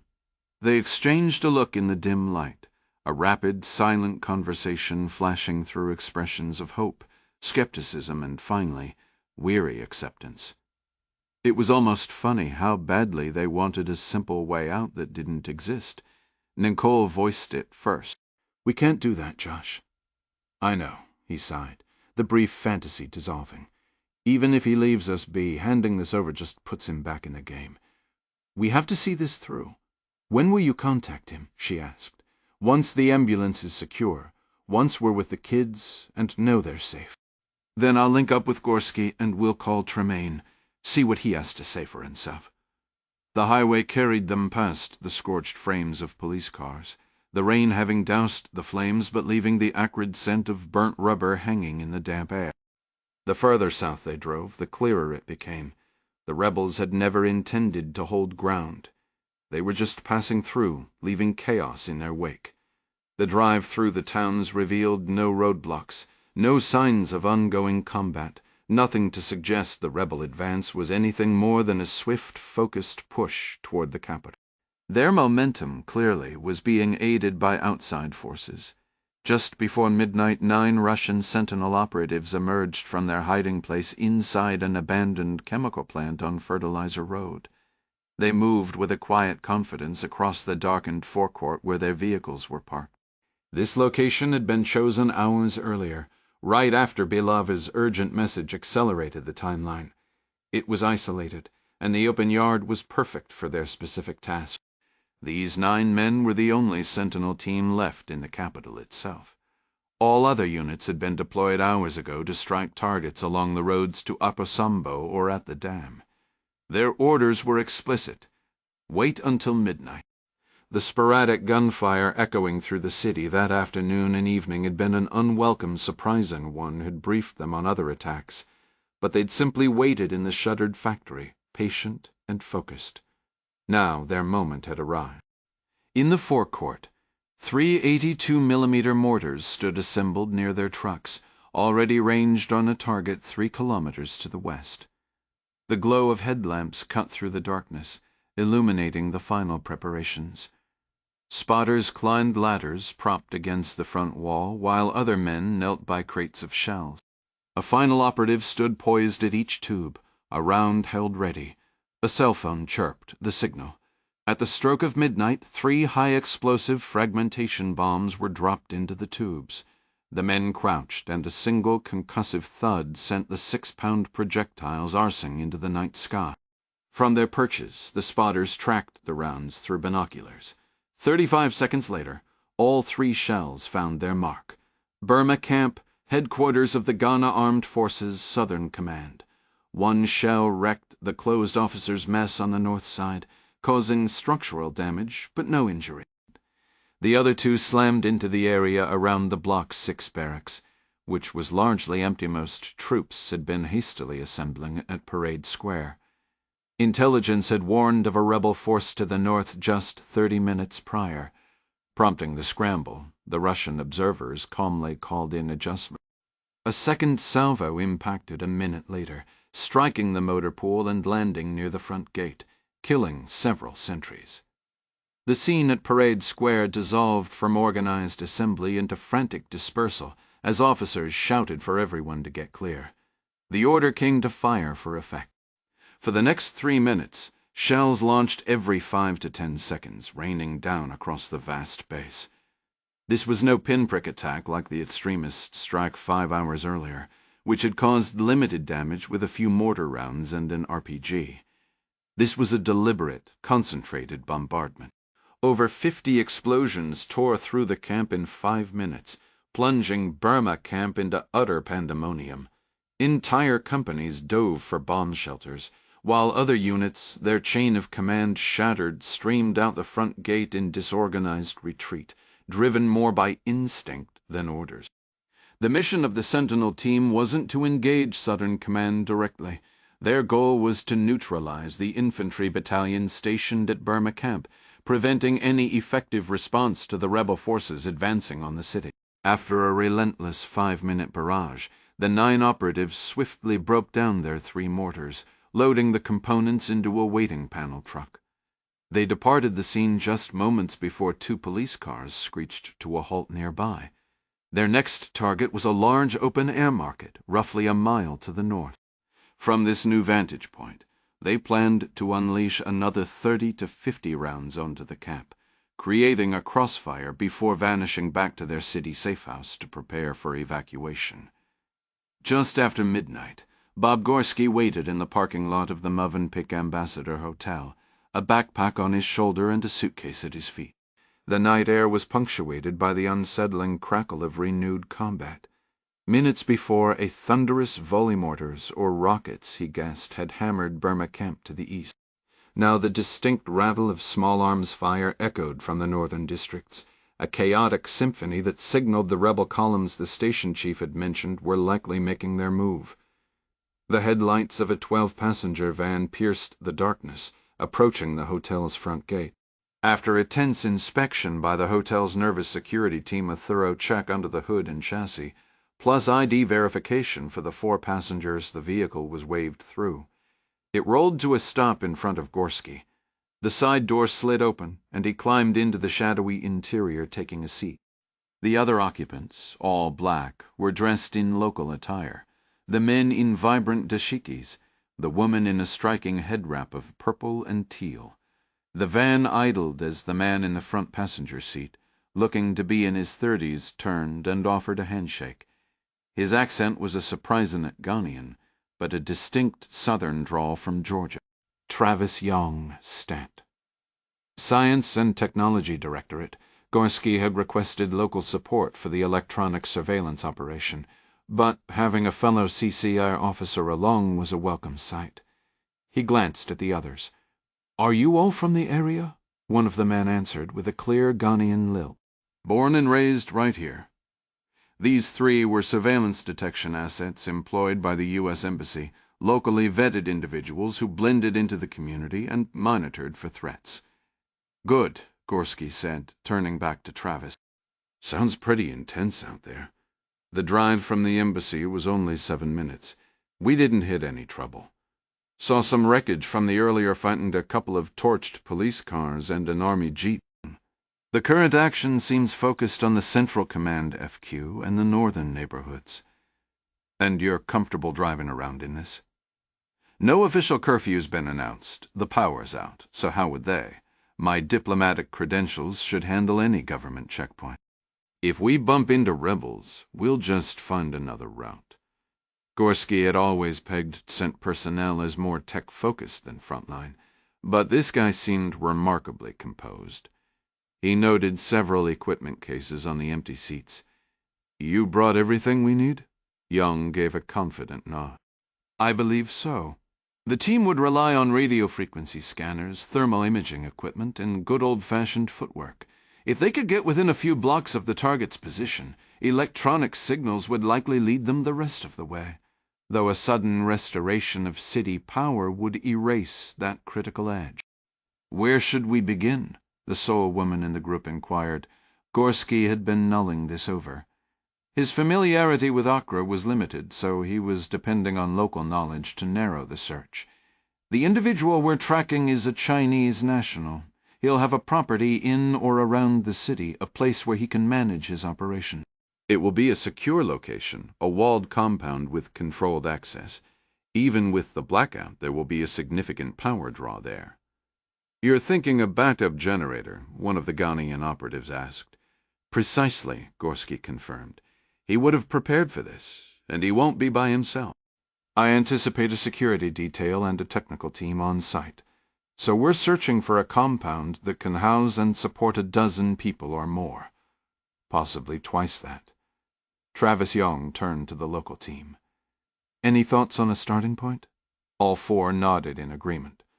The woman spoke up. "Only one area fits that profile." "You're describing Aburi Hills. Large walled estates with a commanding view of the city. Plenty of places up there will be running on generators right now." Travis added, "I can monitor the electronic signatures from any powered location. We can immediately rule out anyone just watching satellite television." The van moved out, heading first to the embassy to drop Gorski off before the 4 operatives began their night's work hunting the architect of the country's turmoil. The distant rumble of fighting to the north persisted. The seasoned CIA officer offered a final piece of advice. "Travis, all of you stay sharp. Kang Shikun is no fool. He could have his own counter-surveillance assets watching his neighborhood. You'll need to blend in perfectly to pull this off." "I'll check in with hourly updates," Travis promised. As they drove on, Bob Gorski felt a familiar conflict. Part of him wished he was joining the 4 on their mission, a visceral pull toward the field. The other, more pragmatic part was relieved to be returning to the relative safety of the embassy, behind its gates, its guards, and its marine. Meanwhile, at the residence on Vakama Close in the Aburi Hills, robust generator power hummed through the walls. Yet the exterior was kept in total darkness. Inside, the lighting was deliberately subdued at 1:15 in the morning. Kang had ordered lights dimmed or off throughout the night to avoid drawing attention from neighbors to the activity of 24 people within the walls. Security teams patrolled, technicians worked at their stations, and Kang Shikun himself stood in his office, gazing out at the city. A unit of Russian Sentinel contractors had just arrived. Having previously operated mortars in the urban area, they were now tasked with perimeter security. Kang hadn't spoken to them. He wasn't even sure if they spoke English, and they remained out front near the guard shack with their vehicles. Talk about a warm welcome committee. Leaning back against his desk, Kang absorbed the impeccable view of his orchestrated chaos through the open balcony door. The panorama of his manufactured uprising was frankly spectacular. He left his binoculars on the desk behind him, watching fires glow over Burma camp in the airport. To the northeast, the furious sparkle of small arms fire marked where 2 companies of Dragons over 200 troops were now entering the city. Another column of similar size was engaging forces to the east, having left the N2 highway for the coastal N1. He couldn't see the muzzle flashes from his hilltop vantage point, but reports from his agents confirmed everything was proceeding. He felt a profound satisfaction with his position at this hour. The rebel forces were a little behind the meticulous schedule he'd drafted, but well within the acceptable margin of error. Everything was falling into place, a dark symphony conducted from this quiet, darkened room. Even as elements of Southern Command engaged the Dragons in the streets, the chaos sown by mortar strikes at their base had severely hampered the military's coordinated response. The army had already endured a grueling night long before this latest assault. Across the city, 22 separate extremist cells had stretched police and military resources to their limit. Though only a handful of these groups remained active in the capital, the police were overwhelmed and the military was fully committed, leaving them unprepared for this new phase of Kang's operation. Haj Jahidi's forces, while neither as large nor as effective as Kang had hoped, had fulfilled their crucial role, plunging the city into disarray to prevent the Dragons of western Togoland from being annihilated before they could reach the city's heart. Professor Otto trailed an hour behind the main rebel column, still on the N2 highway. His recent satellite call to Kang had sought assurances about the opposition ahead. Kang, as always, promised only light resistance from a disorganized Southern command. Kang was certain the professor remained blissfully unaware, still believing the meticulously laid plans from 6 months prior were unfolding perfectly, likely dreaming of spending Friday night in Jubilee House. Kang privately gave the idealistic fool less than half a day to live. His earlier conversation with General Boatlang, as the column departed Kumasi, confirmed the general's expected arrival on the outskirts of Accra by 7 M. Kang understood the mechanics of the night, believed he could predict the coming hours, yet he found himself compulsively watching the live feeds of the urban combat. The ring of his satellite phone finally pulled him away. "Yes," Tremaine's voice was crisp. "I'm on the N2, en route to the capital. ETA is approximately 030. Then you, Mr. Tremaine, are effectively out of the fight. The rebel spearhead is at the city's edge. Once they penetrate, you and your team will stand down and clear the area. Let's just say I have some unfinished business. Ah, the compromise you referenced. Whatever you intend to do to rectify it, you are out of time. Botang is advancing down the N6 with a brigade of 2,500. He will be here shortly after dawn. I'll avoid the N6. My destination is cantonments." Kang paused. "Cantonments, that area borders Burma camp. Relax. I'll give whatever's left of Southern Command a wide berth." A moment of calculation. "Wait. Cantonments. You are going for the U.S. Embassy?" "In the vicinity, yes." "To what end?" "To acquire some leverage. 2 children, to be precise." Kang slowly took his seat. "The American bodyguard's family." "Correct. Duff is a pragmatic man. He can play the hero, or he can get his children back. He cannot do both." "I know which he'll choose." Kang weighed the proposition. the silence stretching. This computer? The one Sentinel so carelessly lost. The data on it compromises Sentinel, not my nation, not me. Maybe, but if you don't help me retrieve it, I will become your compromise.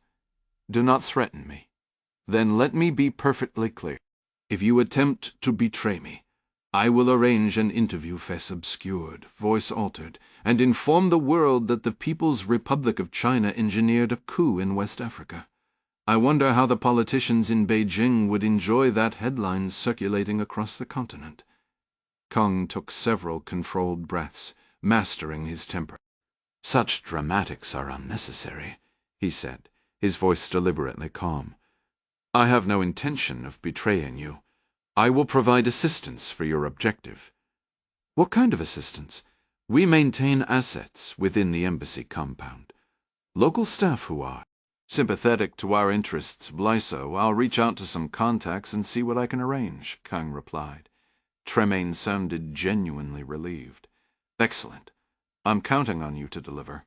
The failure of one Russian subcontractor won't jeopardize my entire network. I'll update you when I have more information, Kang stated before ending the call. He retrieved a document from his desk and walked into the main living area of the safe house. His team was immersed in their tasks, monitoring communications, managing the digital systems they had disabled across the country the previous day to ensure nothing reactivated prematurely. Senior technical contractor Chen Jia was seated at the kitchen island, her back to him, appearing focused on her laptop. As he approached, however, he noticed her head was bowed, her breathing even. She was asleep. A soft cough from Kung made her jolt awake, nearly knocking over her chair. My apologies, sir, she stammered. Kang dismissed it with a wave.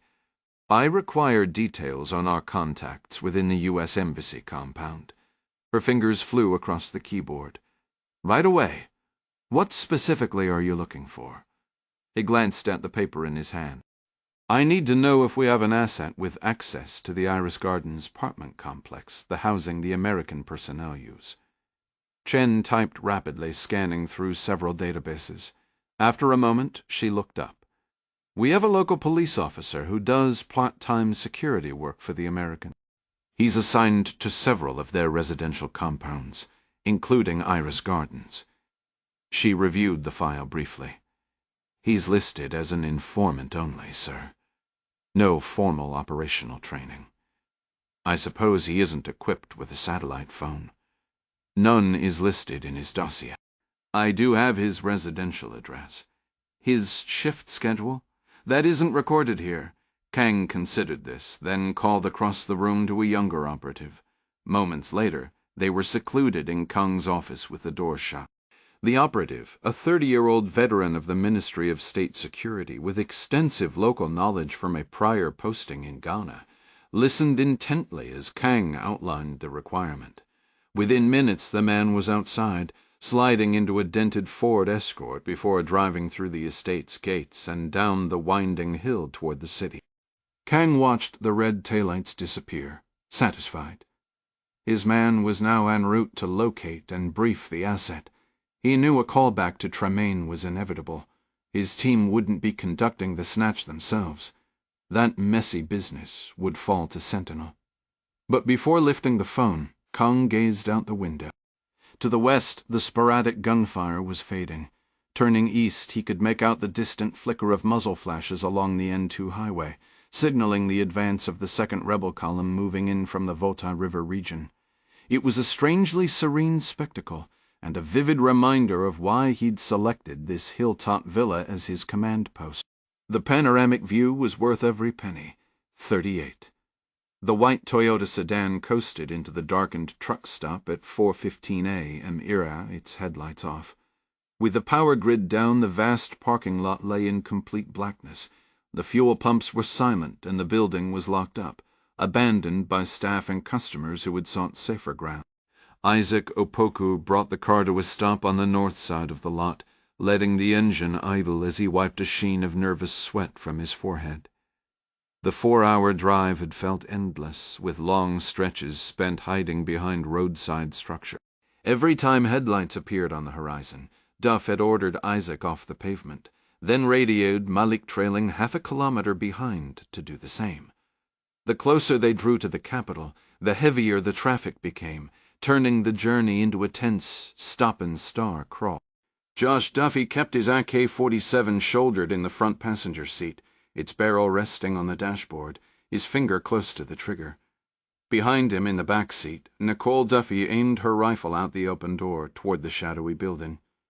They were still hours from the capital at this cautious speed, with no clue what awaited them there.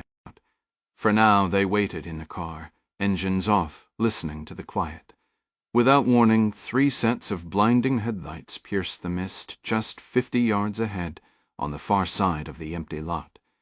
After hours of driving dark, the sudden glare was disorienting. Isaac Opoku shielded his eyes for a moment, then flipped on his own lights and nudged the vehicle forward slowly. One set of the opposing headlights advanced as well, and both vehicles halted about 15 yards apart in the center of the lot. The lights cut out again. Duff climbed from the car, leaving his rifle on the seat, and walked alone through the damp haze toward a large black SUV, his hands held clearly away from his body. 6 imposing black men stood outside it, each holding a compact rifle. 5 appeared to be scanning the perimeter, while the 6th, positioned by the driver's door, gave a slight nod as Duff approached. The man spoke with an unmistakable American accent. "Josh Duffy. That's me, John." "Sure you are," Duff thought. Aloud, he said, "We appreciate the assist." He unclipped the walkie-talkie from his belt. Ben were clear. "Come on up." The Ghanaian's voice crackled back instantly. 2 minutes out. John gestured toward the vehicles behind him.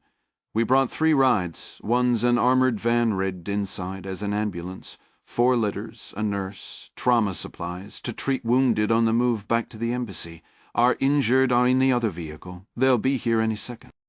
The man offered a faint, tired smile. "You're not hurt.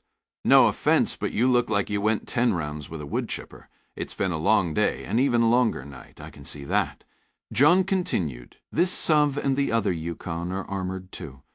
I've got 10 local guard force guys with me total."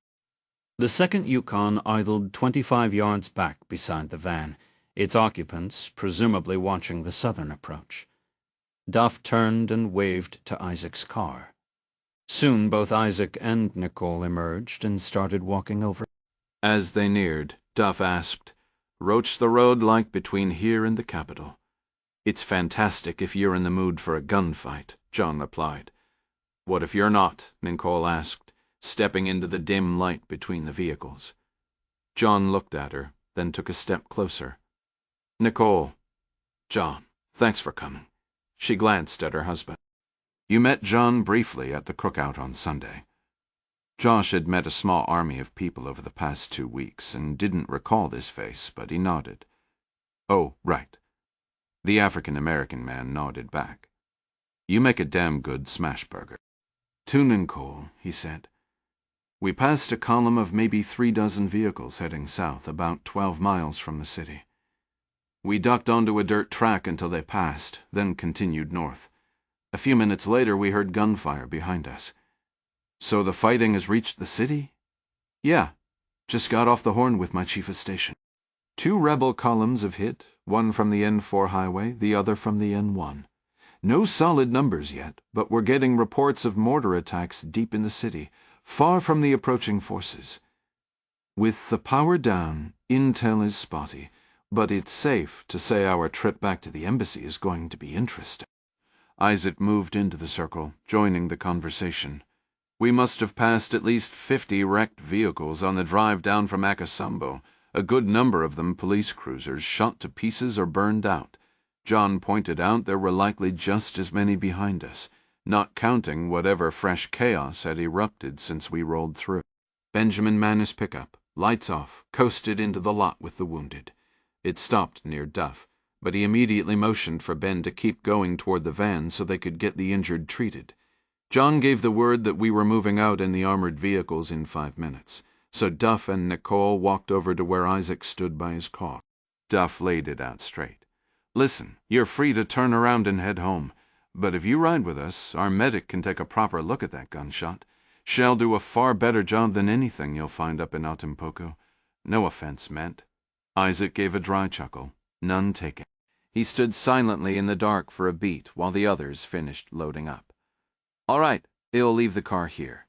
He shrugged, a gesture of pure resignation. "It'll probably get stripped clean," Nicole chimed in. "Hey, America will get you a new ride. You have my word on that." Duff, overhearing, added, "Hell, you can have ours." That got another laugh out of Isaac, lighter this time, as he turned and headed for the van. "See you all in the capital." Nicole and Duff climbed into the Yukon with John at the wheel, and soon our small convoy was rolling south once more, pushing toward Accra.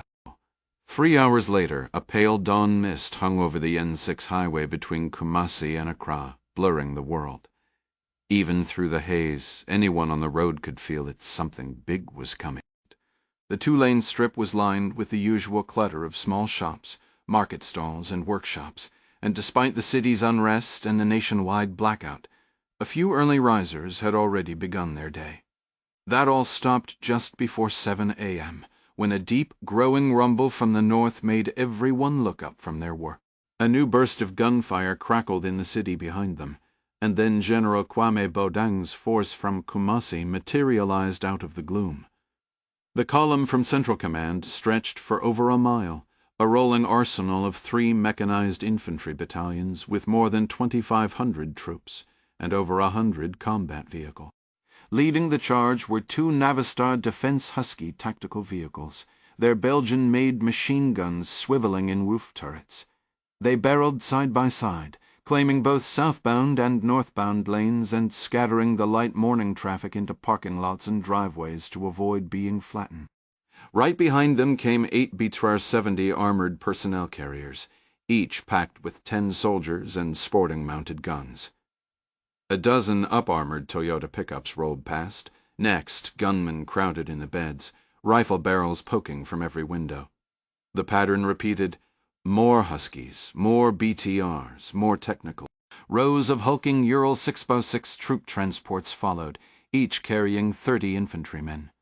Behind the troop carriers came the support train-tow trucks, fuel tankers, water and food trucks, ammunition haulers, and even 2 mobile field hospitals, all grinding past. Bringing up the rear, guarded by another 6 Huskies and 4 BTRs, were 3 Da-50 command vehicles. General Botang, clad in combat fatigues, body armor, and a helmet, rode in the second command vehicle with 4 of his captains, who were constantly on their radios, trying to pinpoint enemy positions in the city ahead. Botang's satellite phone rang. He answered, spoke in low tones for a moment, then hung up. Turning to his officers, he ordered the column to proceed to Black Star Square on Accra's coastline with the Gulf of Guinea, and to expect resistance all along the route. None of his staff knew exactly where his intelligence came from, but they all knew to trust it and to trust their leader. The convoy rolled into the city proper just after 7 in the morning. The lead vehicles radioed in the crackle of small arms fire ahead, and within minutes reported a quick, violent clash with a rebel-filled pickup truck outside a lumber yard. The enemy vehicle was turned to scrap, 4 fighters confirmed dead, and Bolang ordered his captain to press the advance without pause. More gunfire erupted near a public park moments later, but the insurgents, caught completely from behind, were no match for the armored spearhead of Central Command and were swiftly overrun. With another successful engagement reported ahead, Bolang allowed himself a grim flicker of satisfaction. Everything was unfolding exactly as Kang had guaranteed. He pictured Professor Otto at this very moment, the dawning horror as he realized the trap had been sprung. Sir, I am so sorry to disturb you." Kang Shikun opened his eyes to find Chenjia kneeling beside his cot. "What is it?" "Professor Otto is on the satellite phone. I apologize for waking you." Kang had been lying on the bed in his temporary office, still dressed in his shirt, trousers, and shoes. A glance at his watch told him he'd managed a couple hours of sleep.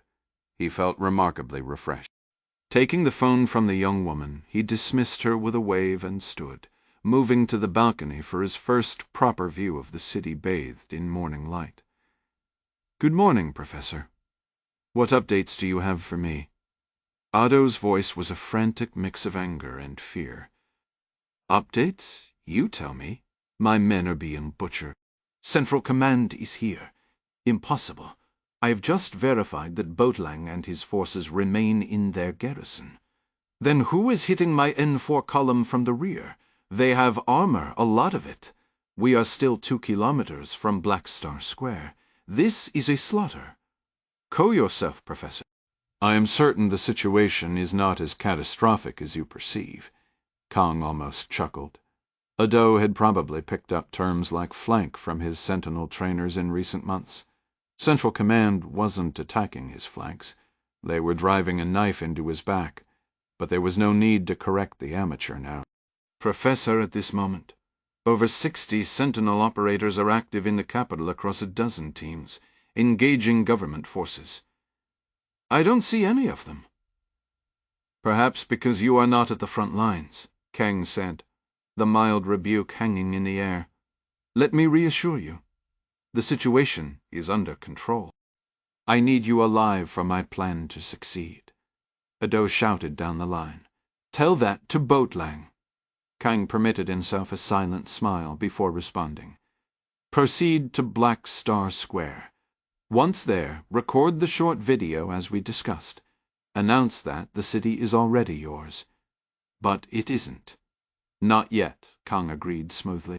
"After the recording, you and a small security detail will break away from the main assault force. Bring the video to my location.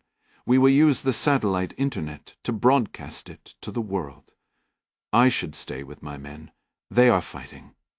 Kang recognized this as the weakest, most transparent protest. Ado was desperate for an escape route, but wanted to preserve the illusion of command. "You will remain in command, and it is far more secure here. While your main force continues the fight with Sentinel's assistance, of course you will be personally removed from the line of fire. When the dust settles, you and your surviving dragons can proceed directly to the presidential palace." He knew Ado would seize this lifeline, this chance to abandon his boys and wait out the dangerous part in safety, before his presidential coronation. The 35-year-old Ghanaian's resolve crumbled instantly. "Yes, after my speech, I will travel with a few men in an unmarked vehicle. Where are you?" "Head north from Black Star Square," Kang instructed, watching the distant plumes of smoke begin to rise. "I'm up in the hills with a view of the city. Don't ask for an exact address. Just ring me again once you get to Aburi and I'll guide you the rest of the way." Ado's voice was tense over the line. "We're holding on by a thread here, Kang. Speak with Condor. We need more Sentinel support, particularly at the square." "I'll see what I can arrange, Professor," Kang replied.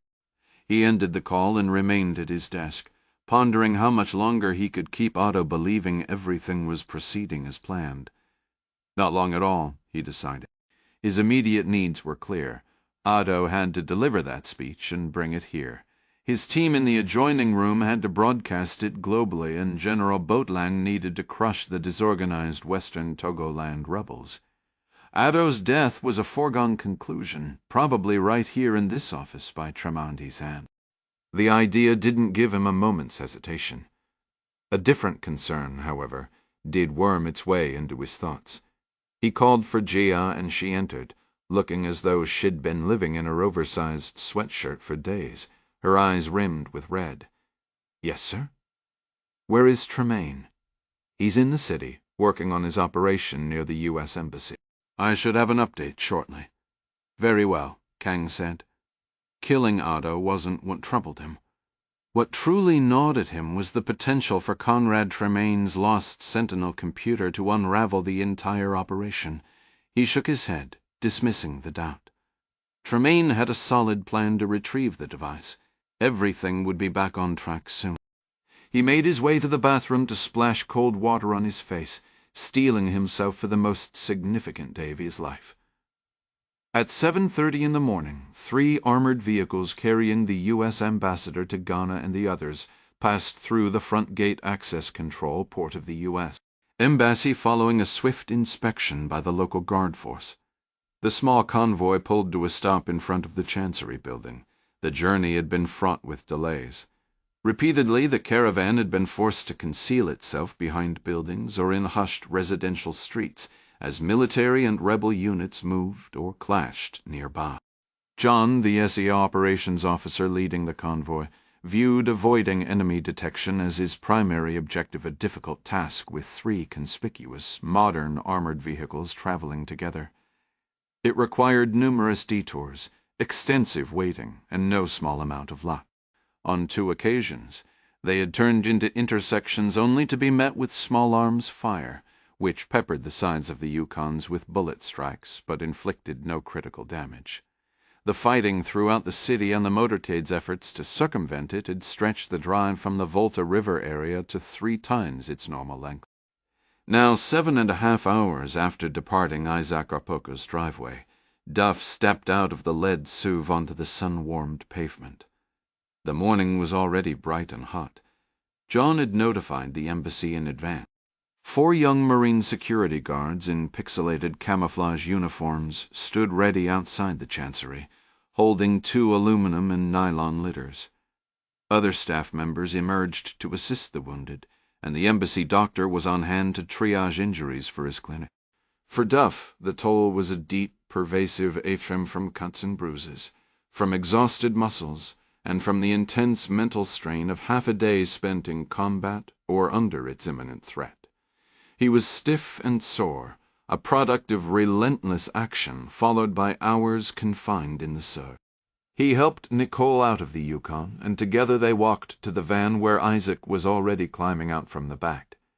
His wound had been cleaned and rebanded, and mild painkillers had eased some of the stiffness from his harrowing fall down the limestone rock face the previous day.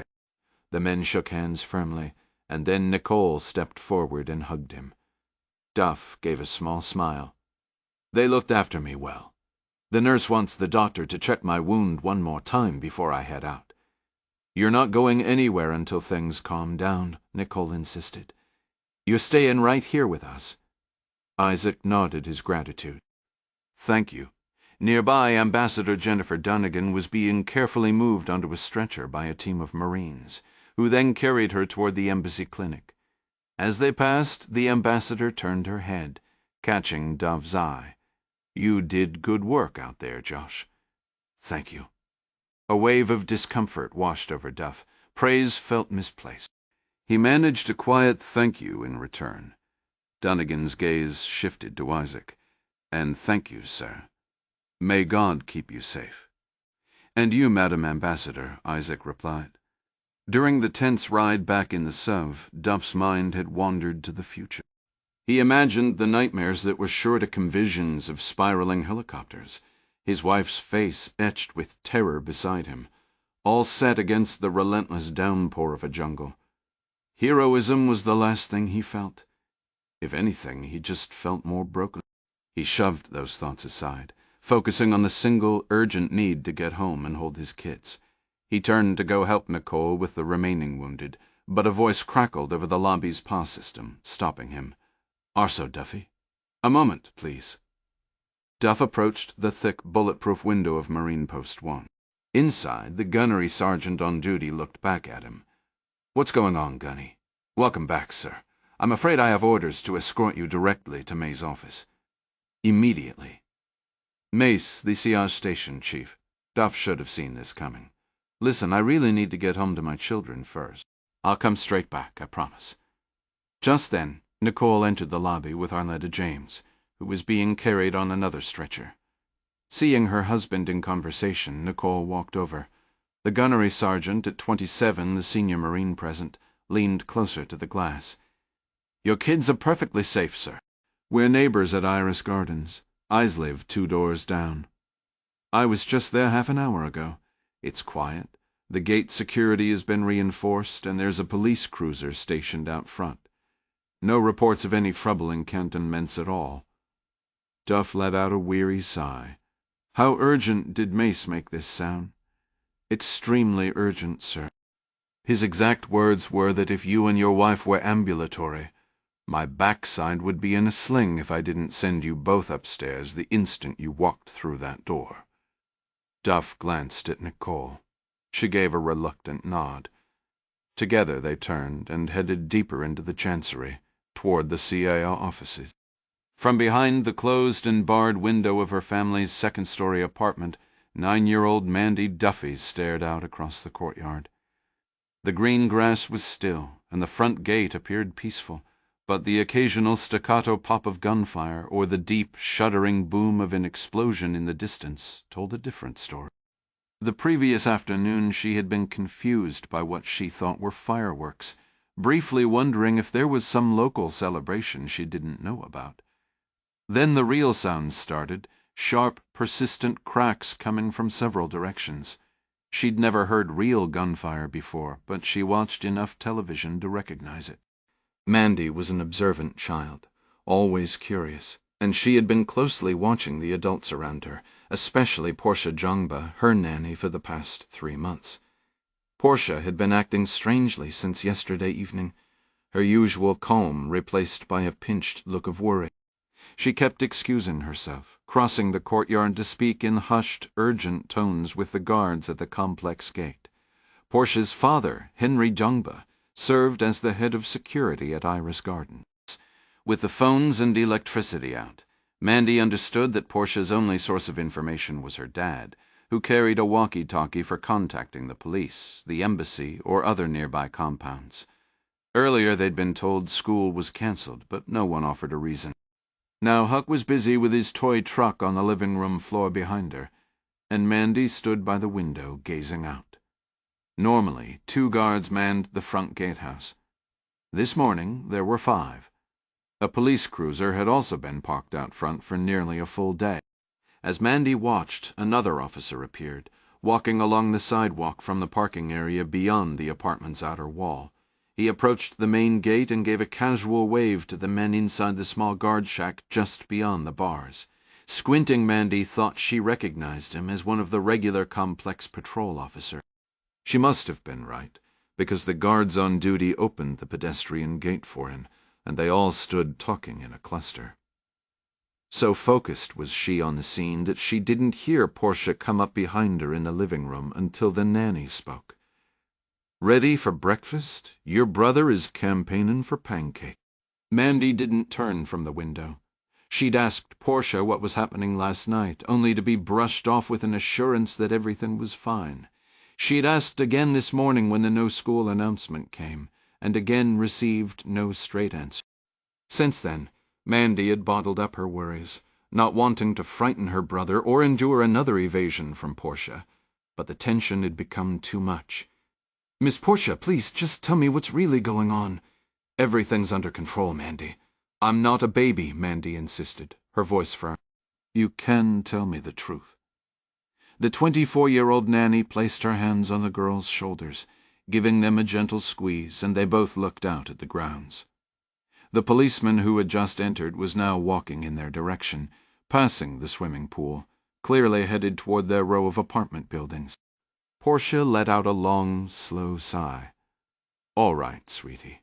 The army and police are out in the streets dealing with some troublesome people who are causing problems for the government. But I need you not to worry. It's all happening in a different part of the city. We are safe here. No one is coming near us."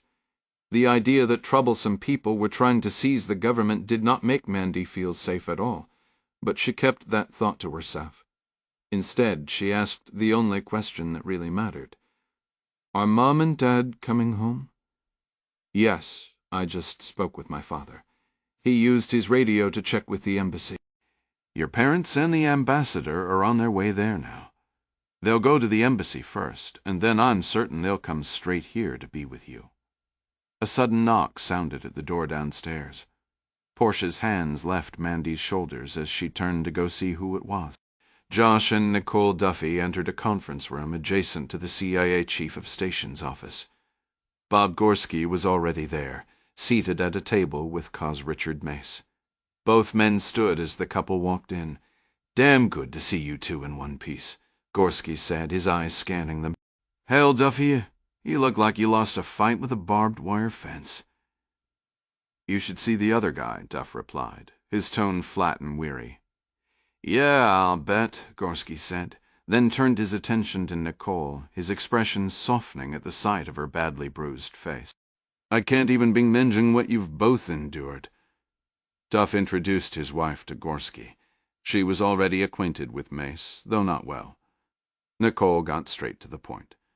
"What's the latest situation?" Mace answered. "Kermit estimates put the rebel force at 600 to 800, attacking on 2 fronts. So far, we haven't seen any indication of mercenary support in the city." Duff shook his head. They definitely had mercenary support operating outside the city limits. "If we're not seeing them here, it's either because we're looking in the wrong places, or," Gorski cut in, "or because Sentinel's contract didn't include an assault on the capital itself." Duff gave a slow, thoughtful nod. "Right. But why wouldn't it be that way?" Mace considered it. "Maybe the Chinese who hired Sentinel want this to look like a genuine homegrown uprising, not whatever this mess actually is." He went on, "At the dam, we're hearing about dead white men with Slavic features, and Cyrillic writing on their phones and personal items." Duff shrugged. "I could have told you there were Russians at the dam." Mace gave a slow nod. "You did, or you told Bob anyway. We just prefer to have our own confirmation." "Got it." Gorski leaned forward. "My theory is the Chinese used Sentinel to build up the rebels, likely train them, and offer support all the way to the capital. Once here, Sentinel was probably instructed to fade into the background. The interesting part is that all the bodies left behind seem to be Russian. My bet is Kang Shikun hired Russian mercenaries, so if they ended up dead, Moscow would get the blame, not China. Once we get photos of the deceased and can run their faces, I'd wager every last one of them is Wagner Africa Corps, or was before Tremaine brought them in for this job." Mace eyed the damaged tablet on the table. "What's your guess on what that thing holds?" Duff retrieved it from the dead Russian's pack and slid it across. "Probably evidence of Sentinel's involvement. Maybe even something that points a finger at the Chinese, if your theory about this Kang character is correct." Mace inspected the shattered device. "Was shooting it really necessary? I shot the guy carrying it. The computer was just in the wrong place at the wrong time." Mace set it down. "We'll need to have it couriered to Langley. They'll extract whatever intelligence they can from it." Now Nicole spoke up. "What about U.S. military support in the region?" "President Amanner is refusing any help from the West. He sees it this way. Central Command is handling the attack from the north. Southern Command is keeping the rebels away from the airport and Jubilee House. The President believes his army has the situation under control." "So, we're still completely on our own?" Gorski confirmed it. "Your State Department is sending a plane to evacuate the wounded to Sigonella, but we're not getting any fighter jets, aircraft carriers, or Navy SEALs." He glanced at Duff, then added with a faint smile, "Nicole, your husband is officially the toughest hombre in this country right now." Duff shook his head dismissively. "The other side has some seriously formidable individuals themselves." "That is true," Gorski conceded. Nicole pressed, "What about the Marines stationed here? Can't they assist us?" Mace shook his head. "The average American imagines there's a whole company of Marines at every embassy, maybe with a couple of Ospreys parked on the roof, ready to jump into any crisis. The reality is, we're a large embassy, and we have a total of 7 Marines. Usually one is on leave, so it's really 6. Their average age is about 23, and their role is strictly inside the fence line. They are not a quick reaction force. They don't go out and rescue Americans in distress. Their primary mission is to destroy classified material if the embassy is attacked. Protecting people inside the Chancery is a distant second." Mace looked out the window, a note of disbelief in his voice. "A coup. Here. Who would have ever believed it?" To Duff's surprise, Nicole let out a soft, almost sarcastic laugh. Mace turned to her. "What's so funny?" "Nothing. It's just—" "Just what?" "It's just that I seem to recall the CA tried to stage a coup here once before. Unsuccessful, I should add. The chief of station nodded slowly. Yeah, not exactly our proudest moment. What went wrong? Duff asked. Gorski fielded the question. It was back in '85, even before my time. The short version of why it failed? Godfrey Ossie, the guy we were trying to install, was a complete fool. What was the issue with Godfrey? Well, for starters, he started parading around with a walking stick and a Nazi S emblem on his arm. The American mercenaries smuggling weapons into Ghana took one look at that and thought it was a very bad sign. Unbelievable, Nicole said, shaking her head in dismay. And the mercenaries had their own set of problems, too. She recalled a forgotten detail from the old reports of botched midnight rendezvous at a coastal fishing village, where the weapons drop was nearly intercepted because Osai's contact was loudly arguing with a vendor over the price of tilapia. One of the men had been a narcotics trafficker on the agency's payroll. Duff massaged his weary eyes. Good Lord, exactly. As Richard pointed out, not exactly the agency's proudest chapter.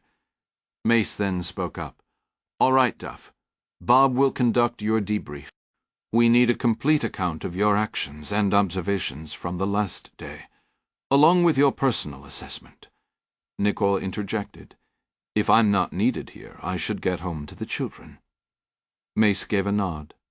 We're keeping all personnel in armored vehicles until the situation stabilizes. Have one of the local guard force drivers take you in a hardened transport. Thank you, she replied, giving her husband a quick kiss before moving toward the exit. Let them know I'll be there as soon as possible, Duff said, turning his attention back to Gorski, who was already activating his phone's recorder to begin the session. Meanwhile, a quarter-mile away at the Iris Gardens complex, Mandy and Huck Duffy, accompanied by their nanny Portia Jongba, were walking across the lawn toward the main entrance. They followed Botwi Brima, a city police officer from Ghana who also worked part-time for the local guard force. Portia had known him for more than 2 years. Just 5 minutes earlier, Officer Brima had rung the doorbell and informed Portia in Twiso the children wouldn't understand that he had orders to drive the children to the embassy because their parents had been injured and would likely remain in the Chancery Medical Clinic for much of the day, possibly overnight, with the unsettling echoes of distant gunfire still drifting through the air. Portia insisted on accompanying them. She refused to let the children out of her sight, even with a policeman in a marked car. Brima eventually relented with a resigned shrug. As the group approached the complex's front gate, Portia moved closer to the officer and asked quietly in Twi, "Is the route secure?" The policeman responded, "The cantonment's area is calm. There's reported fighting around Black Star Square and further east, but it's completely quiet here." At the gate, Portia paused and stepped into the guard booth where her 56-year-old father was stationed. With the children beside her, she asked him in their shared language, "Have you heard if Nicole and Josh made it back to the embassy safely?" While she had no particular reason to distrust Brima, the children were her responsibility, and she wanted confirmation. Her father answered, "They returned about 20 minutes ago." A police cruiser was parked just outside the gate, which Portia assumed was Brima's vehicle, but the officer merely waved to the 2 policemen in the front seat and continued up the sidewalk. Brima kept walking, with Portia and the children trailing behind. Quickly, Henry Dongba stepped out past the gate. "Hey, Brima, where's your car, man?" The officer glanced back over his shoulder. "I left it in the lot up here. You should have pulled right up to the gate." "It's fine, boss. The area's clear." The 4 proceeded up the road. A low, rolling boom echoed in the distance, causing everyone except Officer Brima to turn their heads. They reached the intersection leading to the parking area only 20 meters from the gate. Portia scanned for the police car but didn't see it. Almost as if reading her thoughts, Brima said, "Actually, it's parked in the next lot. Just a bit further." Portia felt a prickle of unease. She studied him, sweat beaded on his forehead, his eyes were darting and his fists were clenched, his right hand gripping his car keys tightly. Behind them, Henry Dongba had moved into the street, hands on his hips, watching his daughter and the group walk away. After they passed the first parking area, he signaled for another guard to join him on the road, and the two men began following at a careful distance. A burst of automatic gunfire echoed from the south, a sustained rattle that made Portia tighten her grip on the children's hands and slow her pace. Her father's voice cut through the noise from behind. "Bruma, what are you doing? Bring them back and get the car yourself." Officer Brema didn't even glance back. He kept walking toward the next cross street, his focus ahead. When he turned to speak to Portia, his eyes avoided hers, fixed on some middle distance. "We're nearly there," he said, his voice flat. No sooner had he spoken than a black van screeched around the corner from the west, tires smoking as it braked hard. A masked figure vaulted from the front passenger side. Brema's hands shot into the air. "Don't!" Portia instinctively pushed the kids behind her, forming a human shield. Mandy seized her brother's arm, spun, and tried to sprint back toward the apartment buildings. Another man, also masked in black, jumped from the van's rear and cut off their path. Mandy tried to dodge, but he was a blur of motion, impossibly strong. In one fluid movement, he hoisted both children off their feet. Their sneakers kicked empty air as they were hauled bodily into the van's dark interior, their terrified screams piercing the afternoon. The large man from the passenger seat shoved Portia to the pavement. As her palms scraped the concrete, she saw the glint of a pistol in his right hand. Fueled by pure adrenaline, she scrambled to get up, to charge the vehicle and drag the kids back out. The masked man leveled the weapon. From somewhere behind her she heard Brema's voice, strained and desperate. "Stop! Don't shoot!" Portia twisted to see Brema had drawn his service weapon, raising it toward the assailants. A single sharp gunshot cracked the air. Brema's head jerked violently backward. He crumpled to the street just a few yards away. Portia's own scream tore from her throat. She clawed her way back to her feet, but the gunman was already leaping into the van. More gunfire erupted behind her. Her father or the other guard returning fire. She saw the masked man in the passenger seat flinch, his shoulder jerking as if struck, but he didn't go down. Instead, he braced his arm against the doorframe, aiming his pistol back out the open door. For a heart-stopping moment, Portia was certain the barrel was pointed at her face. 2 shots exploded in rapid succession. She dropped into a crouch, arms wrapped uselessly over her head. The van's engine roared as it accelerated away. She surged upright and gave chase. A masked figure slammed the rear door shut, but not before Portia caught a fragmented glimpse inside. The 2 children held fast by a third man. In the struggle, Mandy had grabbed at the man's shirt, tearing it open at the neck. Against the dark fabric, the skin of the man holding them was unmistakably pale. A white man.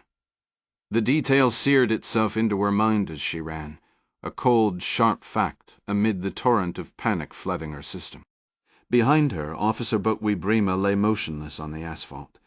Henry Jongba, Portia's father, and a senior member of the embassy's local guard force was sitting in the street, both hands clutching a pistol that wavered as he aimed it at the vanishing van. Blood streamed from a wound in his left leg, pooling on the ground around him. He wouldn't risk another shot, not with the children inside. Portia, her world narrowed to the fleeing vehicle, didn't see her father's injury. She just ran, her lungs burning, but the van only grew smaller, a dark speck swallowing the road. The embassy squad car parked near the apartments roared to life, executed a swift U-turn around Henry Jangba, and sped past Portia in pursuit. It offered a fleeting hope, but she kept running, her legs pumping on pure desperate instinct, because stopping meant accepting the unimaginable. 40 Nicole Duffy offered a casual wave to the gunnery sergeant at Marine Post 1 as she passed, pushing through the heavy chancery doors into the humid afternoon. She walked briskly toward the CACA, the compound access control point, the embassy's fortified gateway. She'd arranged for an armored car for the short ride back to her apartment. Stepping out past the final guard post, she spotted her driver, an Logef employee, waiting in the driveway off 4th Circular Road. A beige Mercedes sedan sat idling, a thin plume of exhaust curling from its tailpipe. She had just waved to the man and taken a single step toward his car when a woman came tearing around the corner into the driveway, sprinting frantically. Nicole instinctively hurried back toward the guardhouse door, fearing an emotionally distressed person meant to do her harm. But as she focused, she recognized the hysterical, crying woman as the children's nanny, Portia. A wave of panic washed over Nicole. Her knees went weak and she froze in horror. Guards inside saw the rushing figure and bolted from behind the desk, ready to tackle her before she could get inside or harm the embassy employee at the door. Instead, the young woman collapsed into Nicole Duffy's arms. "What's wrong? What happened?" They took them. They took Huck and Mandy." "Who? Who took them?" "A van," she sobbed. 4 men." Nicole wrapped her in her arms and rushed her back inside. After leaving Portia at the cafeteria tables on the Chancery's ground floor, Nicole ran up the stairs to the IA station offices. Duff was still in the conference room, standing there pale as a ghost, on the phone with Henry Jongba. The wounded lead guard had radioed Richard Mace immediately about the kidnapping, and Mace had sprinted here from his office. Husband and wife locked eyes, and Nicole saw a panic and vulnerability in her husband she had never witnessed in her life. She ran to him, clutching him tightly, afraid he might fall apart right there. But when she looked back into his eyes, she noticed a stark transformation. A look of steely determination had settled over his face. In mere seconds he had shifted from terrified to utterly resolute. He had a mission now, the most critical mission of his life. Jongba was still talking on the radio. Nicole heard him say his daughter was also missing, so she grabbed the radio from her husband's hand. "Henry, it's Nicole Duffy. Portia ran here after chasing the kidnappers. She's inside the embassy and safe." Henry groaned slightly into the phone, clearly in pain. "Thank you, Mrs. Duffy." A police car went after the van. "I don't know if they're still in pursuit. One of our low GF men was killed, but he might have been in on it." Mace leaned in. "In on it? What do you mean?" "He showed up 15 minutes ago, said he'd been instructed to pick up the children and bring them to the embassy to see their parents." Duff said, "We didn't ask anyone to do that." Henry replied, "I was afraid of that." "Well, if he was working with the kidnappers, he'll never tell now." After a pause, he added, "I think I hit one of the men in the stomach. Didn't kill him, not immediately anyway." "How do you know?" Nicole asked. "He shot me after I shot him." Duff looked to Mace and Gorski, then his gaze settled firmly on Gorski. In a grave tone he said, "You and me, Bob, we need to talk. Now." Mace stood. "I'll be in my office talking to the ARSO and trying to raise the local police on the radio." Once Mace left with the radio, Nicole stated flatly, "It was Tremaine." "Did someone specifically identify Tremaine?" Gorski asked. Portia said at least one of the 4 masked men was white. They were all wearing masks. To this Duff remarked, "Just like most of the Sentinel men I've run into."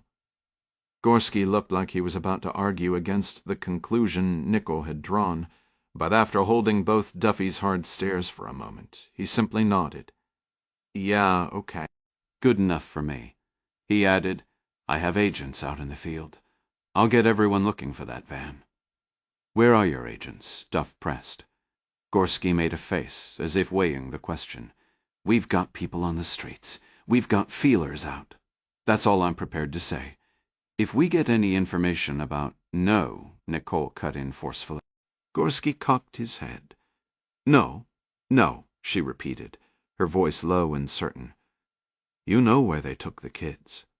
When Gorski remained silent, she turned her gaze to Josh. Duff noticed the hesitation in his response to the question about his agent's locations. The man was clearly holding back. "We're following up on several leads," Gorski stated, cutting himself off. "That's really all I can disclose at this," Bob Duff interrupted, stepping closer to the smaller man, his voice low and intense. "If you know something, you have to tell me. Right now." Gorski's eyes flicked from Duff to Nicole before he released a weary breath. "We believe we've identified a Chinese intelligence base within the city." That does not, however, mean we think Tremaine is there. Frankly, I'd be shocked if that's where he ended up.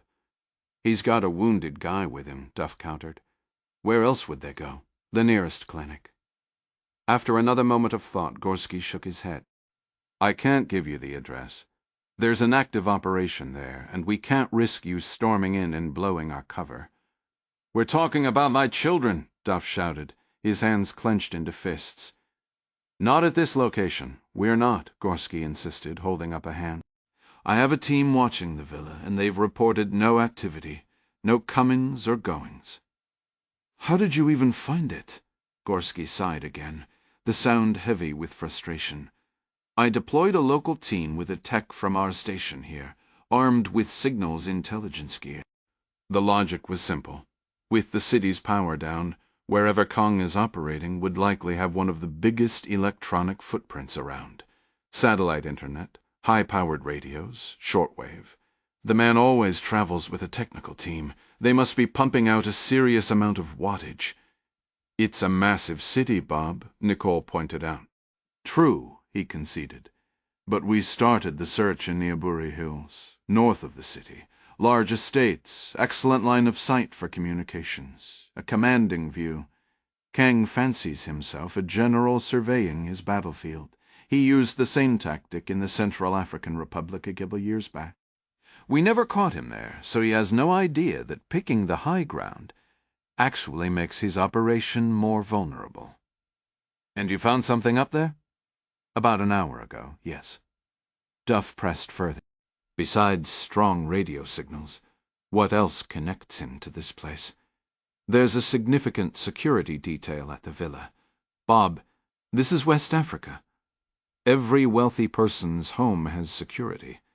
Our people spotted Asian personnel on the grounds, Gorski clarified, and a group of masked men in pickup trucks showed up not long after our team arrived.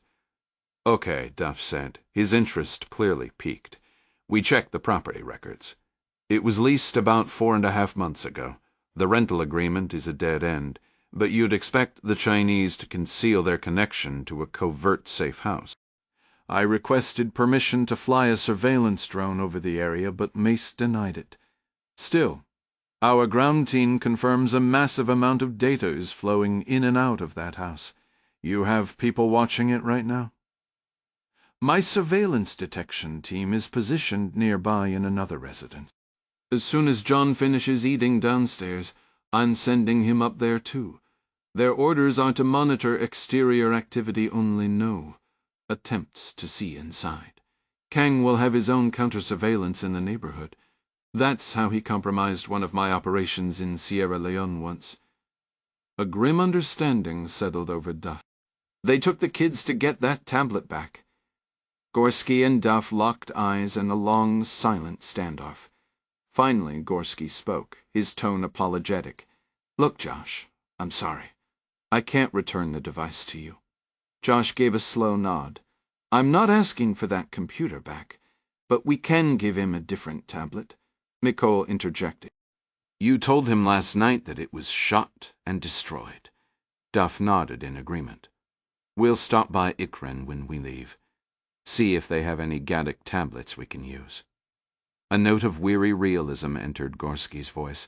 Josh, he's not just going to accept a broken computer and hand your children over. You know that, right? Right, I know, Josh replied, his gaze shifting from Nicole back to the CIO officer. I just needed to get close enough to him to reach the kids. To do what? Josh met his eyes squarely. Bob, just tell your people to watch for Tremaine, the black van, the kids, anything at all, Ito. I won't interfere with your plans regarding the Chinese operation, but you need to help me now. I will, Gorski replied. Duff glanced at his wife, relying on her instincts. Is he telling the truth? She studied Gorski intently before speaking. I think he genuinely understands our situation, and I believe he'll make the right choice when it matters. Duff wasn't sure if that was intuition or a clever play to pressure Gorski, but the distinction didn't matter. All that counted was getting the information. Who else knows about this place? Right now, just us. but Mace will likely inform Ghanaian intelligence soon, so they can mobilize a raid. I need an address, Bob. You're a white man. You'll stick out in that neighborhood, and if you're planning some reckless assault, you won't make it past the gate. Going there will jeopardize everything." Nicole placed a hand on her husband's shoulder. "He has a point. We need another approach." After leaving Gorski, Duff and Nicole headed to the Information Resource Management Office.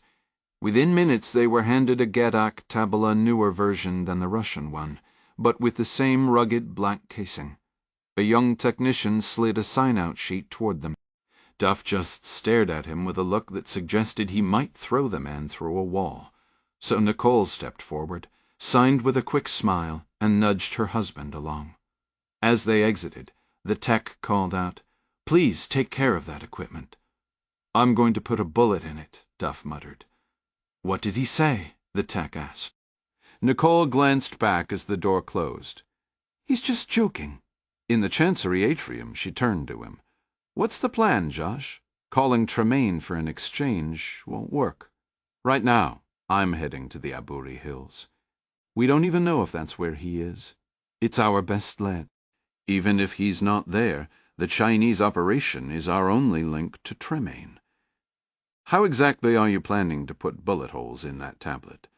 "Exactly like I told him. I'm going to shoot it." They descended to the ground floor, where they saw Portia walking beside her father, who was being carried on a stretcher toward the clinic, a white bandage wrapped around his thigh. Nicole hurried over to check on them while Duff continued toward the front entrance. Passing the ground-floor cafe, he stopped suddenly. Isaac Opoku stood there in his Rivcom uniform. In the chaos of the last hour, Duff had forgotten Isaac was even on the compound. The Ghanaian approached him. "More wounded are arriving. Security is scrambling. The Marines are at the gates." "What is going on?" "Tremaine took our children." Isaac placed a hand over his heart. "My God, do you know where he has them?" "We believe the Chinese intelligence officer running this coup is at a house in the Aburi Hills. Do you know the area?" "Of course. I served with Southern Command for 2 years before my northern deployment. I know Accra well."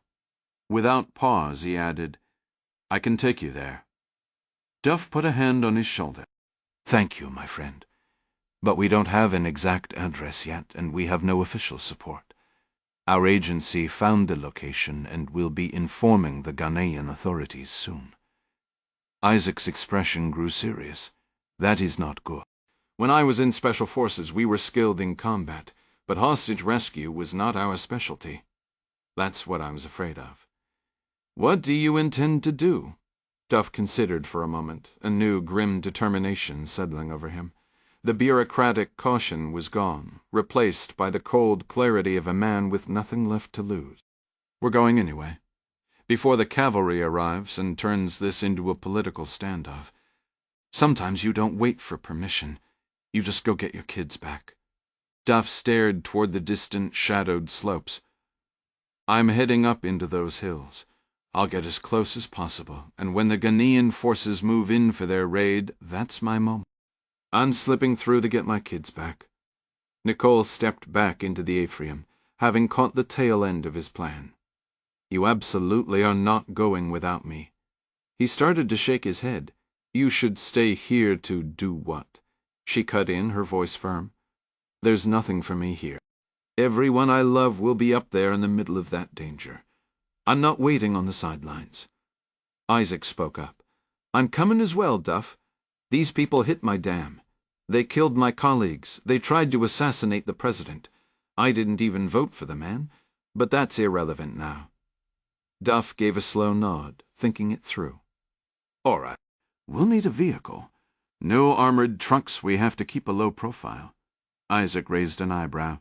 "With all due respect, you and your wife aren't exactly going to blend in wandering around the Aburi Hills." "That's a valid point," Duff conceded. He paused, a thought forming, unless. "I've run into 4 Sentinel contractors since yesterday. 3 Russians and 1 South African. Their gear was virtually identical."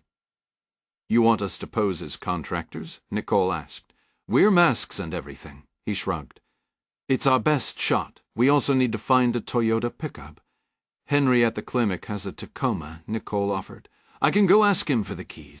But where on earth are we going to find outfits that match what those contractors wear? Duff motioned for them to follow. Both of you, come with me. The black van navigated the nearly deserted streets for half an hour before passing through the wrought-iron gates of a secluded home in Yaburi Hill. Inside, alongside 3 Russian contractors and the South African known as Junior, were the 2 Duffy children.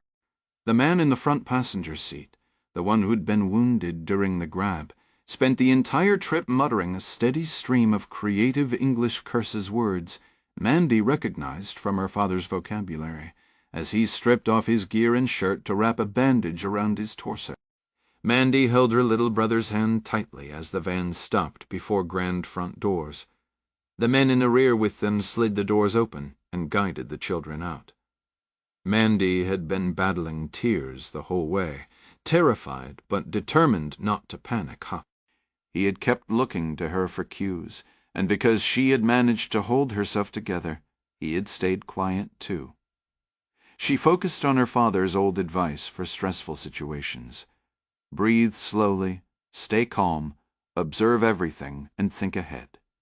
During the ride, she had figured out that only 2 of the 4 men spoke English.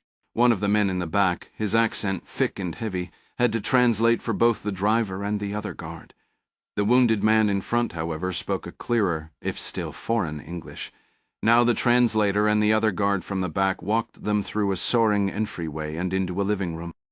One curved wall was nothing but floor-to-ceiling windows offering a sprawling view of the city lights below, and the space opened into a large modern kitchen. About 15 people were scattered around the room, most of them Asian and focused on computer stations. A tall white man with a prominent mustache detached himself from the kitchen area and approached as they entered. He knelt down, bringing himself to Mandy's eye level. He had an accent, too. Your father is in possession of something I require. You will both behave and stay here. Once he delivers it to me, you will be sent home. His smile didn't reach his eyes. A sharp smell of stale sweat clung to him, and Mandy could see the damp outline of a vest pressed against his shirt. She remembered old photos of her father in his security uniform from her childhood, and the way the protective vest left its distinct outline on the white man's shirt was unmistakable. An elderly Asian gentleman emerged from a side room at the rear of the vast area, paused to study the children briefly, then pivoted and retreated through the doorway. As he turned, he called out, "Jaya?" A young woman in a sweatshirt, her hair pulled into a ponytail, jolted up from her seat at the kitchen island and hurried after him into the back room. Meanwhile, the 2 men flanking Mandy and Huck gripped their shoulders and steered them firmly toward a staircase, beginning an ascent to the floor above. Kang Shikun had no patience for interruptions. Addo's dragons were engaged in combat along the coastline at that very moment, about to confront the full might of General Bodang's armored column. Once Bodang secured the area, his forces would fan out across the city to restore order. After that, Kang was convinced it would only be a short wait before President Amanor either stepped down or was forcibly removed, especially once. Kang's social media apparatus launched an all-out assault on the government's crisis management. His day was packed with urgent tasks, yet dealing with the Sentinel breach was unavoidable. The only viable path forward was to let Tremaine exchange the children for the missing computer. Chen Jaya entered the room with a slight bow and shut the door.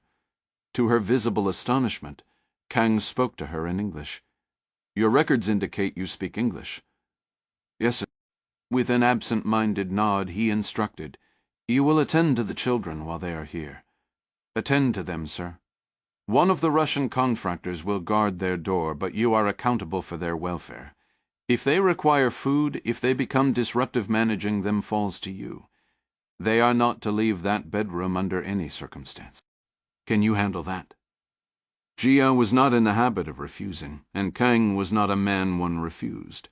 She nodded, bowed again, and exited the room. The 28-year-old woman crossed the living room and made straight for the stair. On the second floor, she started down a lengthy hallway, at the far end of which a masked figure in a baseball cap stood watch outside a door, his rifle slung across his chest, his gaze fixed in her direction. Gia suspected he was Russian. He carried a menacing aura she had sensed the moment he and his companion arrived. She couldn't help but wonder what those two American kids, whoever they were, native, being detained by an armed, masked stranger. They were prisoners here, and that was the extent of her knowledge. Neither Kang, nor the large white mercenary, nor this Russian guard had offered any explanation about why the children were here or what fate awaited them, and the uncertainty chilled Gia to the bone. Her orders were simply to care for them. The guard would ensure they stayed alive. Food, soothing their fears, overseeing their needs, all the things a Russian fighter trained only in violence couldn't manage, Gia supposed. But that wasn't her primary worry just then. No, her main concern was the sudden rolling nausea rising in her throat. She was halfway down the hall when she spotted an open bathroom door to her right. She slipped inside, closed the door, and seconds later was hunched over the toilet, vomiting.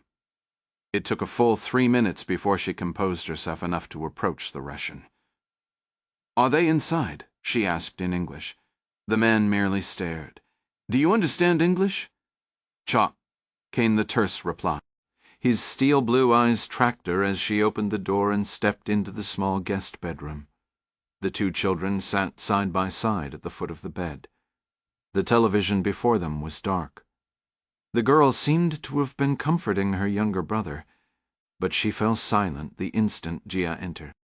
"Hello," Gia managed, swallowing back another surge of sickness. "Hello," the girl replied. Gia's eyes drifted to the blank television screen, her mind racing with unspoken fears about what the next hours might bring. "Would you like to watch some cartoons?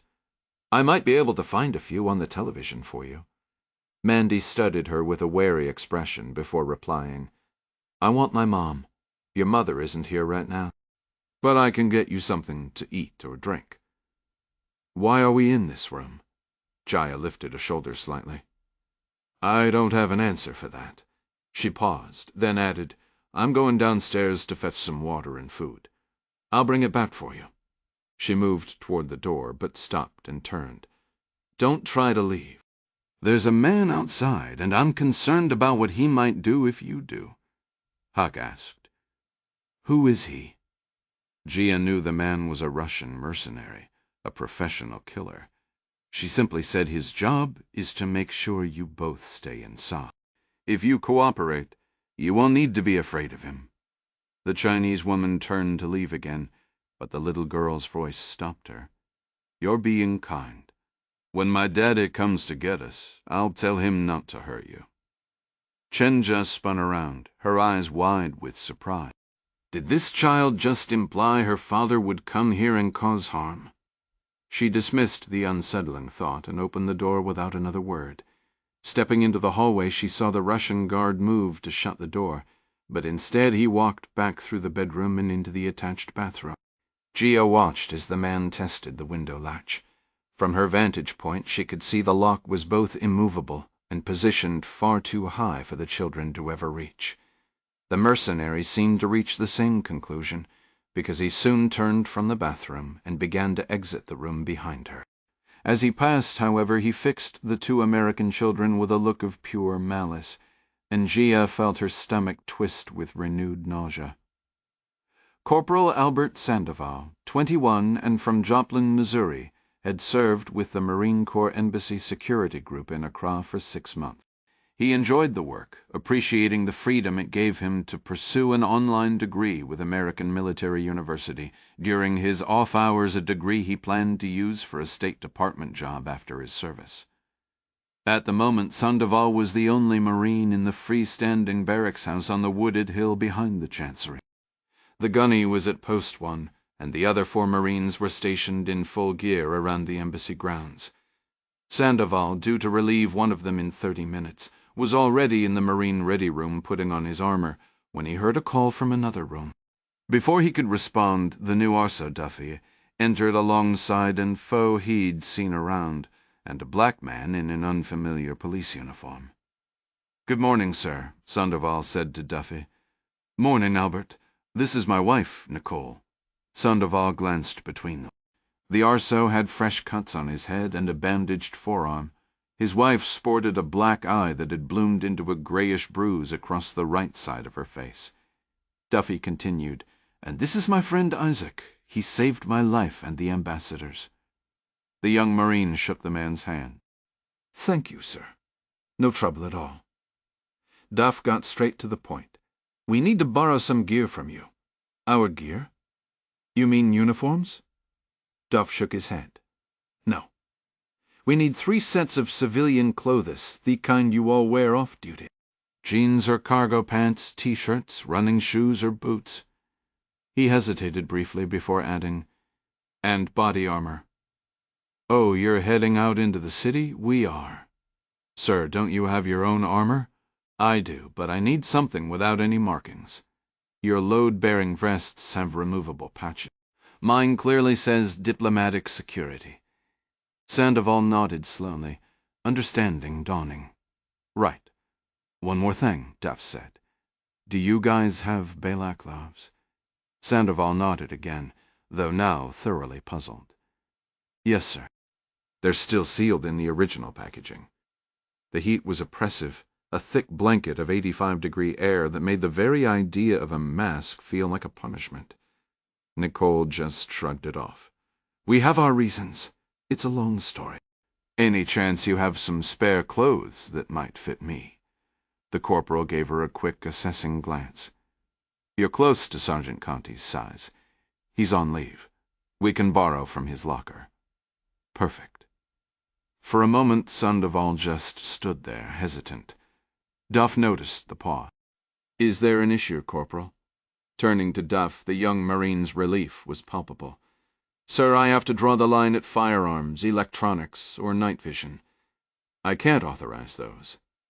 "Didn't ask for them," Duff replied evenly. "What about batons? Pepper spray?" Sandoval visibly relaxed, the tension draining from his shoulder. It was clear he'd been dreading having to refuse a superior officer. "Collapsible batons and spray, absolutely, sir. We have a full supply." He led them to the team room, where they quickly found the clothes and boots they needed. From there they moved to a storeroom behind the ready room, stocked with extra gear. Working together, they stripped all identifying insignia from the load-bearing vests. Once everyone had changed, their armor and new packs loaded with non-lethal equipment in their arms, they headed for the exit. Sandoval's voice stopped them. "Sir, wherever you're headed." "I wish I was going with you." "Me too, Albert, but your job is right here. Keep this place secure. She's been through enough today." "Yes, sir. Will do. Good luck." Isaac, Duff, and Nicole stepped out of the Marine quarters, duffel bags slung over their shoulders containing their new attire: jeans, durable brown, fire-resistant shirts, boots, and gloves. They carried their packs and vests, moving with purpose toward the chancery. Nicole ducked inside to check on Henry and Portia, returning 10 minutes later with Henry's truck keys and his blessing to use the vehicle. It was parked in a secured lot just outside the main gate. Isaac went to retrieve it, while Duff walked over to the garage where their convoy vehicles from the city were stored. As expected, several local guard force personnel were there. They had already collected the AK-47s carried by Duff, Nicole, Isaac, and the others, unloaded them, and stacked the weapons neatly on a table beside one of the SUVs. Duff started toward the table, mentally preparing for an argument, but a familiar voice from behind halted him. "Duffy, what's going on?" Duff turned to see John, the CIO officer who had led the extraction convoy, standing there. "You heard what happened?" "Yeah. Listen, everyone is going to move heaven and earth to get them back safely." Duff just held John's gaze for a moment before addressing the 2 Ghanaian guards. "Give us a minute, guys." Once they were alone in the garage, John cut to the chase. "What's your play?" Gorski and Mace located the target house. John nodded. "In the Aberry Hill. I'm headed there now to set up surveillance. Just stopped to grab an inconspicuous vehicle." He gave Duff's civilian outfit a skeptical once-over. And you, dressed like contractors? That's the master plan. Me, Nick, and Isaac are going to get my kids back, Duff stated, his voice flat. With Balak. You think that's a free pass through the front door? No, I think it gets me to the front door. John shook his head, a grim smile touching his lips. You're out of your mind. That's a one-way ticket. What's the alternative? Wait for the Ghanaian army to roll up in an armored vehicle and turn the place into Swiss cheese with a machine gun. I have to try a softer approach first.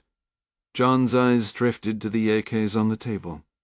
And that's your definition of soft, Duff offered a tired shrug. That's plan B, for when my stroke of genius inevitably goes up in flames. Right, John said, the single word heavy with unspoken doubt. He glanced toward the garage entrance, where the sound of Henry's truck engine rumbled to life. The day was fading, and the hills were waiting. Duff, I'm not your boss, so I can't give you orders.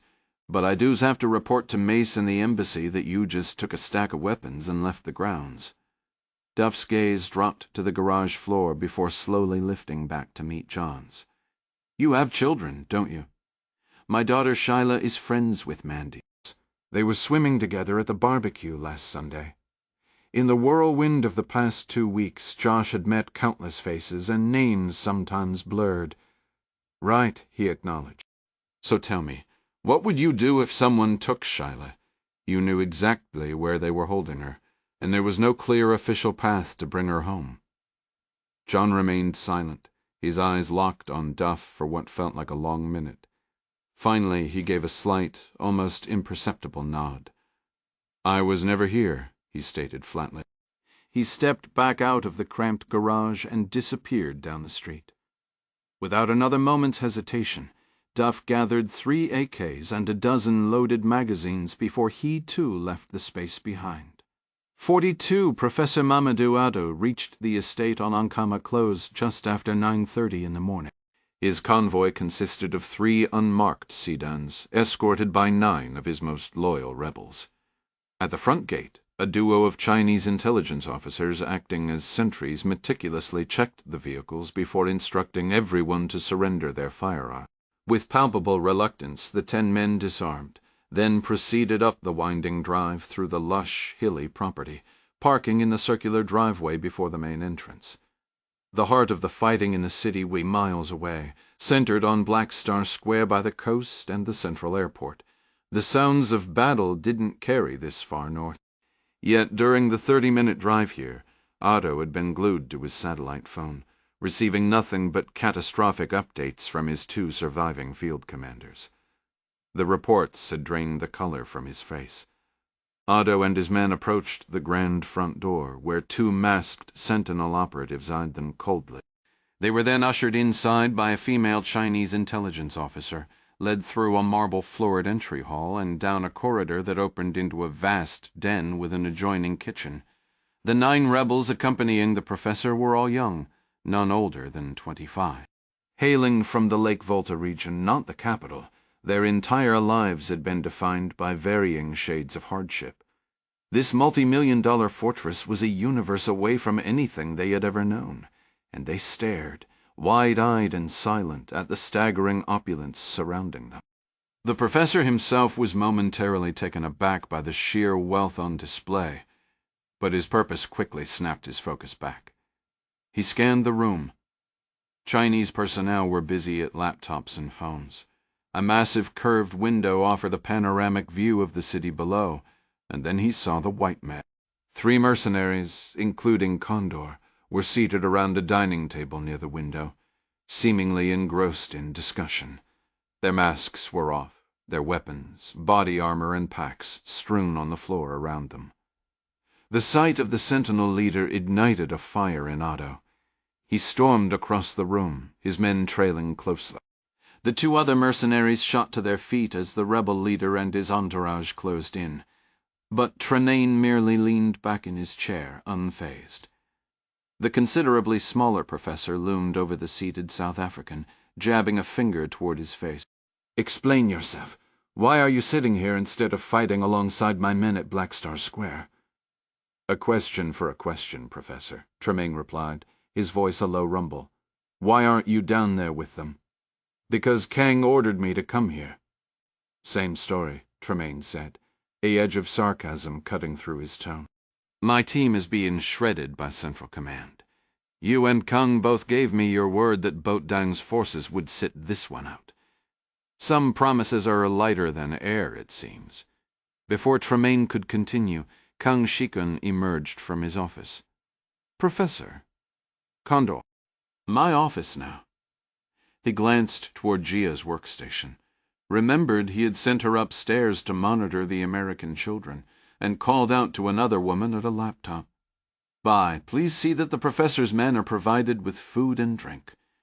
The woman nodded, rising from her seat and heading toward the kitchen. The group of young rebels, their nervous awe momentarily overshadowed by the promise of a meal, followed her eagerly. Tremaine, Ado, and Kung stepped into the bedroom that now served as Kung's office. Ado immediately launched in. Kung, your intelligence network has surely informed you that Boatlang is in the city with his armored column, and Sentinel is doing nothing to stop him. Before Kung could respond, Tremaine cut in. Let's be precise, Professor. There are no tanks in this country. Boatang operates light armored vehicles, nothing more. That's a meaningless technicality, Condor, Ado shot back, his frustration evident. The real issue is your continued inaction while my forces are being decimated by Central Command. Kang interjected calmly. Did you bring the recording from the square? The question momentarily disarmed Ado. Recovering, he retrieved his phone, navigated to his camera roll, and played a 4-minute clip. I had to trim the ending when the army arrived. My dragons fought to hold them off, but over half are now dead or wounded. The memory seemed to physically weigh on him, his earlier bluster giving way to a grim fatigue. Kang transferred the file to his computer via Bluetooth and returned the device. As Ado began a fresh tirade demanding immediate support for his remaining troops, Kang raised a placating hand. Professor, you have fulfilled your role. Sentinel has fulfilled its role. Now I will fulfill mine. I will transmit this to Beijing via satellite. Within the hour the world will believe you command this city. But I don't command it, Bateau protested, a note of desperation creeping in. That is irrelevant. Please, remain here, rest. In a few hours you will witness our objective achieved.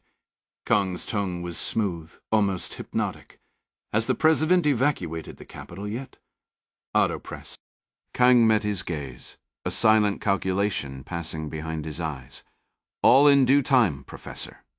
Alone with his thoughts, Tremaine fought the urge to drive his fist into the smug academic's face.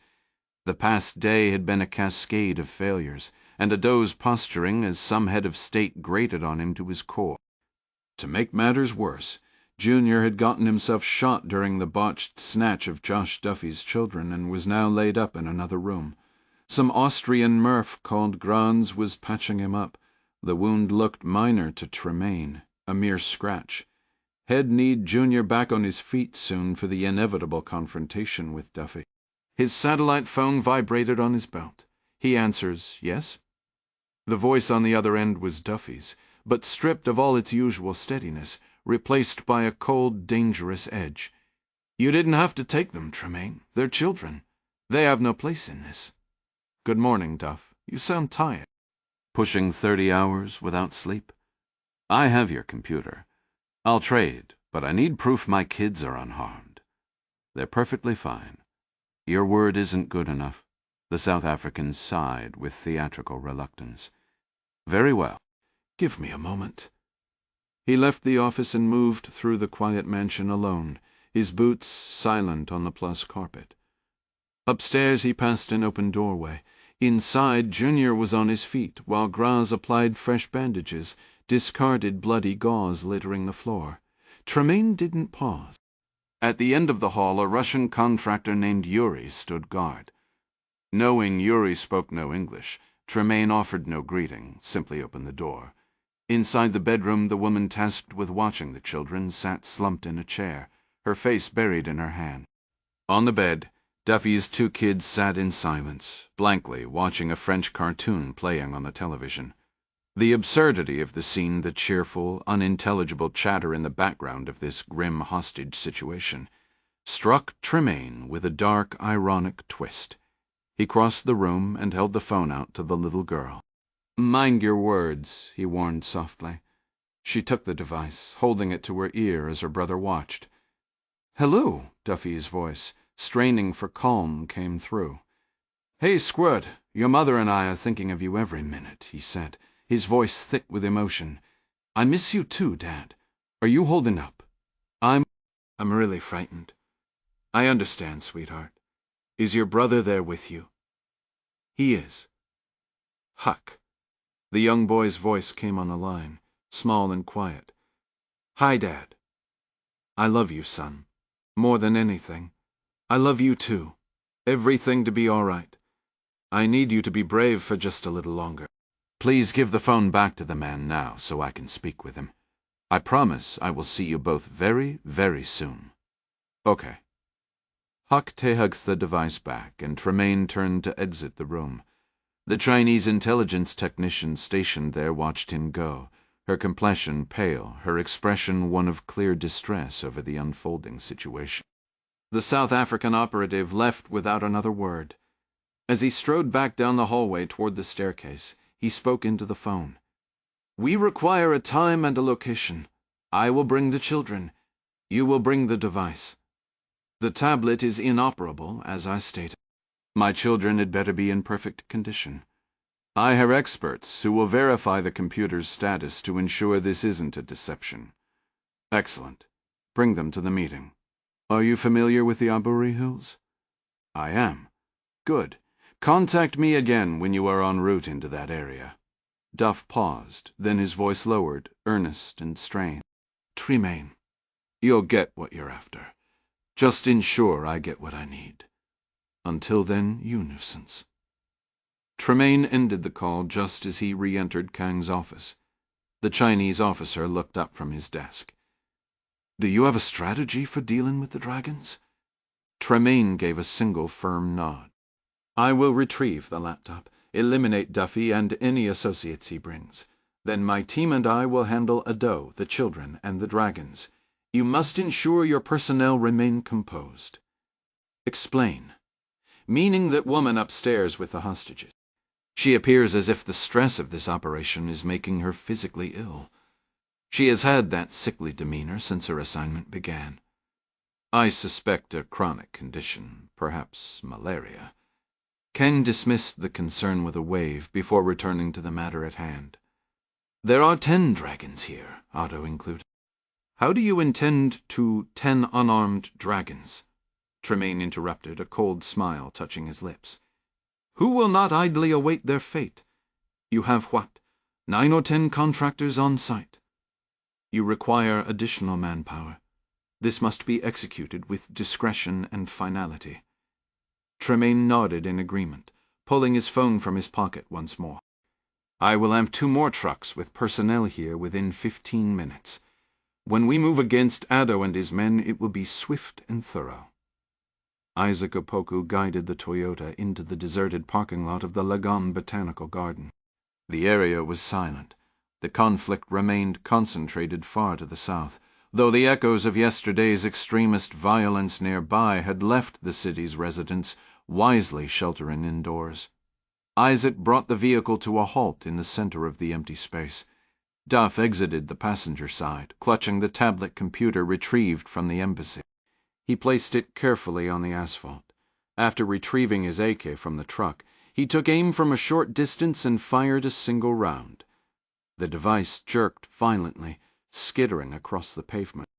He approached, inspected the shattered casing to confirm it was utterly destroyed, then tossed the remains into the back seat before they continued their drive toward the hills.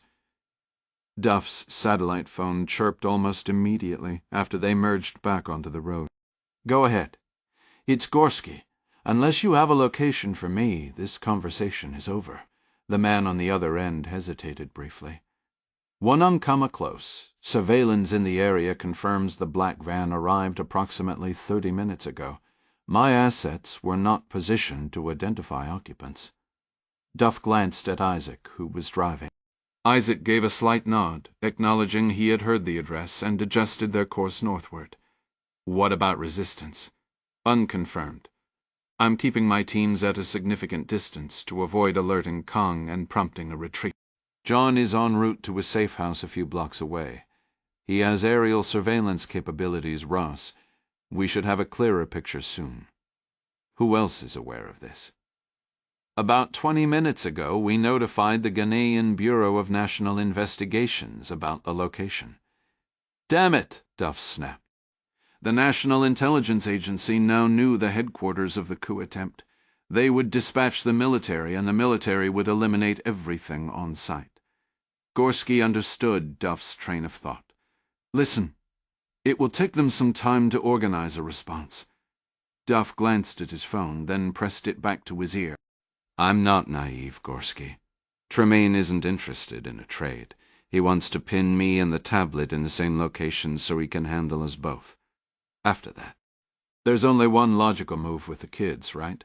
They've likely seen his face. After a pause, Gorski replied, I wish I commanded a team of special operators I could send in. Same here. Duff considered for a moment. I just got off the phone with Tremaine. He mentioned the hills, but not the exact address. I'm supposed to call him back once I reach the general area. Sounds like his plan is to lead you directly to their safe house. Duff had been pondering that very point. All the more reason to believe this is a trap. He wouldn't hand over that information and then just let me walk away. From the back seat, McCall suggested, we approach the property, find a discreet entry point, and then call him.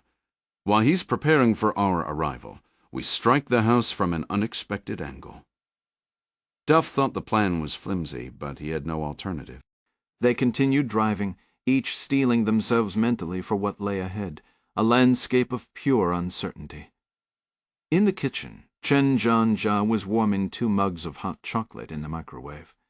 The American children, whose names she still didn't know, had declined her offers of food and soda.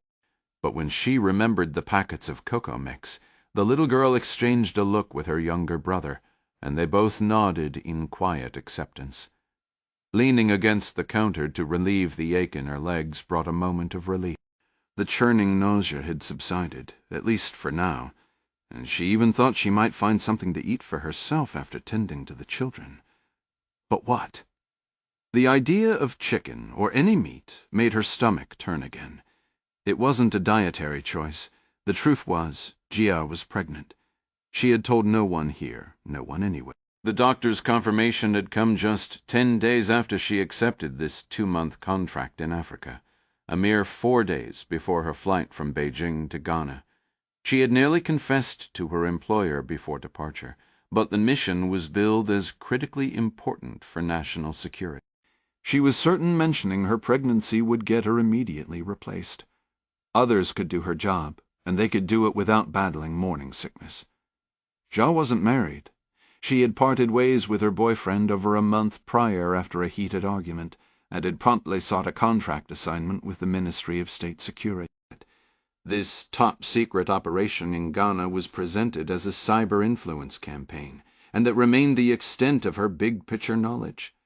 Yet it was clear her country was engineering either a genuine coup or a convincing simulation to bolster military influence here. Her role was nearly complete, and she couldn't wait for it to end. The morning sickness seemed to be intensifying.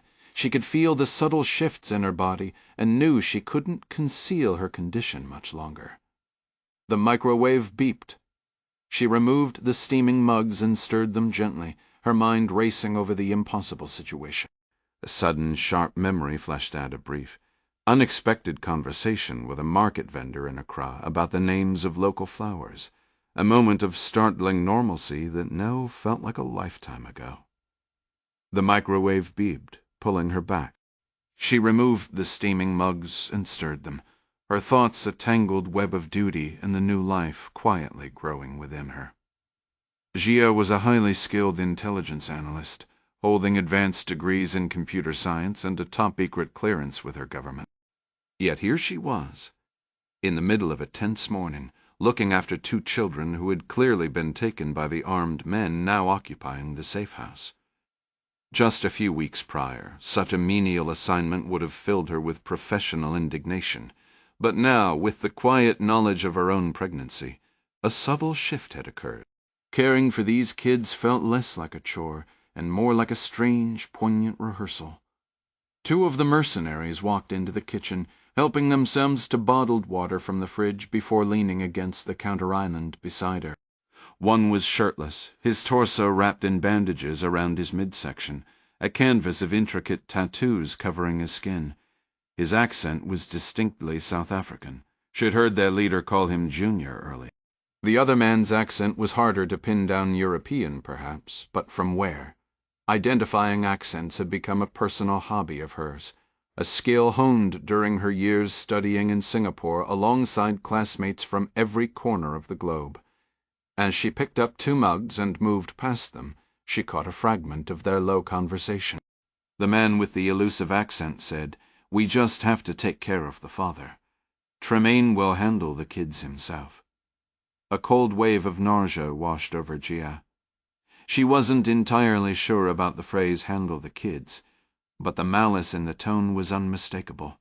The cozy feeling she'd just entertained vanished, replaced by a sharp, protective dread. 43 Josh Duffy's phone vibrated in the Tatamis console as they wound into the hills along the N4 highway. With Isaac driving and Nicole keeping watch for any pursuit, Duff answered. "Yeah, Duff, it's John." He hadn't expected to hear from a CIA officer again since their brief meeting in the embassy garage. "Crocus going on. I'm 3 blocks from the target. Drones up, I've got eyes on the front gate of 1 Fakama Close. 2 technicals are approaching right now. Toyota pickups. 1 Toyota, 1 Ford. Windows are down, I can see masked men in body armor in the lead vehicle. Sentinel contractors," Duff said. "That tracks. Listen, they passed a parked car about a block south of the property, slowed, exchanged words. My guess is the Chinese team has their own surveillance detection out there, and they just got cleared to proceed." Duff nodded to himself. Gorski said Kung would have that layer. "We're counting on fooling that first screen by looking like just another Sentinel team." John asked him to hold for a moment. When he came back, his voice was tight. They just pulled up to the front gate, talked to a pair of Asian guards, and drove through. "From above I see a 3rd pickup, plus 3 civilian vehicles and SUV and 2 sedans parked in the front circle. More masked guys by the main door. Good intel? What's your official role here? Observe and report. Nobody said I couldn't report to you, too. Appreciate it. One more thing. Sa has a signals team on the ground, her the group that pinpointed this location. 4 locals and 1 of our techs. And I just handed our tech a drone. Told him to monitor the southern approach and flag anyone else interesting heading this way." "Smart. What about the perimeter wall?" "About 10 feet high. No razor wire on top. Large lawns front and back. I can see a couple of roving sentries in addition to the pair at the gate. I can't dismiss the possibility of lookouts in the building, but this place is far from a hardened military installation." "Understood." "Hold position," John repeated, then added, "All right. 6 individuals have exited the technicals, all carrying rifles. A sentry at the entrance isn't stopping them. They're walking straight inside." Duff responded, "Copy that. We'll be on site in—" He glanced at Isaac, who estimated 15 minutes, assuming no complications. Duff relayed the timeline, John confirmed, then offered, "Drone footage shows decent concealment on the southern hillside trees and large boulders. If you can get close enough to dismount and move through that tree line, you could reach the rear fence. Inside the perimeter, there's landscaping, mostly palm trees, providing some cover. That's our approach, then. John said give me a heads up before you move. I'll provide overwatch support as best I can from here." "Appreciate it," Duff said, ending the call and securing the phone to his chest rig. Turning to the others in the truck, he instructed, "Masks on. We're not alone out here." Mandy Duffy took a slow sip of her hot chocolate. her eyes fixed on the closed bathroom door. The sounds of retching and soft weeping were unmistakable. Huck looked at his sister with concern. "Is she all right?" Mandy gave a small nod and drank again. Finally the toilet flushed, the sink ran for what felt like a full minute, and the door opened. The woman's eyes were swollen and red. She sank back into her chair, her gaze drifting to a point on the wall behind the children. Mandy cleared her throat gently. "You speak English very well." The woman looked at her but remained silent. "Did you learn in school?" A slight nod. Mandy pressed on. "Are you from China?" After a pause, the woman averted her eyes. "We were learning Chinese at my old school. Nai hao." Surprise flickered across the woman's face as she looked back. "Nai hao, ma," she replied quietly. "Wo hen hao, sai she," Mandy said, and a faint shared smile passed between them. Seizing the moment, Mandy asked, "Can I ask you something?" The woman shook her head. "I don't know how long they plan to keep you here. I just work for them. They don't share their plans with me. I was going to ask something else." "Oh, okay. What is it?" "Are you expecting a baby?" The woman simply stared, the silence stretching for 15 seconds before Mandy saw tears welling in her eyes. She blinked, and they fell. Self-consciously, she wiped her cheeks, then finally nodded. Mandy asked, "Are you going to have a boy or a girl?" I don't know yet." Mandy smiled warmly. "It's going to be a girl." Jia tilted her head. "Really?" The young American nodded with certainty. "My mom said she was much sicker when she was pregnant with me than when she had Huck." She shrugged, her tone matter-of-fact. "You seem pretty sick." "I am pretty sick," the woman admitted, tears continuing to flow. After a long moment, Mandy said softly, "Are you trying to keep it a secret? If you are, I won't tell." She turned to her brother. "Huck, don't say a word." Huck nodded solemnly. The woman said nothing. Mandy shifted topics. "The men who brought us here, they shot someone when they took us." The Chinese woman looked away and stood up. "I will bring you lunch soon." As she moved toward the door, Mandy called out, "Ma'am, is there anything you can do to help us?" Jia stopped but didn't turn around. After several seconds she whispered, "I can't do anything. I'm sorry."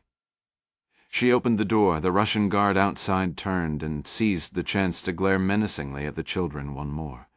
Jia walked past him without a word and headed for the stairs. Kang Shikun sat in his shadowy office, gazing out the window at the brilliant Friday morning. Kang had just received a report from one of his operatives in the city, detailing how General Bodang's forces had crushed the rebel positions in brutal, close-quarters combat along the coastal districts. The news brought a thin smile to Kang's lips. With Central Command poised to move in and stabilize the region until the electrical grid was restored, Bolang's star would rise dramatically, casting President Amanor further into the shadows. Kang privately doubted the president would survive the week before a relieved legislature and citizenry demanded his resignation. As he pushed back from his desk to consult with his support team, a sudden harsh glare made him flinch. Whirling around, he saw the room illuminated by overhead lights, no longer dependent on the generator. The television screen flickered to life in the corner. Sinking back into his chair, Kang felt a surge of frustration. This was inconvenient. He required several more days of pandemonium in the capital to cement Boatlang's transition from general to president.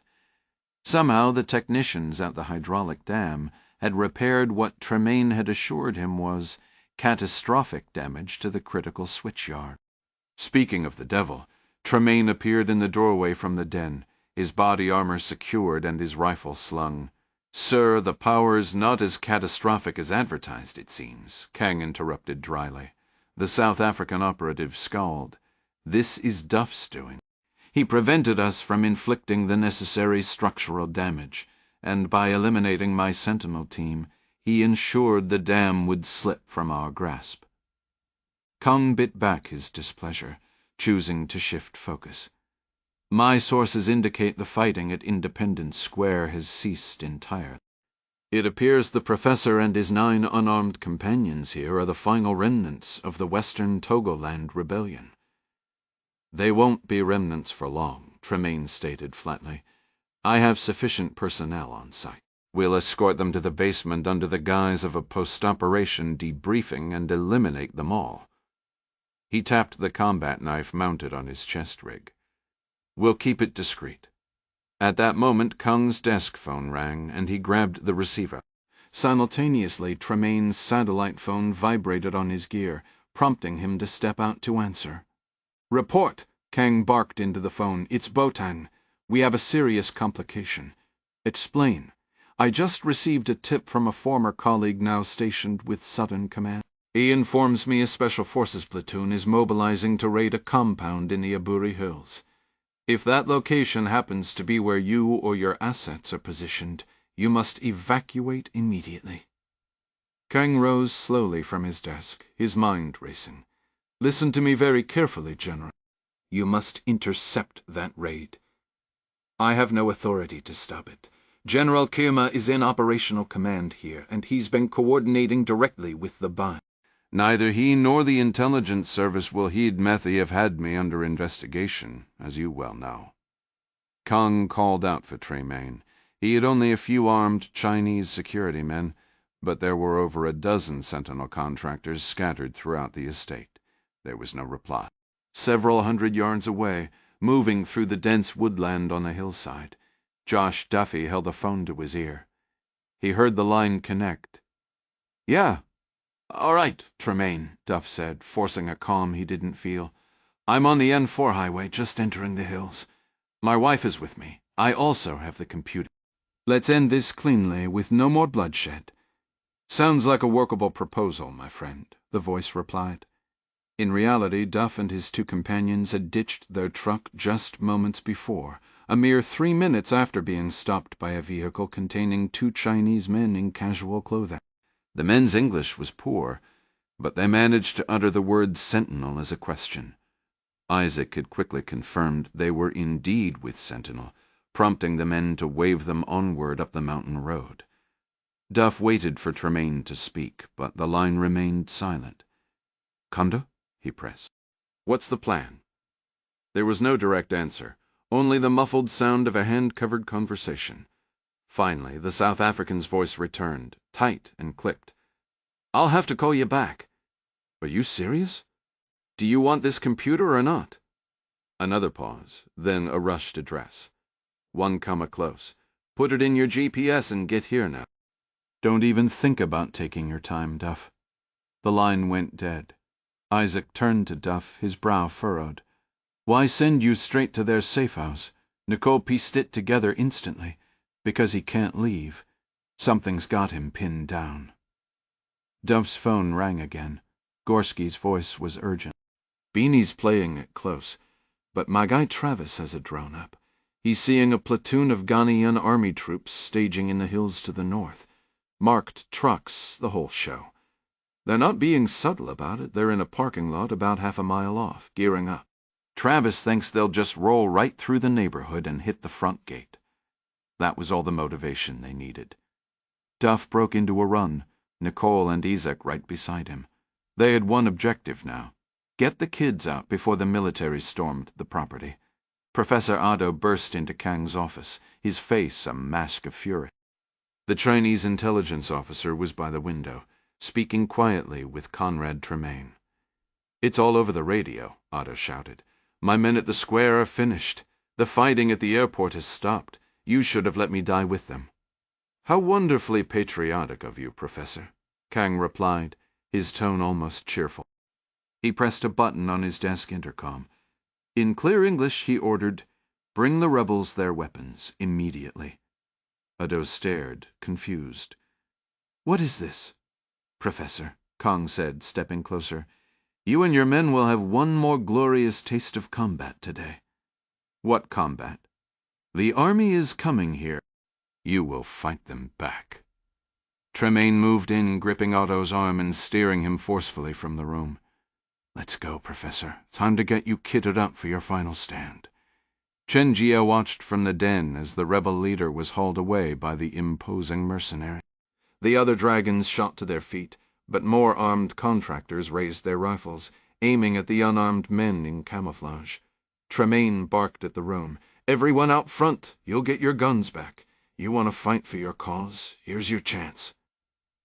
The group was ushered down the corridor toward the mansion's entrance. Around Gia, the other employees exchanged bewildered looks, everyone trying to grasp the sudden chaos. Kung emerged from his office and strode into the center of the living room. For the first time, Jia heard genuine strain in the normally unflappable man's voice. He spoke in Mandarin. "A military platoon is preparing to attack this property. We have perhaps 15 minutes. Our security, along with the rebels, will hold them off long enough for us to evacuate. Everyone, break down your stations now and proceed to the parking garage downstairs." The room erupted into frantic activity, analysts and techs boxing laptops, unplugging equipment, dismantling the makeshift war room. Gia, however, simply closed her laptop. Her eyes drifted toward the staircase. A moment later she walked as casually as she could down the hall toward the Russian guard posted at a bedroom door. He eyed her suspiciously, his hand resting on his rifle's grip, but he stepped aside. She opened the door. Inside, the two children sat on the bed, staring vacantly at the television. The little boy's eyes were red and puffy. Gia closed the door softly behind her, then knelt before them, her own heart aching at their hollow expressions. Mandy offered a quiet hello. Gia studied her for a long, silent beat before speaking. "Listen carefully. After I walk out, count to 60. Then you need to go out through that window." "We can't," Mandy insisted, a tremor in her voice. "I looked. It's latched shut at the top." "I can take care of the latch." Without another word, Jia moved into the adjoining bathroom. She hoisted herself onto the counter, stretching her arm toward the ceiling. Her fingers found the small metal catch. With a determined flick she released it, then gripped the main latch and twisted. The window swung inward with a soft sigh of air, but she pulled it closed again just as quickly. Mandy and Huck were already on their feet. "Then what?" Huck asked, his eyes wide. Jia climbed down. "Outside is a stone terrace. From there you can climb down the old oak tree into the rhododendron bushes. Stay low in those bushes all the way to the perimeter wall. You'll have to figure out how to get over it, maybe find a low spot, or a tree branch." She met their gazes, her expression softening with an apology she couldn't voice. "I'm sorry. It's the only chance I can give you. Thank you." Mandy whispered the words heavy with unspoken fear. "Go, and don't look back. There will be shooting here very soon." With that final warning, Gia turned and left the room, the door clicking shut behind her. The two children exchanged a single knowing glance. Huck began a hushed countdown. 60, 59, 58. Had only reached 55 when his sister cut him off, her voice suddenly firm. "That's enough counting. We're leaving now." They scrambled into the bathroom, their hearts pounding in unison. At the front of the sprawling estate, the scene was one of tense preparation. The 6 newly arrived Sentinel contractors had been deployed to the main gate, their rifles trained down the winding, tree-lined driveway. The 9 dragons, now rearmed, had fanned out across the manicured lawn, taking cover behind ornate fountains, large concrete planters, and even the small guard shack, replacing the 2 Chinese security men who had retreated inside. Tremaine's voice cut through the humid air as he addressed the men.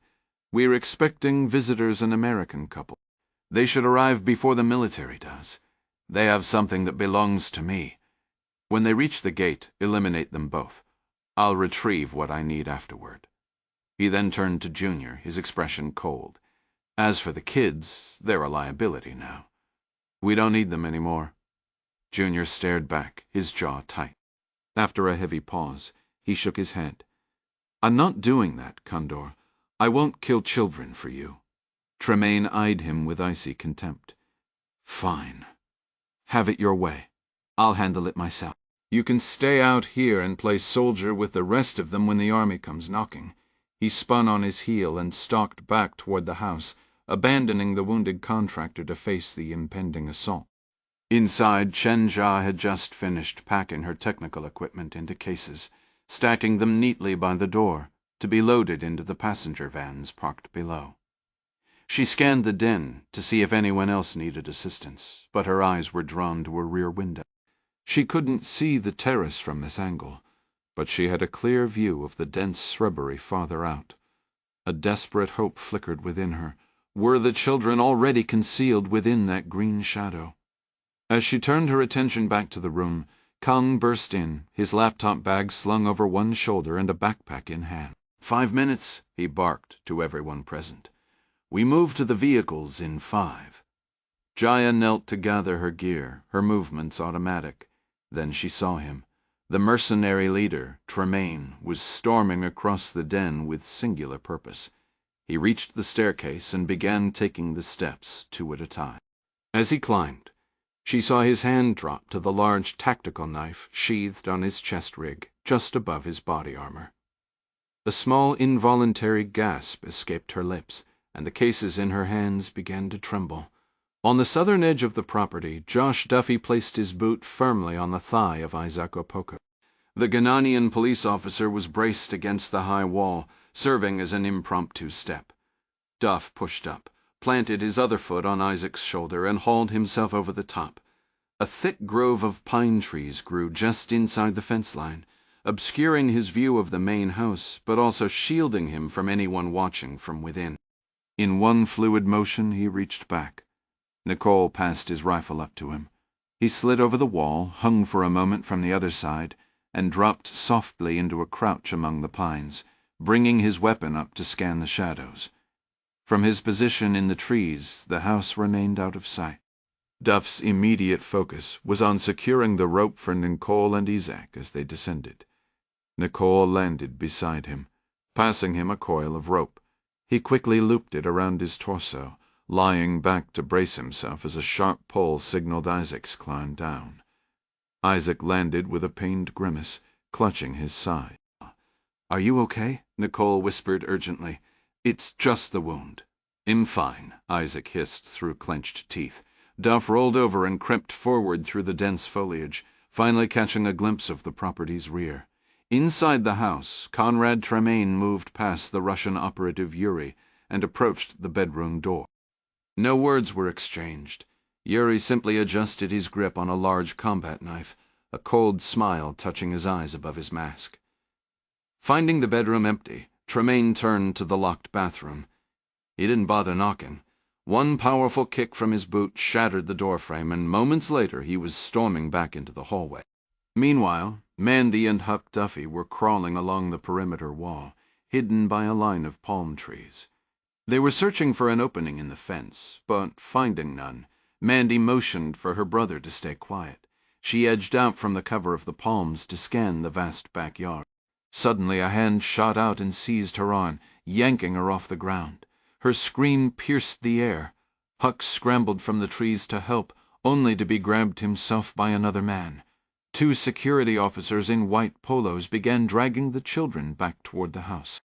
The terrifying sound of his daughter's scream reached Duff just as he moved past a cluster of papaya trees. He scrambled a few feet farther and saw the back of the house. 2 armed men were carrying Mandy and Huck toward a sliding glass door. Duff raised his rifle. The range was an easy 30 yards, but firing would leave the kids in a dangerous crossfire with no clear extraction plan. He kept his finger off the trigger. The sliding door opened, and a large man with a thick mustache, clearly Sentinel from his germ emerged. He was pushing a long-haired woman forward by a fistful of her hair.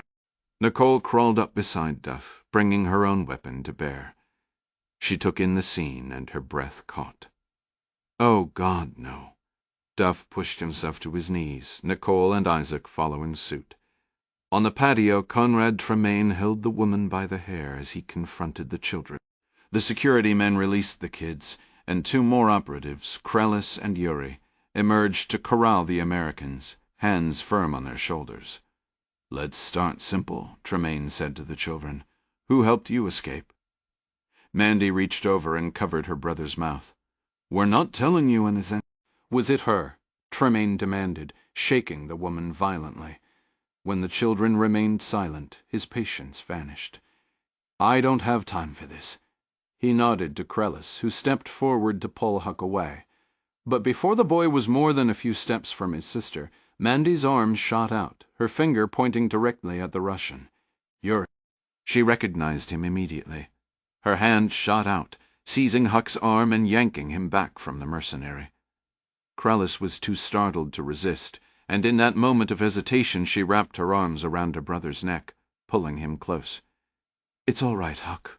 Just stay calm," she murmured, her voice steady. Then, her lips nearly touching his ear, she whispered a sharp, urgent command so faint only he could hear. Not a single word. Tremaine's head tilted, a flicker of confusion crossing his face before he glanced at the Russian for some clue. The man just stood there, bewildered. Tremaine opened his mouth to demand an explanation from the girl, but a sudden chorus of shouts from the front yard cut him off.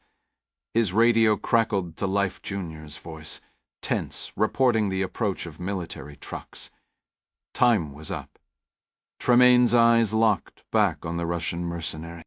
In one fluid motion he drew his pistol, leveled it, then, inexplicably, pulled his combat knife from its sheath and thrust it into the man's hand. Yuri took it, baffled, until Tremaine jerked his chin toward the children, now back in Krellis's grip. Understanding dawned. Yuri advanced, the knife rising. A single sharp crack of a rifle shot, not from the front, but the Riar punched through the air. Yuri was thrown backward as if by a giant's hand, a spray of crimson arcing across the windowpane, before he crumpled onto the patio concrete. A second shot roared. Tremaine felt a sledgehammer blow to his chest plate, the rifle round slamming him back a step. Staggering, he whirled and bolted into the house, Chinese security personnel scrambling in behind him. From the front gate, the deafening, ripping sound of full-on machine gun fire erupted. Abandoned on the patio with the woman and the kids, Krellis spun away from them, bringing his rifle up towards the tree line. He managed 2 quick shots before a round tore into his thigh. Then another shattered his shoulder. He dropped to his knees, fumbling the selector switch on his Vector to automatic. But as his finger found the trigger, a final bullet struck him in the mouth, exiting in a grisly cloud. The Chinese woman, Chen Jia, didn't hesitate. She grabbed the children's hands and sprinted back inside, dragging them towards the relative safety of the interior. Duff burst from the cover of the trees at a full run, his AK shoulder. Nicole was on his right flank, Isaac on his left, their weapons scanning for threats. The main battle was a furious storm of noise at the front of the property, leaving the rear deceptively quiet. Duff cursed himself inwardly for the shot on Tremaine. He'd seen the round strike center mass, right on the armor, a good few inches low from his aim, point a mistake born of sheer, pulse-pounding pressure. They reached the 2 bodies by the back door. The urge to put a confirming round into each was strong, but he resisted, not wanting to broadcast their position. He entered the house first, sweeping a large, cluttered den filled with stacked boxes, but no immediate hostiles. "The stairs," Nicole said from behind him. Duff gave a tight nod, covering her as she moved for the staircase. She was midway across the room when movement on the mezzanine balcony caught his Asian man leaning over the rail, a compact submachine gun swinging down towards Nicole. Duff fired twice. Both rounds struck the man in the torso, and he vanished from sight. Immediately, 2 more men with pistols erupted from a side hallway, weapons rising. Nicole was committed to the stairs. Duff's focus was above, that they were caught in a deadly crossfire, utterly exposed. The realization they were about to be cut down was a cold weight in his gut. Then a sustained, thundering burst from an AK behind him shattered the moment. Isaac.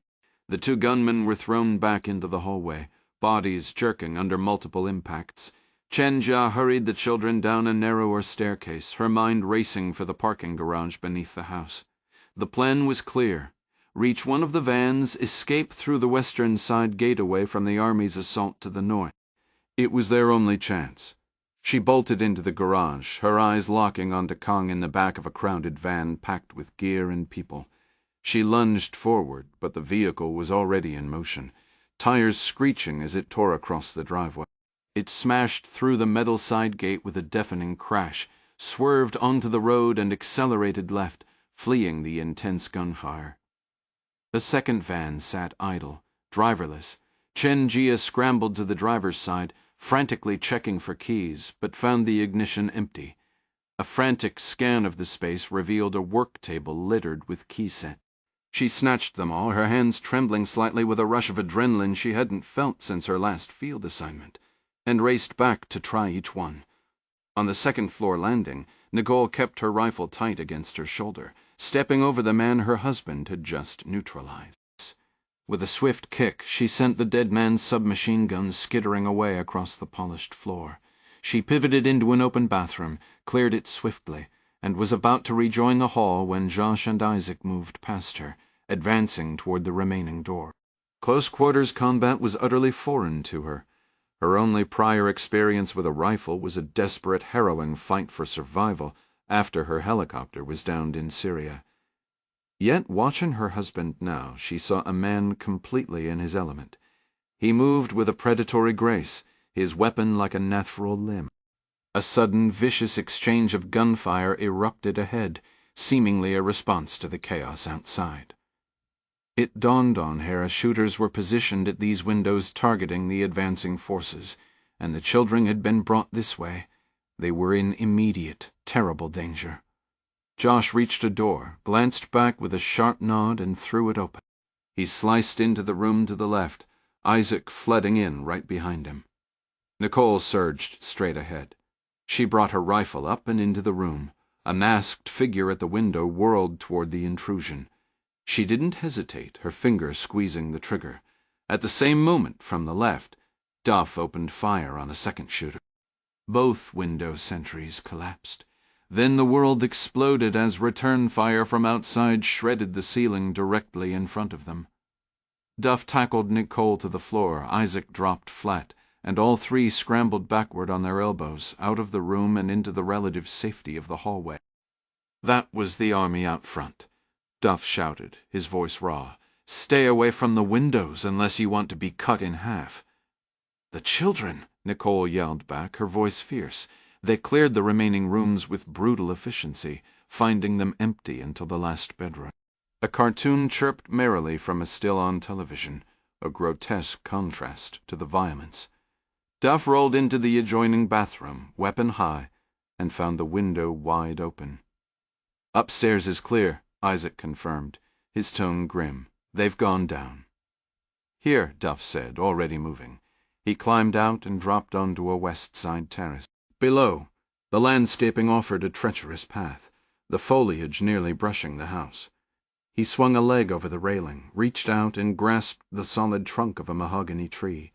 Isaac and Nicole followed, bullets snapping through the air above them as the army's push clashed with the defenders holding the property line. Chen Jia, her hope dwindling, turned the final key in the van's ignition. Nothing, not even a click. Defeated, she rushed to the gaping garage door and stared out into the chaos, her mind racing for any other option. The side gate opened onto a narrow dirt track that curved away in both directions.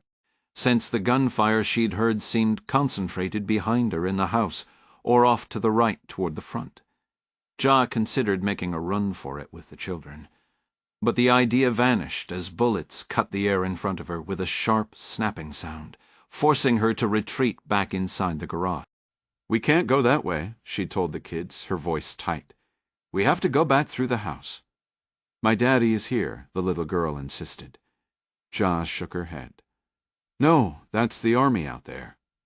"He's here," the girl repeated with a quiet certainty that felt unnerving. "He shot the man who was going to hurt us. Only my daddy would do that.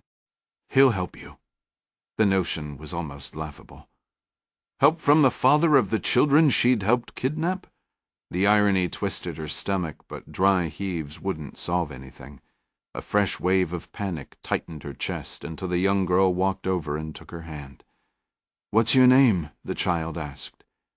"Jia," she answered, distracted. "It's Jaya. I'm Mandy, and this is my brother Huck." Gia looked at her, the simple introduction cutting through her fear for a moment. Outside, another burst of gunfire erupted. "What are you going to name your daughter?" Mandy asked. I don't know yet." Mandy thought for a second. "When we get out of here, I'll help you think of one." Tears welled in Gia's eyes. She didn't believe she was getting out. The gunfire was a constant roar now, feeling closer with each passing second. Finally, she made a decision. "Let's go look for your father." They started up the stairs, but a door swung open above them. To her horror, the mercenary leader Kong Condor spun into the stairwell, his weapon leveled at them. Mandy, Huck, and Ja froze as another armed man appeared behind him. Condor glared at Jaya. "Where's Kong?" "He left with the others," she stammered. "Any cars down there?" "One, but I can't find the keys." "Damn it," he muttered, thinking quickly. "All right, hot wiring will take too long. We're all going out the back, over the wall and down the hill on foot." The children began moving up, but Yar remained rooted. Condor Tremaine aimed his rifle directly at her forehead from a few yards away. "You're my hostage, too," he snarled. "Now move."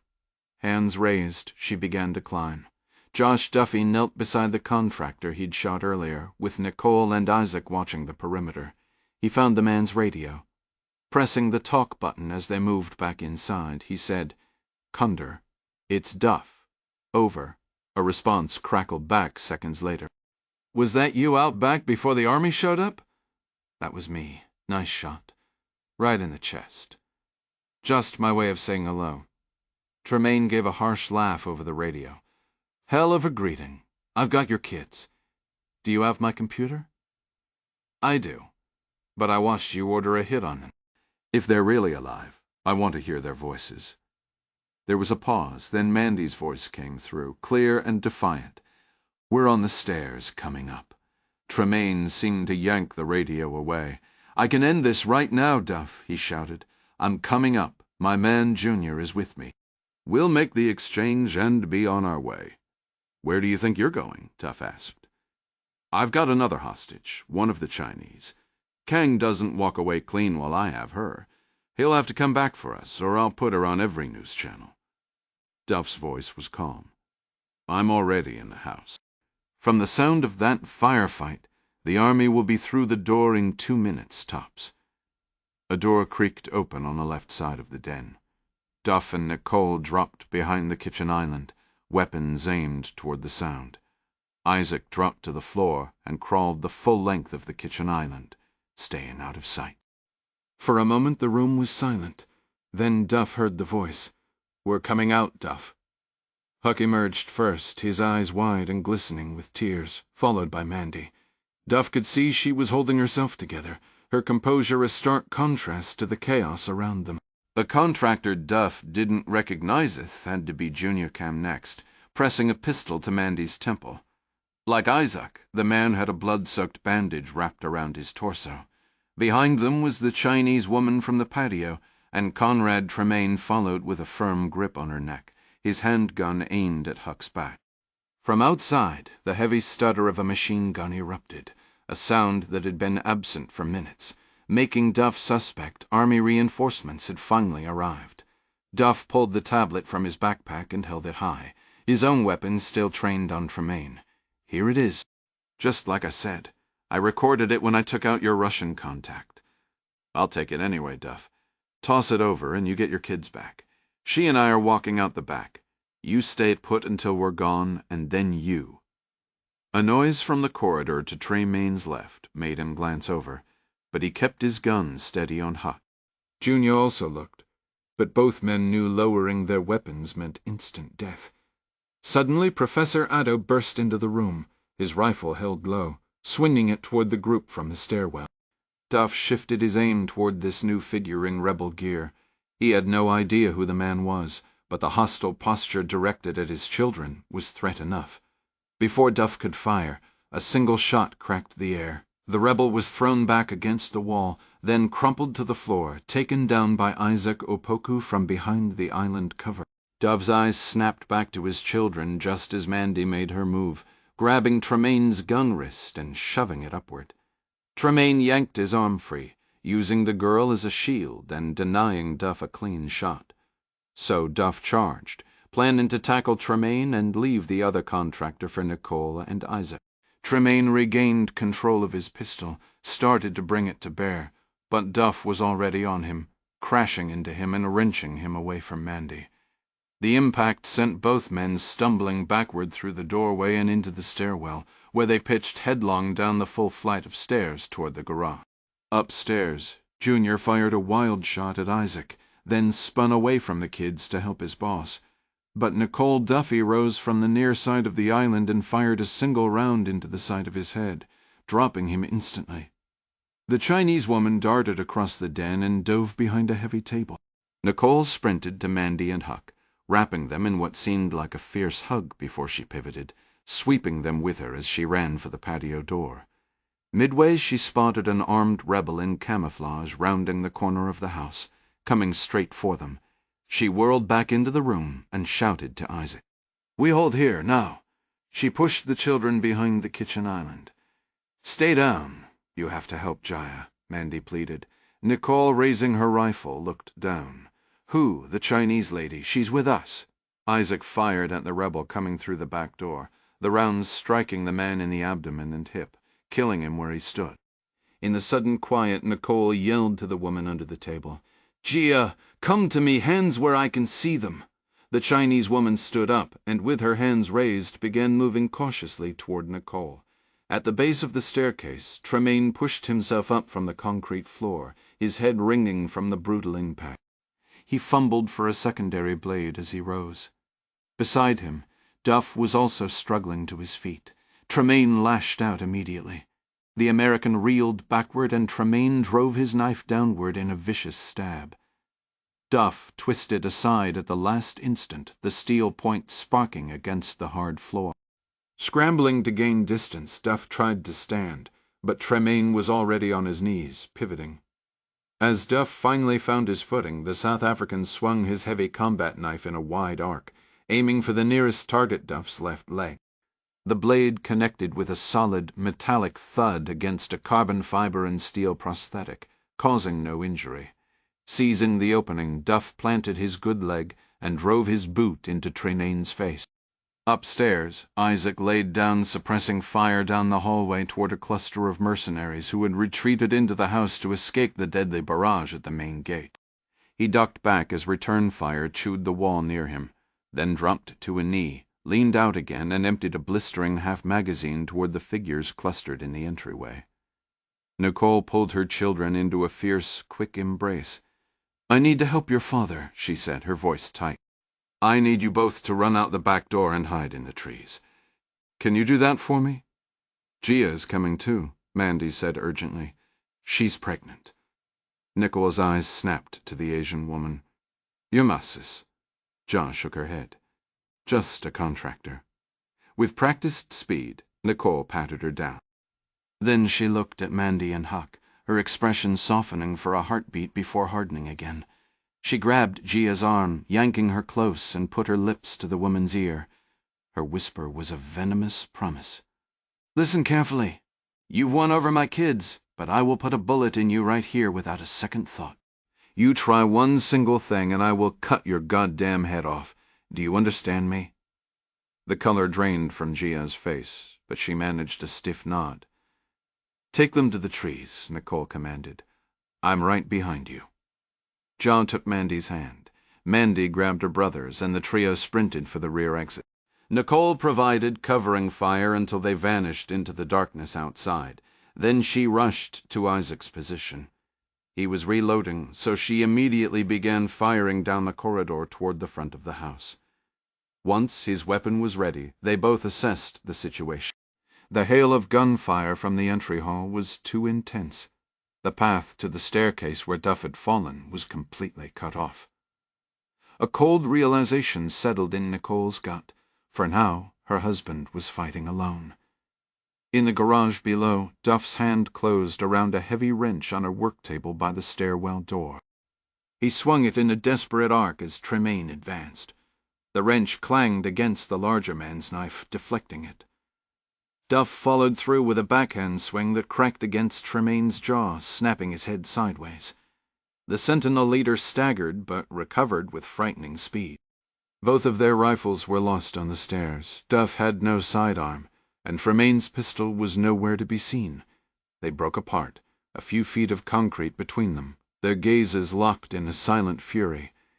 "You ruined everything, you worthless bastard," Tremaine spat. Duff's voice was a low growl. "I'm just getting started. Prove it." Duff surged forward, wrench raised, but his swing went wide. Tremaine jabbed with his knife as Duff tried to evade. The blade tip caught the American just below the Adam's apple, opening a shallow, stinging gash. Duff's next wrench swing connected solidly with Tremaine's shoulder, and they separated again, circling in the dim garage light. Duff pressed a hand to his throat, feeling warm blood seep down his chest.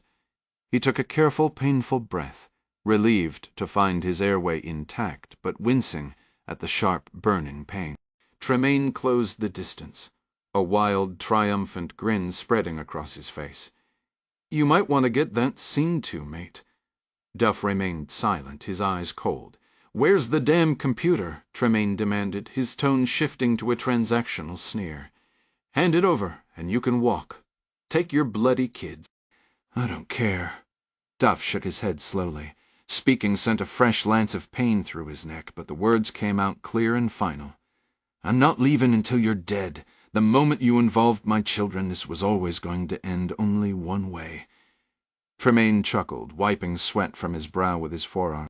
He raised his knife, assuming a ready stance. "Suits me, brother. Come at me with that wrench again. Let's see how that goes for you." Duff obliged without hesitation. Duff's wrench connected with a sharp clang, knocking the knife from Tremaine's hand and sending it skittering across the concrete. In the same motion he lunged forward, wrapping his arms around the South African's torso and pinning his arms to his sides. With a surge of effort from his legs, his prosthetic foot driving against the garage floor, followed by his right leg, Duff forced Tremaine backward. The man stumbled, helpless in the American's crushing bear hug, until his back slammed into the side of a parked van. The impact shattered the window with the back of Tremayne's head.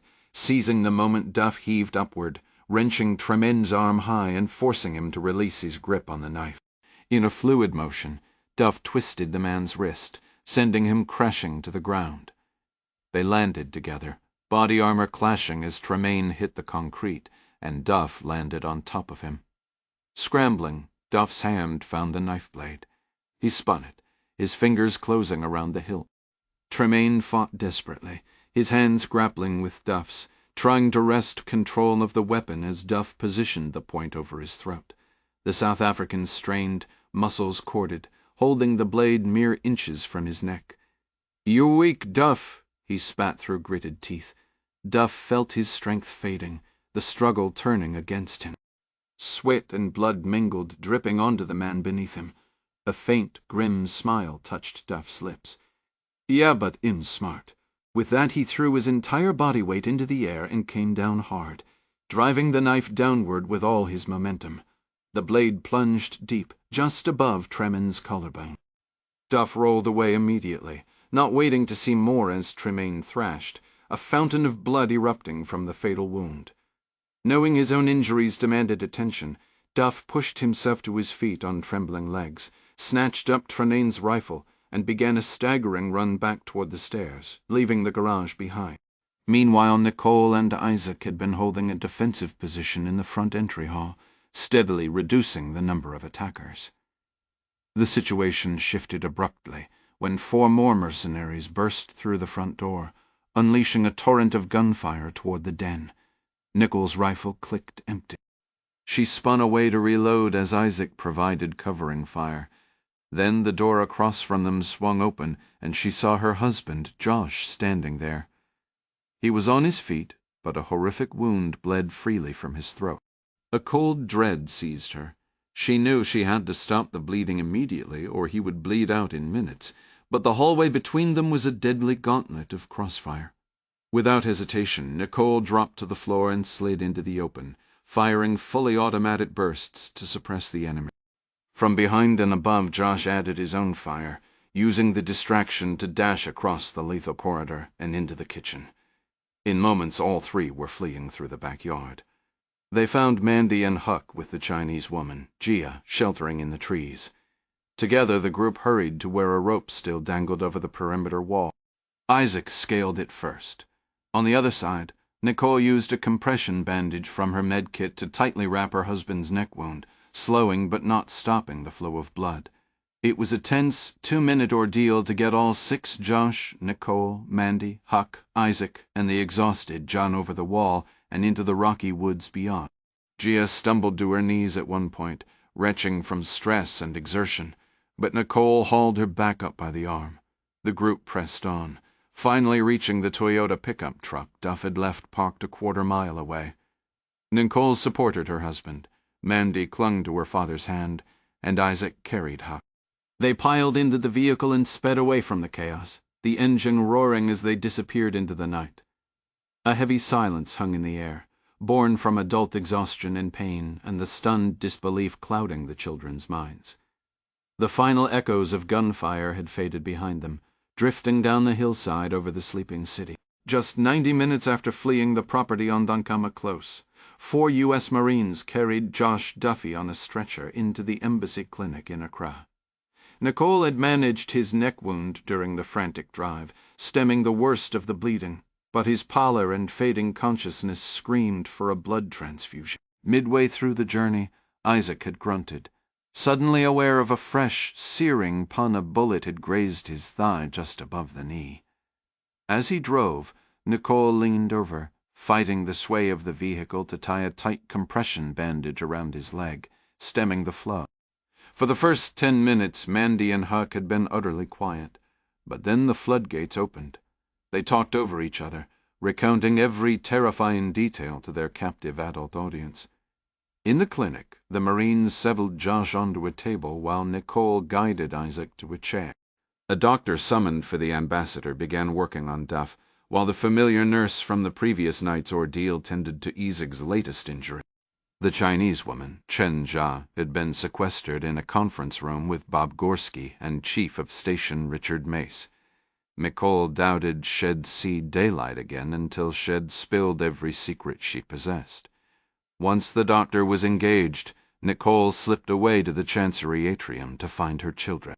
There at the cafe tables she found Portia on her knees, clutching Mandy and Huck in a fierce embrace. Portia looked up, tears of sheer relief streaming down her face. Nicole didn't intrude, merely offering a soft smile.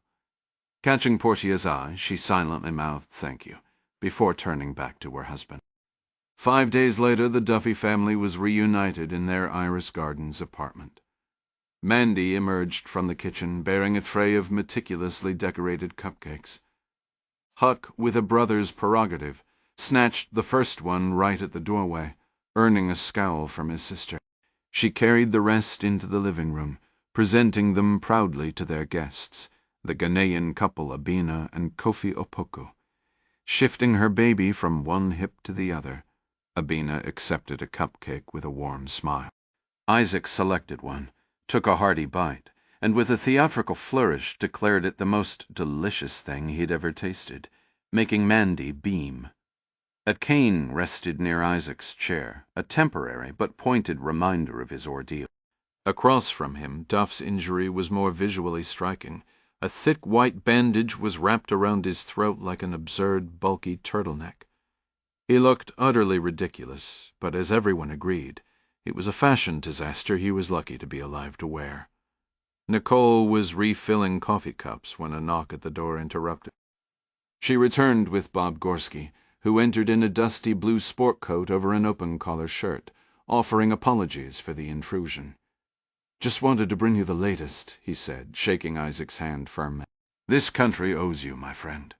After introductions to the Opogus and accepting a cupcake from Mandy, Gorski waited for the kids to wander off. "Kang Shekun was picked up last night," he said, "trying to slip across the border into Togo."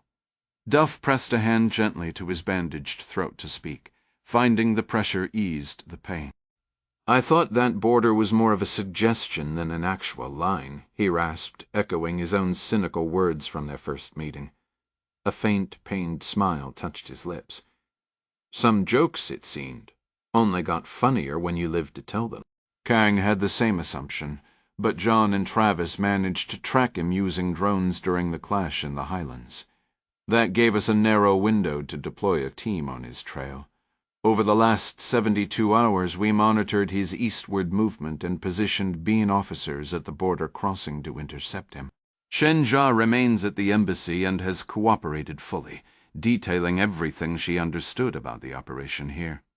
We have arranged for her to receive a visa to travel to the United States to have her child there. He glanced toward Nicole. She won't be returning to China. They'd hold her accountable for all the fallout following the collapsed coup. Duff tilted his head. What fallout? President Amanor retains power, and General Quem Baudlang is now in military confinement. From Chen's testimony and evidence recovered from the hillside compound, we've reconstructed that the Chinese orchestrated both the rebel coup attempt and a staged extremist attack. The plan was to create enough chaos to draw Central Canan's leader into the capital to seize control. Baudlang had promised China they'd push Western interests out and hand over several diamond mines in return. "Is Kang cooperating?" Isaac asked. Gorski simply shook his head. "He's calling himself a political prisoner, claiming unjust detention." The man gave a dismissive shrug. "Standard rhetoric from a senior intelligence operative," Gorski added. "The tablet gave us a full roster of Sentinel operatives. It looks like around 21 were eliminated during the operation, which leaves roughly 50 still active, mostly Russian nationals. We have their identistial surface eventually." Mandy and Huck returned to the room, each nibbling on a cupcake, and settled on the couch between their parents.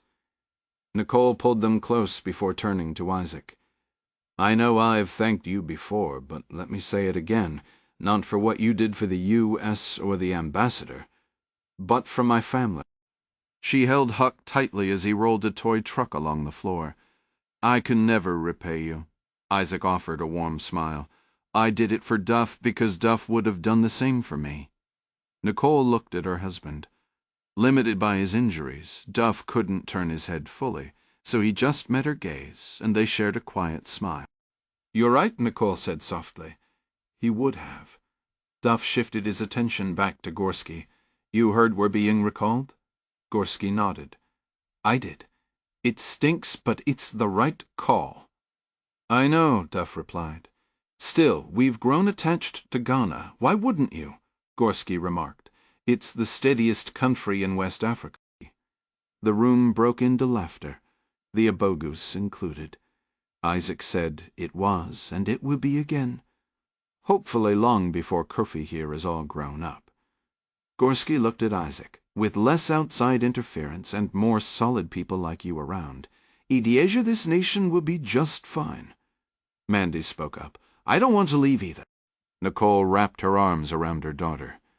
"They'll send us somewhere good, I promise," Duff said. "They're reassigning us to Washington. Not exactly paradise, but at least it's familiar." "Only until you're fully recovered," Nicole added. "After that, who knows?" Gorski chuckled. "That's the life." "What about you, Bob?" Duff asked. "You caught cop." Next? Gorski shrugged, as if the question had never crossed his mind. "Not sure." "Is it too late for me to take up golf?" Duff laughed. "Never too late." "But I don't see it." "Me neither," Gorski admitted. "He'll stay in Africa a while longer. In this line of work, you never really finish, you just move to the next crisis. There are always more kings out there, more Tremines, more Botangs, more Addos." Duff nodded. One thing's certain. There was only one Gorski. The discussion continued for a bit, and soon Nicole was outside in the courtyard, taking charge of the grill to make smash burgers for the group. Duff remained at the picnic table, still recovering, deep in conversation with Isaac, Abina, and Bob. Nearby, Mandy and Huck were keeping Kofi entertained with a game of fetch. As Duff watched his wife expertly manage the sizzling patties, a wave of contentment washed over him. It was a genuinely good day, he thought, savoring the simple, sun-drenched moment. For the last 3 nights his sleep had been mercifully free of the usual terrors, a small but significant victory. He wasn't sure if it was the pain medication finally doing its job or something more, a real shift beginning in the shadows of his mind. He dared to hope that his subconscious might finally start archiving these peaceful hours instead of the old familiar horrors. Nicole paused, wiping a bead of sweat from her temple with the back of her hand before taking a long sip of wine from her plastic cup. She noticed her husband's gaze, and a slow smile spread across her face. With a pair of tongs in one hand and her drink in the other, she walked over and settled comfortably into his lap, planting a soft, lingering kiss on his lips. "How's the patient holding up, Sergeant?" "Top of the world, Captain," he replied, his arms wrapping gently around her. "Now that's the kind of report I was waiting for, soldier," she said, her tone shifting from gentle concern to playful command. They shared another kiss, the smoky aroma of the grill mingling with the late afternoon air, a perfect snapshot of the normalcy he was fighting to reclaim.